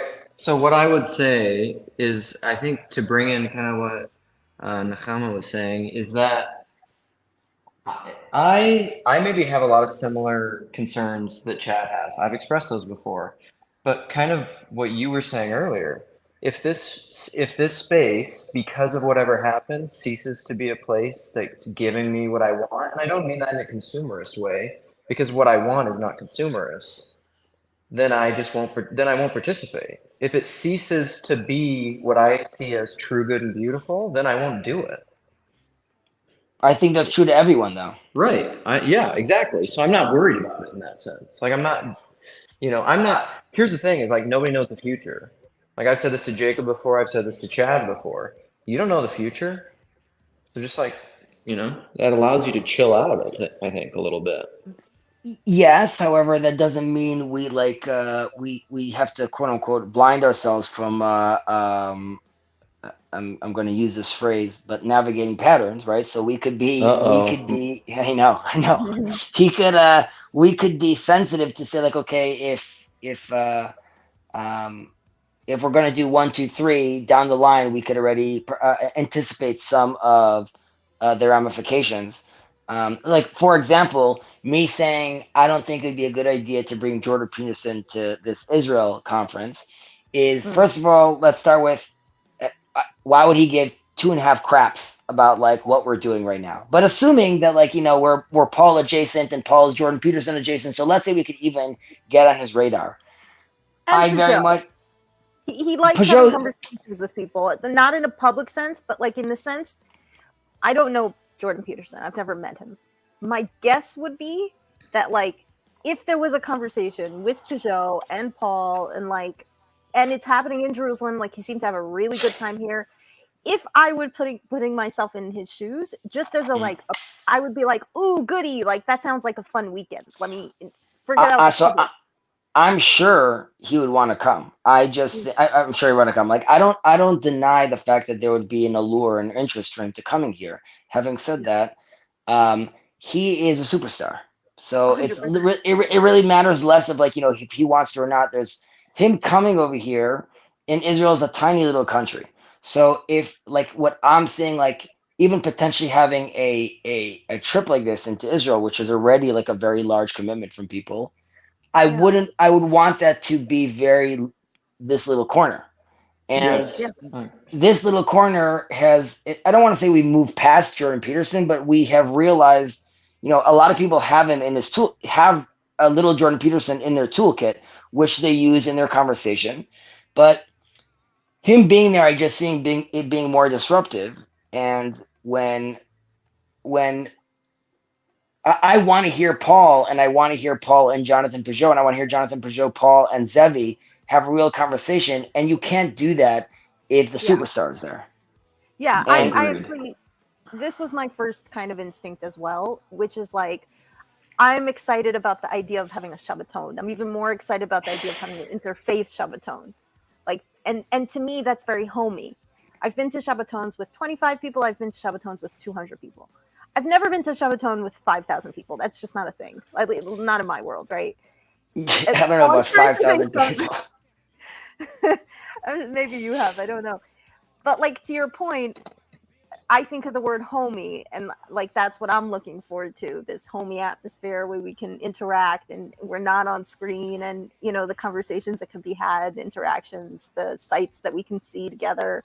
You know, meeting your wife, like seeing that, you know, seeing people's the more personal side of them. So yeah, turning it into some big stadium event with a superstar, I think I'm like, ooh, I'm not excited about that. Jordan Peterson as the person, sure.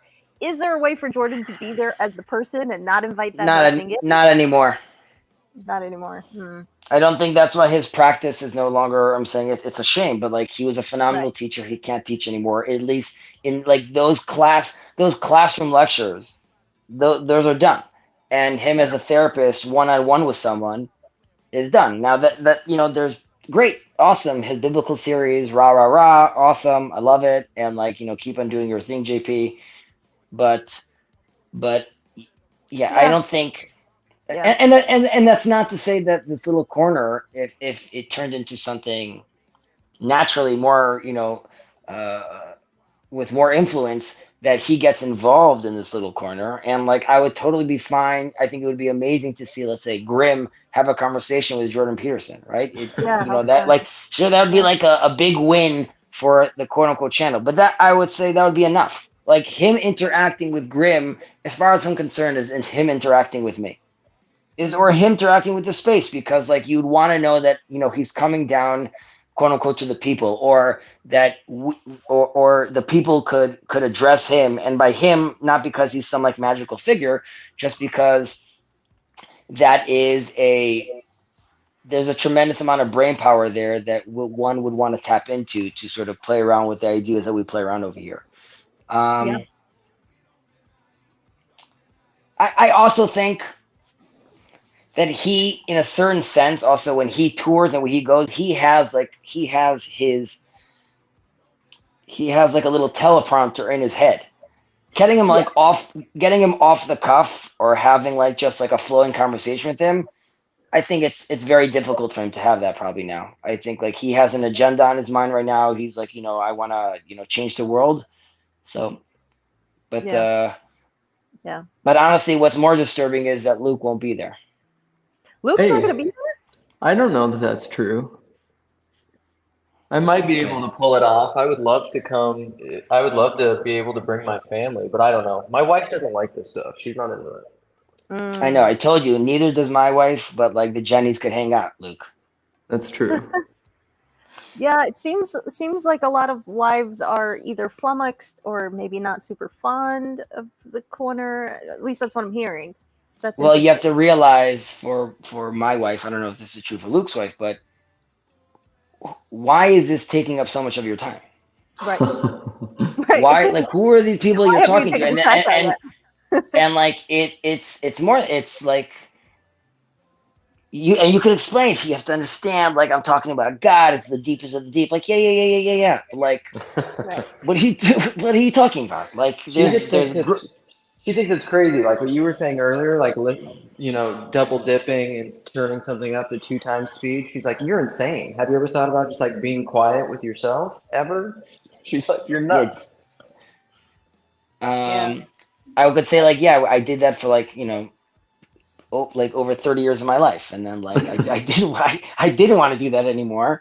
But so first of all, this is a quote unquote time suck. So while I could rationalize it by saying, I mean, I get to learn Torah over here, right? I get to get closer to God over here in some certain circumstances. I personally have my own personal mission, which is like, I really love the idea of like the interface sort of conversation going on over here, and to me, like, this is fertile ground for that kind of conversation, which I think is definitely needed. So all those are like the reasons why, but I'm sure my client wouldn't be happy to be like, didn't you tell me like you're gonna send me those fabric colors like Wednesday, and you said like you're busy, but busy doing what? Like talking to this other guy paint his house? At least he's being more productive. He's painting his house.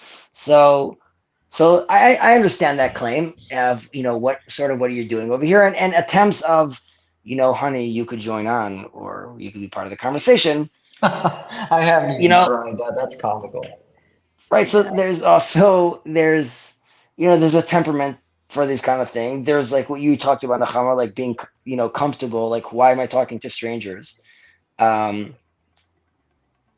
Yeah. So I can't blame her for like not being like gung ho about this. Even the participation in this board, she's like, what are you talking about? Like, I'm in a board. People need to be married. Like, what board am I on? And I keep on like giving her a hard time. I wake up in the morning, I'm like, Jenny, you're on the board. They've been calling. They want to know what's going on. The board. They need your signature, Jenny. They want your approval. What do you think about this? Yeah. So when Chad is like nervous about the money, he should also be thinking about that, like, one of the board members named Chazi, his wife has like no idea what he's talking about. So like, I don't know if he has to be worried about like the money going anywhere yet, because right, this thing really hasn't fully coalesced. I think it's just a good thing that people are interested in participating. Yeah, for me, it's very exploratory. It's a very exploratory space. I mean, like I alluded to in my talk with Grim, I've done a lot of hopping around the internet and exploring and playing around with different kinds of participation. Some with more success, some with less. And it's almost like a puzzle at this point for me, in a way. It's like a curiosity. I'm not super invested, but if there is a thread, I'll follow it, in the sense of like, what does healthy participation on the internet look like? Healthy, sane participation. Is it possible? How is it done? Who is it done with? Under what context? What time? What place? All of those things. I'm very curious about this. I mean, we were talking about men and women before. So there's like a lot of unique challenges. Like for men, one of the biggest challenges, I think, is like, personally, I think, is you guys don't have the threat of violence online between men. Like, you can't punch Luke right now. And that, to me, I think is a problem. Because if you and Luke were in the same room, the threat of violence is what mediates your interactions. Like, it keeps, right? Like, there is a real fine line of, like, you don't say this about my wife. And, like, that's very innately understood already. And online, that has to be, that's gone. and then it has to be ironed out, and most of the time people are not mediating that or negotiating that in a way that everybody likes, right? So Jordan Peterson mentioned something like this, that like, you know, when two men enter a room, like that's like sort of subconsciously the first thing that's happening is like sizing the other person up to know, like, if I need to. I think, I don't know if that, you know, that gets translated here on this medium. However, potentially that could be, and I'm controlling for like, you know, people's internet connections, but that has to do with cutting people off, over talking over other people. So there's different ways how like this you know, this game gets played between men online. I think, and this is true. Hello, sir.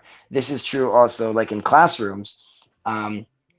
You know, as far as men or boys doing better in a co-ed environment and women not doing as well, just because the female presence in general really sort of is very calming for men, or at least it creates like a point of focus, which allows them to work towards, try to impress. And again, these are sort of subconscious things that we do. So I think like anytime you have, and you could disagree, you could say like when I'm on these just chatting and they're men, like, you know, doing their yapping, I just feel like I don't want to be part of it anymore. However, I do think that a female presence is always more calming, generally speaking, in these channels.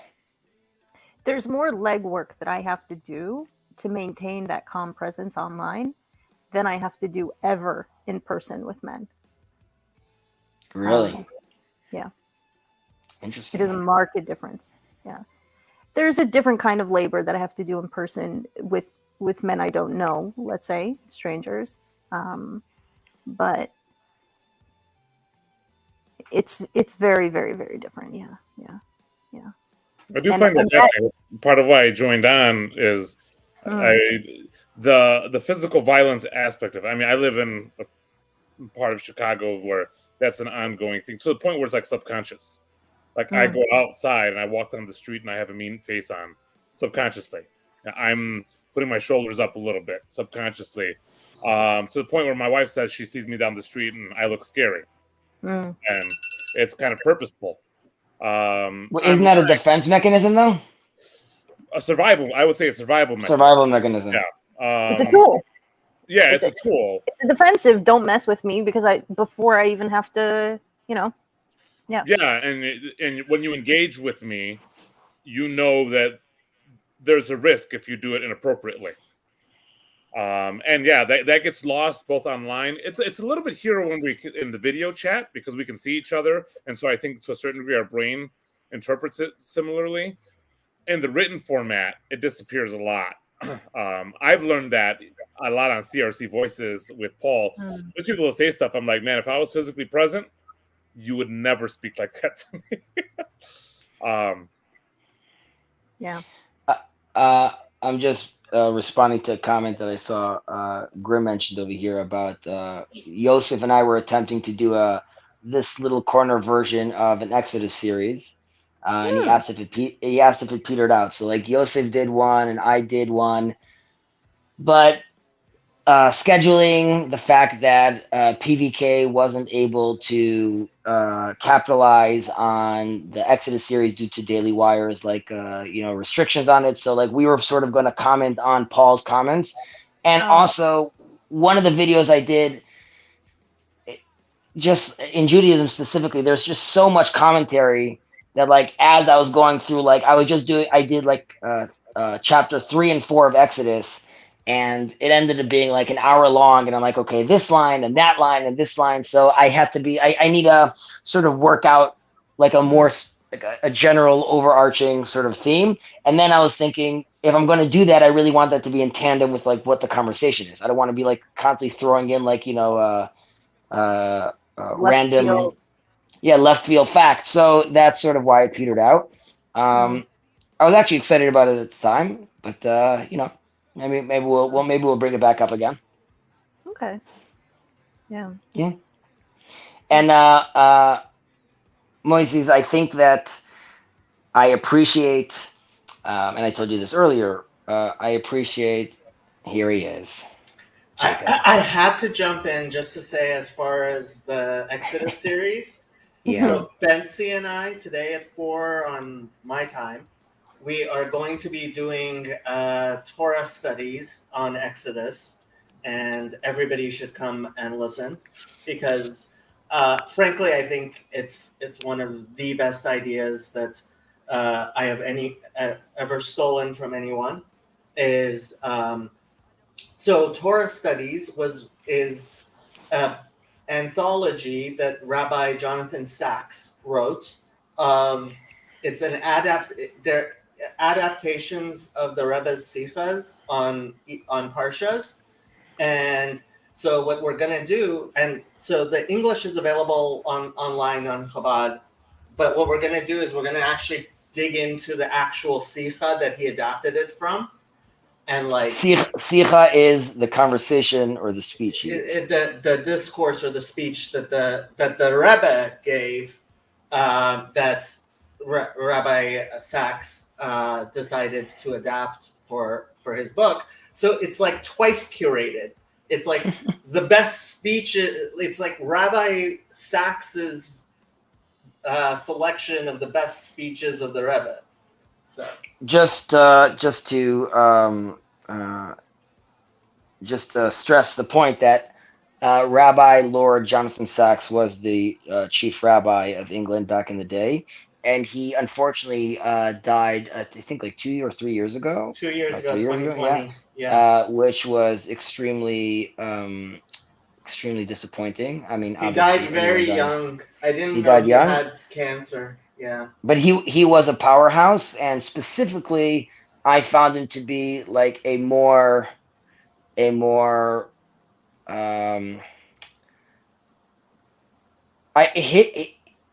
he also, like Rabbi Joseph Ber Soloveitchik, which was like a titan within the Torah world, due to the fact that not only did he command a tremendous amount of knowledge and control over the religious and biblical texts and commentaries. However, he also fully dove into, at the time, all the world philosophies at the time.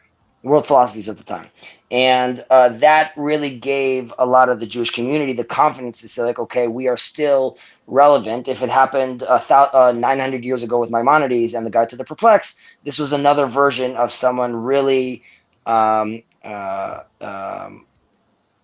really trying to create a fusion between a lot of these worlds, specifically, let's say, Greek and Judean thoughts. However, Jonathan Sachs, I believe, was another version of that, and he too was trying to create this unity with these concepts. However, I think he was more successful, I think, at that end, not less about teaching Jewish law, but more about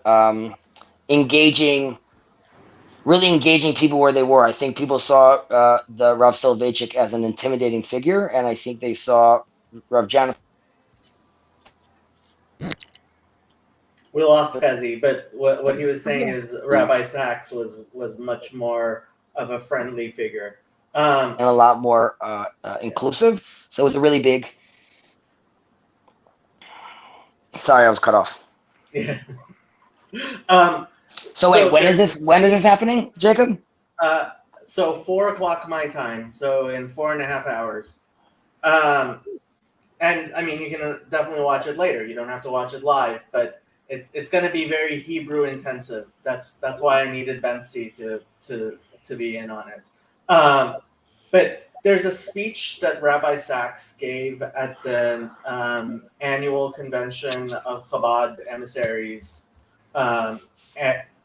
He was the keynote speaker, and he spoke about how when he was young, he met the Rebbe, and the Rebbe was the one who encouraged him to become a rabbi. And one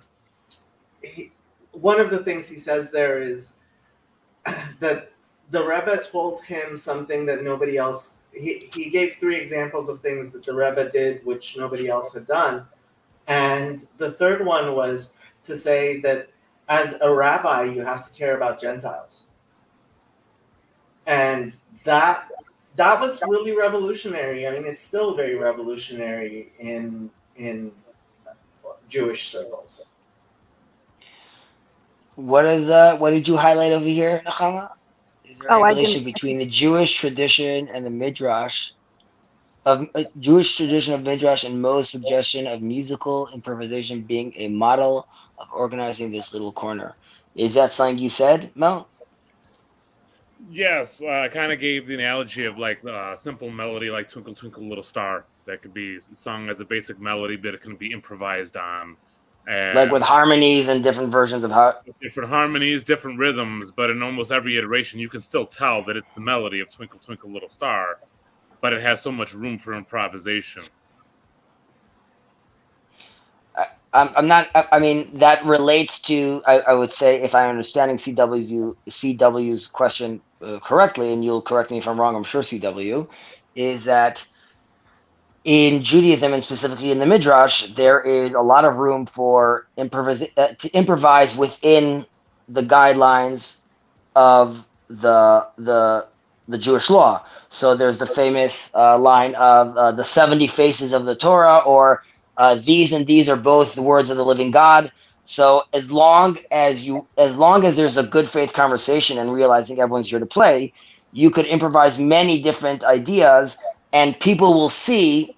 They won't see the melody, but they'll see through that. They'll see where you're getting this from. What is the Bible verse you're deriving this from? And what are the methods you're using to do that? So there could be methods that you do that these are legitimate methods, even though someone will disagree with you vehemently about that, as long as you're using the proper methods, or as long as you're using the proper melodies or keys, right? You can't invent a new note. Even though they say when Messiah comes, there'll be like an eighth note, but that's neither here nor there. So yeah, so I think like on that end, the Midrash does allow you to improvise and sing a different tune while still maintaining the melody, if that makes sense. Yeah. Something I want to jump back to, if we could, real quick. First Jump. of all, thank you, CW, for this lovely compliment. That's a real nice vote of confidence. Zach here says women set the frame. And, I had my critique on men and their challenges in this space as far as the lack of violence, being able to mediate. My critique on women would be we've forgotten our power. Like, I truly believe like women are super, like, we are insanely powerful. The men do, I think, look to us for direction and guidance and shape. It's like it's Jordan Peterson's classic. What does he say? Like, bowing to the eternal something of the woman. It's like, yeah, that's what you want, right? And I think to our detriment as women, maybe, if I can speak for half the planet, really shouldn't do that. Some of that has been sort of forgotten, like how incredibly powerful we are in that sense. And a lot of the focus on, blaming other people or blaming men or blaming society or blaming whatever, when truly, like, we could walk into a room and it could revolve around us. And I take that as a huge responsibility. And I think that I would definitely love to see more women like wielding their power, let's say, is in that way, because we have a lot of strength in shaping the direction of things. And like I talked about how it takes courage for me to come on here, so I could see why people wouldn't want to participate in society as such, whether it's on here or whether it's in other places. It's far easier if everyone seemingly lost their minds to kind of just stay home and your peace and quiet. Like, there is a good point to be made of like, why should I disturb my peace and quiet to go out there and deal with all of whatever is out in the world? And like, honestly, a lot of women who don't have to, it's like, yeah, no, maybe stay home, maybe just live your life. And but yeah, I think we've maybe lost a little bit of that sense, and that's what I would hope to see is women remembering that. Maybe I don't know if that's the right word. Ironically, yeah. Just being aware, like, because you said, see them using their power to a certain degree. I don't know that I want to see them using that power, but at least being aware of the power. Like, for example, as I walk down the street, I don't think anybody wants to see me utilize my masculine violent power. But I want to know that you're capable, and acknowledge what that does in the room. Because, like, my wife used to always have the issue, well, I just get along better with men. And I was like, yeah, because you're beautiful. And so you get in a room with men and they all want to do whatever you want. It's not necessarily because of your skills, although she is skilled in a lot of different things. But how do you know? And she wouldn't even, in her mind, the idea of the effect that she had on men, it wasn't even on the radar. Right. But you get to see it because you see the men without her and you see the men with her. And there's a marked difference. Yeah. I'm going to say something that's a little controversial, so I'm trying to get some brave space, Chazi. Exactly, some caveats. So women could be the president, women could run the world, rah women, believe in yourself and do everything you need. Having said that, I think we're in a curious time right now because, like you just said, and which I would agree with, that women have a tremendous amount of power. However, that goes together with Matt Walsh's documentary of What is a Woman, right? So it requires women to sort of, when we're playing with the concept of identity and gender today, so what are you defining sort of as woman? And in order to access that power and fully utilize that power, one would potentially need to define for themselves what it is, like where are the boundaries of women where they could then sort of use this power. And having said that, less about, while the physical attributes are definitely one component, I'm just using a classic example, but seeing a mother mothering very well and that is extremely impressive. And seeing and that doesn't mean that is a summation of what the woman's job is. Of course, that's not at all what I'm referring to. However, I'm referring to, if they fully want to use their power, I don't know if that's going to necessarily happen if they're looking for it in the wrong space or trying to manifest it in the improper context. So I think for women sort of to fully express their tremendous power, which I agree they have, it requires, and this is due to culturally, and this is also many times between the sexes, there needs to be a better dialogue, which unfortunately men were not gracious enough to accommodate women with that space, historically speaking. But I think we're in a new age. Yeah, it's an interesting time. I'm trying to think of the word that my body is feeling. It's not gatekeeper. That's really the wrong word. When somebody is like not responsible for, but like you're protecting something, like a word, like a gatekeeper, but you're protecting something, like the like a gatekeeper, but you're what's going through my head is like the gatekeeper. Women would be like the gatekeeper of creation, but not gatekeeper, because that's a little too negative. The it's at the tip of my tongue. The vessel of creation. The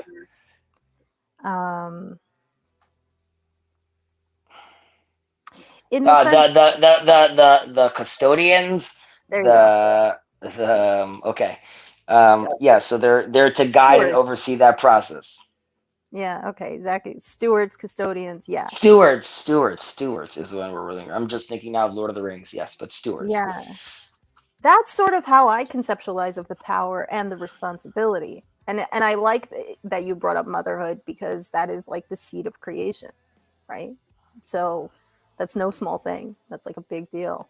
And I see society personally as like the family structure being foundationally on the bottom of That's I see that as the health of a society, the health of a globe, to me, has to do with the health of the collective family. From like the very bottom, like literally, how is my family doing? How is your family doing? How is my relationship with my other, and etc. and the children?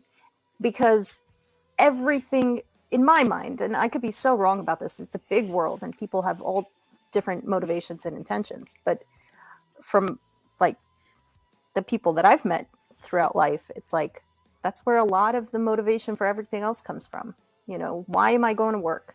Well, it's so, you know, it's because of these cute little things here, and I want to make sure they're happy and safe and peaceful. And That was true for a very long time. However, now there's the sentiment of why am I going out to work? To be a killer, to be a boss, to be a shark, to win, to be the top of the pyramid. And that's not to say that mother can't do that.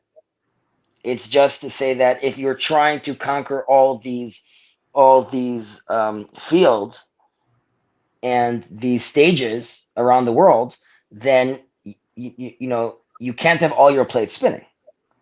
So yeah, you're going. yeah, no, 100%. I mean, this is so personal. Oh gosh, I hope this is not one of those things I regret saying, but No one is watching. nobody's watching. Something that when people meet me, that I've found in the last couple of years, after they get to know me for a couple of weeks or whatever, one thing I'll hear them exclaim, literally, they'll go, "You're so powerful." And like that kind of baffled me to begin with, because I don't have positions of power, so to speak, right? I'm not attached to any institutions or anything of that sort.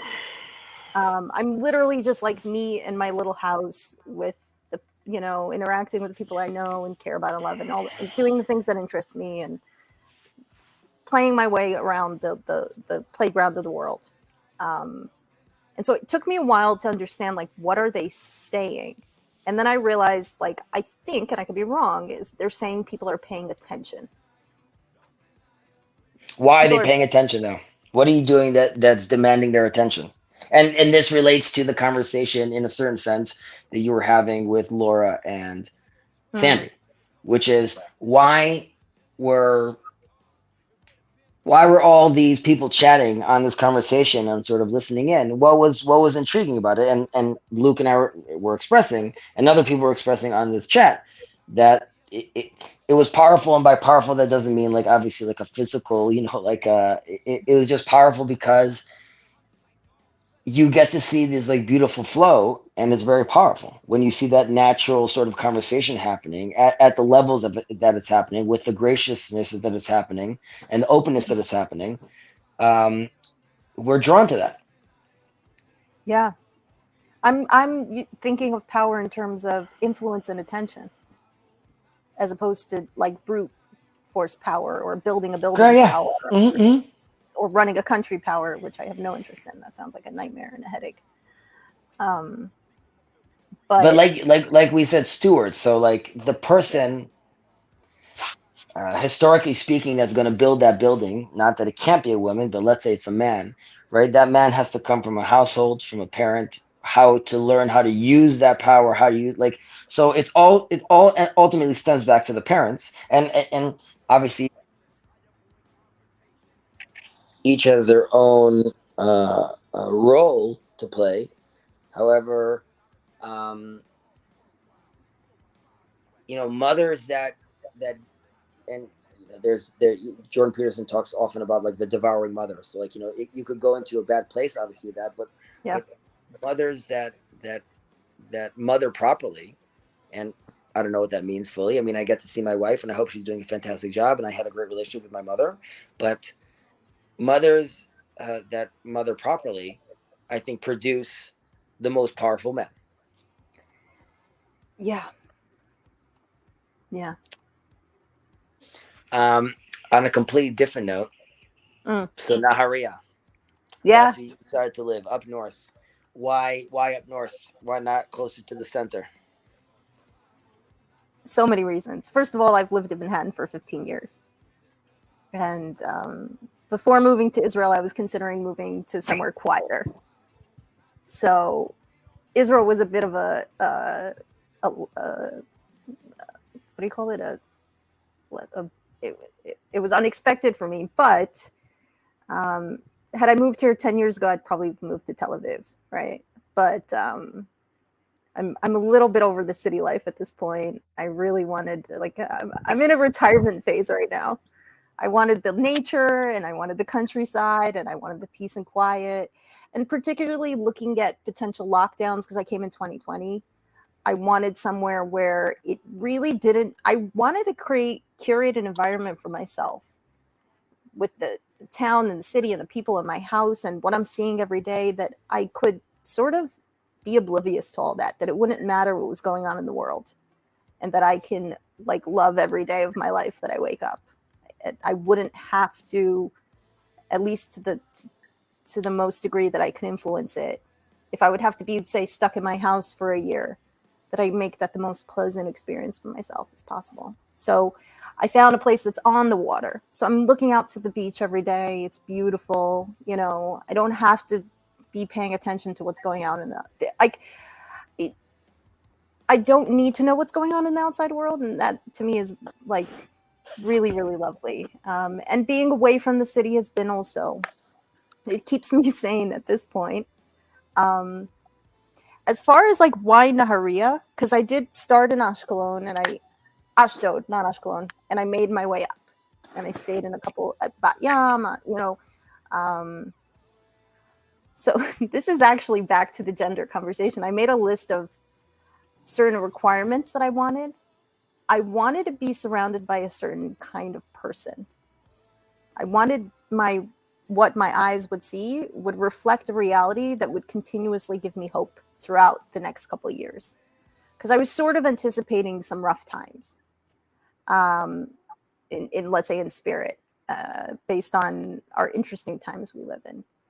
And in particular, I wanted a place where people had healthy relationships with each other and healthy relationships with technology. And so, and that their spirits were sort of lifted. So I would pay attention. Like when I went to Haifa, I noticed 9 out of 10 people were looking at the ground when they were walking. Whereas here in Nahariya, I didn't see that. People were looking up, or they were looking at each other. And people up here weren't really looking at their phones. Even the teenagers here weren't really looking at their phones. They were talking to each other. They were skateboarding.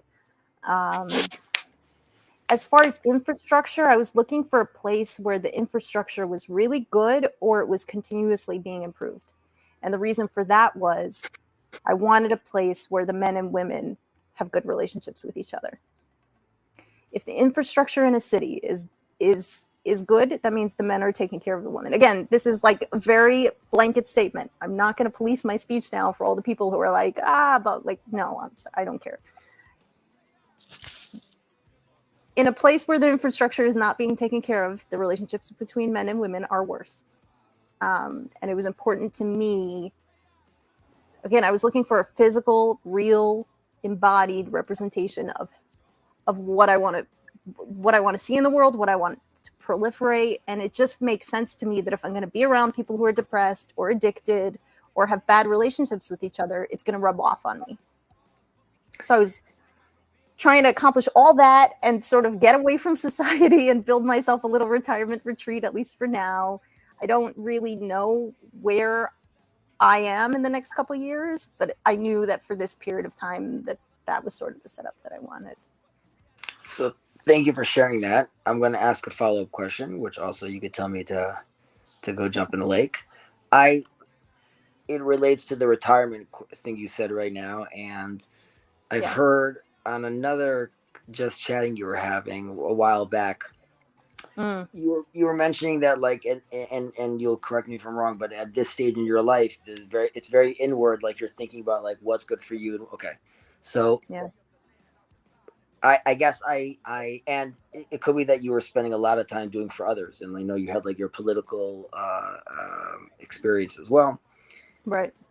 So you're telling me that you're moving to Nahariya. And you moved to Nahariya, and you're looking at this little Sims town that is representing sort of how you want to see, a town manifest, right? So people are the milkman saying hello, Okay, so you're in this place, but you're using the terminology like retired, and Mm. like I guess my question is like, what?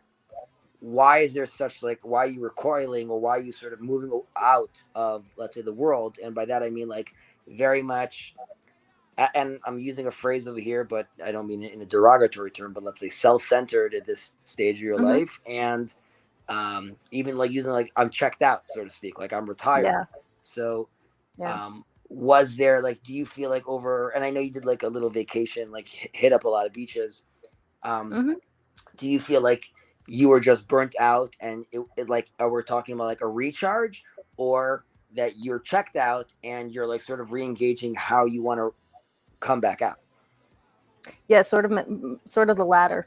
Yeah. Um,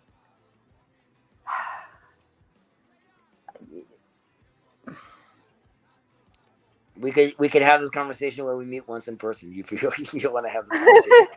no, I think we're okay for now. But yeah, it's been a busy life for me, let's say. Not just the past couple of years. Like I felt actually quite prepared in 2020. I was like, oh, okay, I got this. To me, it actually felt less challenging than some of the previous experiences that I've navigated in life prior to this, and I maintain that still, although it has certainly been challenging. So I am sort of exhausted and tired and burnt out, physically, mentally, spiritually. And I definitely, when I was in Manhattan, like there's so much to love about that. I have so many good memories about that, but it wasn't an environment that was aligned with my spirit. It wasn't aligned with my values. And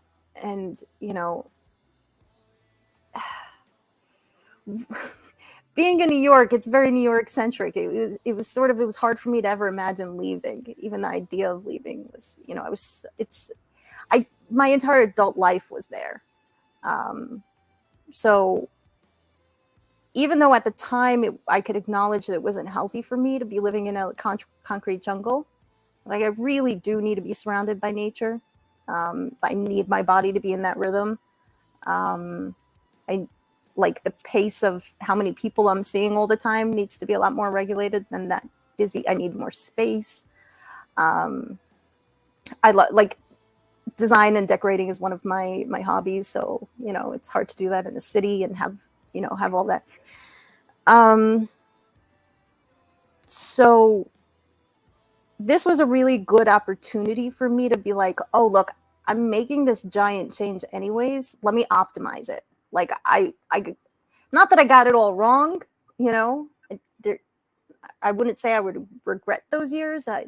But if I'm gonna redesign this, like let me customize it. Let me really customize it because I can.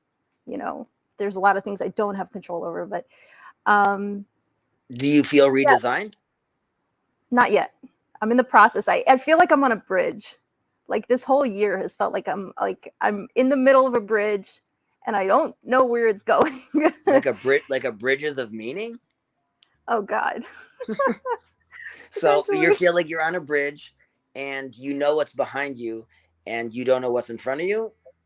Yeah, I don't know what the version of Nechama is a year from now or 2 years from now, but I know it's not this entirely. It's an amalgamation, perhaps, of.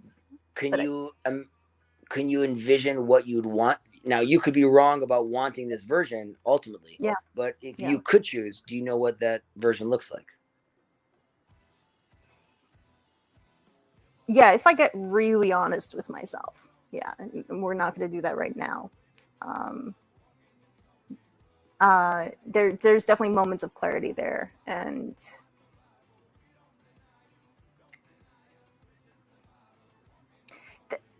so two things. One, there's definitely still a tension that I feel. You alluded to this, which is I've sort of pulled myself out of society, and now any engagement I have is very voluntary. And so, like, that's not super duper healthy in the sense that I don't have to interact with the society, and that's not good. Like, you're not retired. I'm not retired. I don't have to have responsibilities to people. That's not good. So there's, right, I've like bounced really far back and pulled away because I sort of feel like I need it. But,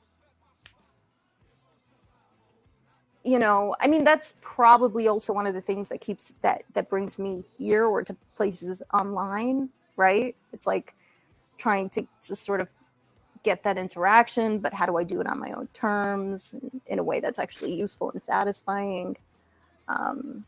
And then at the same time, trying to mediate the person that I was and am and want to be, you know? And like my view of relationships and relating with others. So you and I don't really know each other that well. So we don't have too much of a relationship. But my conception of relating to others is sort of this constant negotiation of self with self. Who am I? Who am I telling you that I am? Who am I telling myself that I am?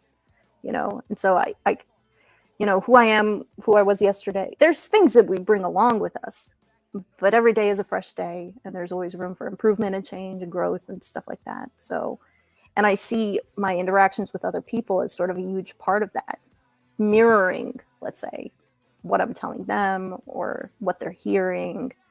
And so in some way, the corner is doing me a service in that way,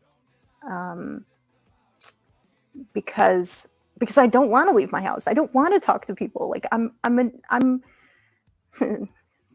Grim mentioned this the other day. I'm annoyed. I'm very annoyed with people right now. I'm very annoyed with society. Like I'm When over you it. say right now, is that like a 3-year period or now?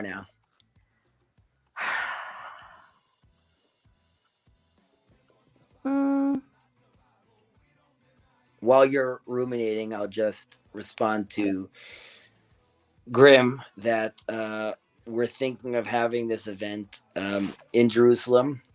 I would say like that would be the main event, as in like where Paul, hopefully Jonathan Peugeot, and like Zevi from Seekers of Unity could have a conversation. That's like where the lecture sort of quote unquote would be, which potentially was also going to involve a Shabbat Shabbat festivities.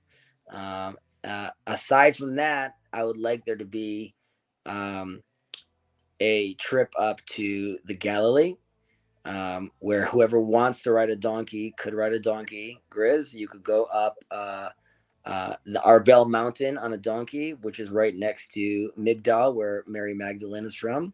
And there's a few churches across the way. Maybe you could get baptized. I don't know if you could get crucified, Grim. He wants to do that in Sacramento with PBK. Right. So so I would go there, potentially to Masada. Maybe that would also be a move. And I also envisioned having some sort of meditative psalm reading in the desert where like King David was hiding and running around. So I think that would be like very, again, you know, sort of living the Bible in a certain extent. So that's sort of what I was thinking, but I'm sorry if that was like a distraction. Back to our conversation. No, that's lovely. I would also recommend some joints in the desert. I think maybe other stuff that might be nice. For those who do you feel like while you've been here though you've managed to, like, we've established right now that you're in this your voice has gotten a bit muffled the last minute. Sorry, is this better? Oh, much better. I think you were blocking it with your finger. Yeah. We've established that you're in retired mode right now, annoyed mode. Yeah. But aside from the virtual world right now, yeah. Do you feel like this retired mode is allowing you to do any, let's say, are you still in soul searching or self-development mode, or are you still, is it too soon to be that and we're still at like retired annoyed mode?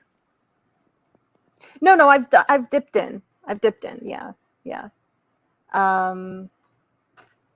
So there's a few aspects to this. One, I have Crohn's and I have like an autoimmune challenged body. And so Sorry to hear that. Yeah, so that's what that does. That makes me experience time in a particular way. It makes me appreciate time that I don't have pain. That's like, you know, it makes me appreciate think really deeply about who I'm spending time with, because there is an energetic cost. So I'm not spending time with people flippantly, and really appreciating the relationships in my life and what they give me. It sort of forces some self-introspection. I think the pain does that. I think there's something about the pain that gets meditative at some point. If I have a couple, I frequently will have 2, 3, 4 days, 7 days where I'm just in excruciating pain. It's just around the clock. I can't sleep. It's painful. Bowel obstructions are sort of like childbirth. It's really unpleasant. I wouldn't recommend them. So what I find happens after that is just this clarity where like what doesn't matter just stops mattering, and what does matter matters. It just becomes super clear what I care about, what's important to me, who I care about, and all of those things. So the week before that, maybe I could be frivolous and my head is up in the clouds. But as soon as that happens, I'm just super sober, and I'm like, oh, okay, this is what really matters. This is what I really care about. And so it's that I think is actually very useful. Insofar as like I wouldn't recommend, the pain and the illness, but if you're going to have it, the byproduct of that being meditation, sure, and clarity.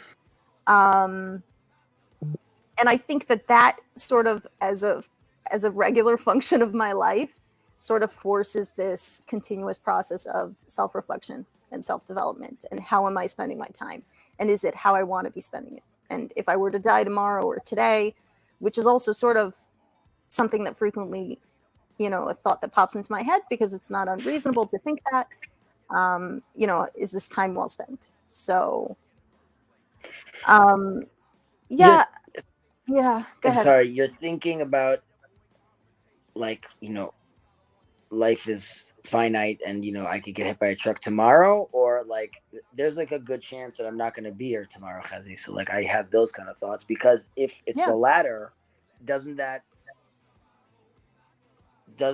then sort of dictate or heavily influence your then future relationships, as in spouse, mother, if that's not you're interested, of course.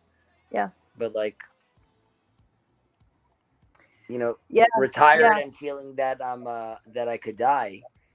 That doesn't sound too. Well, that sounds really morose when you put it like that. Yeah. Yeah. I've had some criticism.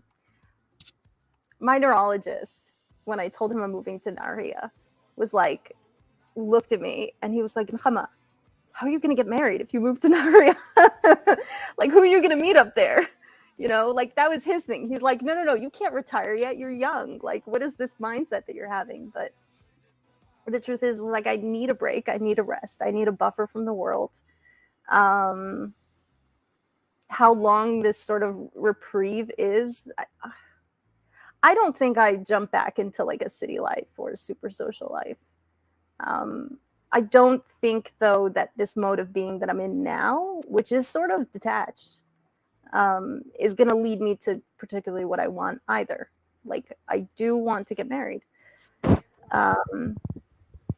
Kids is a whole other story. I'm not particularly fond of that idea, although I'd consider it under certain circumstances. It's the idea of marriage as well is sort of confusing to me, because I frankly don't know who I would marry. Look, I come from a frum family. I'm very attached to my family. Like, I'm very close with my family. They're important to me. We're also very clear, and like there's no confusion as far as like observance and not observance. Like, we're really sort of clear on those boundaries and all of that. We as the family, or we as you? We as the family, So I'll go there for Shabbos and I'll enjoy Shabbos. I'm not going to pull my phone out, like, God forbid, My parents aren't trying to make me frum, and, there was a time that was the case, but we have a very good understanding now, sort of where everybody's at and what those boundaries are. Like, You know, my mom used to cry when she saw me wearing jeans, right? There was a time that that would happen. And that was painful for her, and that was painful for me. She called me one day and apologized because one of our neighbors who was around the same age as I, had died of an overdose, a drug overdose. And, you know, she said, look, prioritize what matters to her.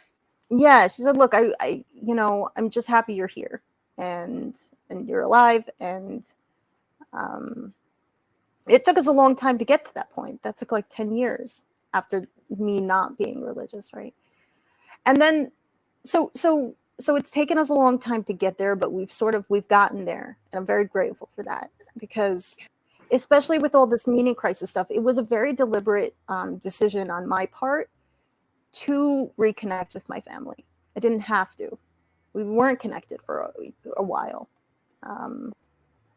But I saw what happened to people who broke those ties and tried to live a satisfying life.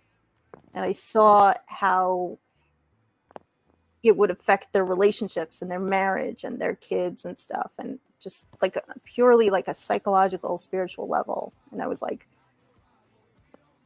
look, it was a difficult process to mend those bonds and to come to understandings.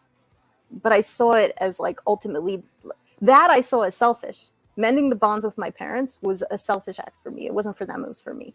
It was so that I could have a satisfying life in the future, even beyond when they're not here.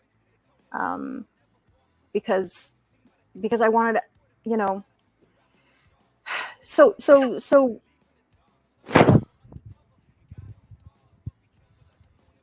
I'm deeply spiritual, and I don't necessarily use that in the sense that other people do. I think I've said this on stream at some point before. I think everybody's spiritual because I think everybody has spirit in them. That's my view of the world. This is, oh boy, the look on your face, Khezi. Wait, I can't hear you anymore. I'm sorry. What I was gonna say is that was just me rubbing my head. It had nothing to do with what you said. But how much of your family represented religion or spirituality to you, and post quote unquote your disconnect and reconnect, how do you see, like, has that relationship spiritually also changed, or let's say religiously / spiritually changed? I understand that you're not practicing, or you're practicing in your own way, but like was the stepping out of that due to how you understood religion in the framing of how you grew up, and since then have built yourself a different framing? Yeah, so the framing that I had when I was in my preteens and teens was really detrimental to me.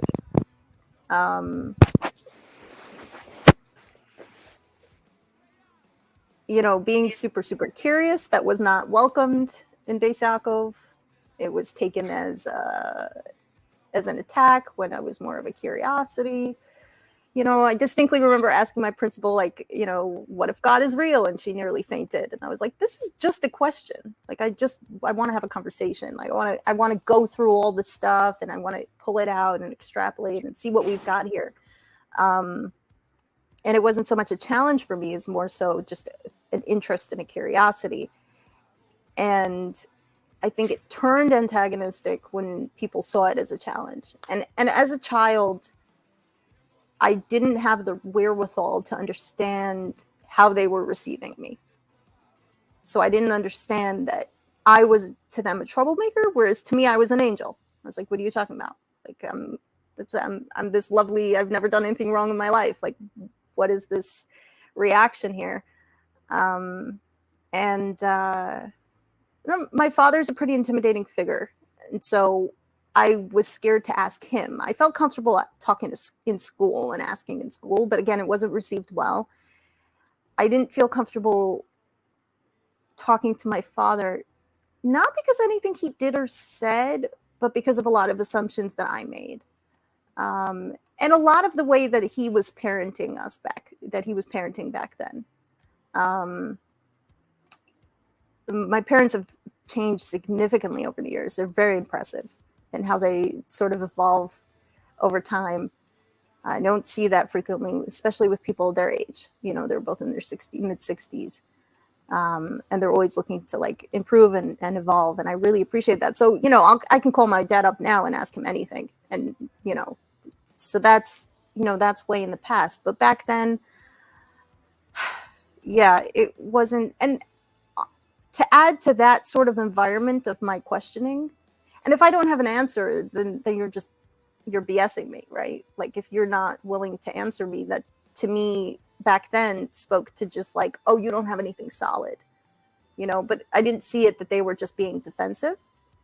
And to add on top of that, there was a lot of really unhealthy behavior amongst people I was interacting with, my peers in school, my teachers, the neighborhood, like a lot of really unhealthy dysfunction. So among the girls, anorexia, cutting, you know, these sorts of things. And the responses and sort of denial from the community, the inability to look at that and deal with it, you know. So teachers telling us one thing, this is for your good, da da da, but then on the same hand, you know, when there's like a real health concern, really not being helpful, really being antagonistic, you know. And again, from a child's mind, not understanding that like adults are people and they simply just don't know what to do. You know, like I have a lot more context now, you know, being an adult myself now, like, oh, okay, they really didn't know what to do. None of this was malicious, really, for the most part. It's just how it all interacted with me and with my brain. I just saw people who were villainizing me for things that I thought were good and innocent, and who were villainizing my friends and, you know, like not being helpful in the way when people really needed help. And so, and then going into the teen years, my friends started doing drugs and getting, you know, and there was this really terrible aspect as well where so I was stuck in this rock and hard place where I was like, this is not working for me, but I see what happens when people leave. Like the people that I know who left ended up in prostitution, drugs, or dead. And I didn't, and totally separated from their family and or also homeless. So that to me didn't seem like a good idea. Like those, but I wasn't getting any of my needs met where I was.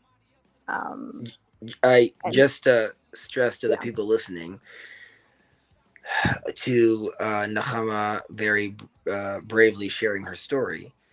People need to realize that the cutting and anorexia and prostitution, none of these have to do with your involvement or your friends' involvement with social media or smartphones or anything like that. So this is not due to predates all that. Correct. Yeah. Which is more disturbing in a certain sense, because you could say like, oh, it's due to this. This is due to the fact that some of these institutions, well, I don't believe for a second that they have malicious intent, teach in a very dogmatic and fundamentalist way. And not to say that what they teach can't be interpreted in other ways. However, it is very hard for the students in this kind of environment to balance their religious studies and existence alongside the secular world or quote unquote reality outside. And like you mentioned, once there are questions or cracks, they do not get perceived as, like you mentioned, something curious. Rather, they get attacked, and one could get shunned, ostracized, and that is obviously a death, in a certain way, a death sentence to a lot of these, or at least figuratively speaking or emotionally speaking, to a lot of these students, which leads to such horrific and extreme responses. Some of them are just because they're lost. Some of them are cries for attention. Either way, I just wanted to stress that out, that that's not due to, you know, the rise in like people cutting themselves. Now, obviously, you predate that. Not that you look old, of course. I just mean that that I just Yeah. wanted to stress that out. I point that out. Yeah. Sorry. Yeah, no, that's a very good point to make. Yeah, this is all pre cell phones, right? I think when I was in high school, flip phones were starting to, but nobody really had them. Um, yeah, yeah. It was my teens were a very traumatic time, and then my early 20s were difficult because I was on my own. Like I left when I was 16 and moved to the city and started doing my own thing, and so like, you know, and then like the stress of all of that, the responsibility of you know, the food and the money and all of this stuff. Got to grow up quick. Gotta grow up quick. I don't know what I'm doing. Like I started working. I worked from like 16 to mid 20s, and I remember one day when I was in my 20s doing like a thought exercise. I was like, if I had $1 million, what would I do? Like trying to figure out what do I really want, because I'm on the grind, right? So what do I actually want? And like the first thought that popped into my head was I'd go to college. That was always like a luxury thought for me, like, you know, because I love learning. That's the curiosity, right? So I did that. I did that for a while, and that's when I countered all the SJW stuff. And I was like, "Oh, I feel like I've been gypped. I wanted to learn. What is this?" But I had a mixed experience. In community college, I had a really, really solid education, and then when I went to NYU, things got really janky and useless. So that's quite ironic, actually. You'd think it was the other way around, but you know. Yeah. My sister-in-law went to NYU Gallatin, Oh, and yeah. she was telling me about like, you know, I have friends that like are concentrating in like folklore and dance. I'm like, I don't know, like I don't know what these. The Gallatin students were always really interesting to talk to. Yeah, yeah, they're always That's doing very some charitable. Yes, they're very interesting to talk creative to. and wacky. Yeah. Nahama, thank you so much for sharing. I know that wasn't easy. I appreciate it. I'm going to actually do a little reading now, but I appreciate you sharing your screen with me, and Yeah. I'll catch you on the flip. Take care. Good to see you. Shabbat shalom. And to you. Shabbat shalom. Okay, I think I'm going to end broadcast now, and thank you for everyone for being here. Let me just check the comments real quick, see what I've missed. I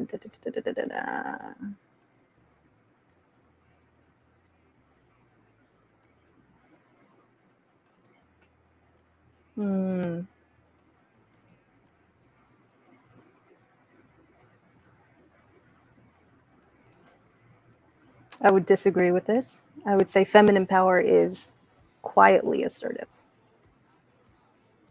But yes, I think we can be quite assertive, just maybe not loudly.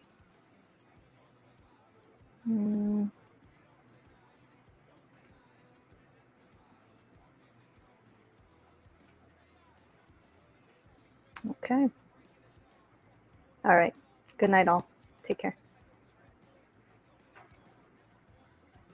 I don't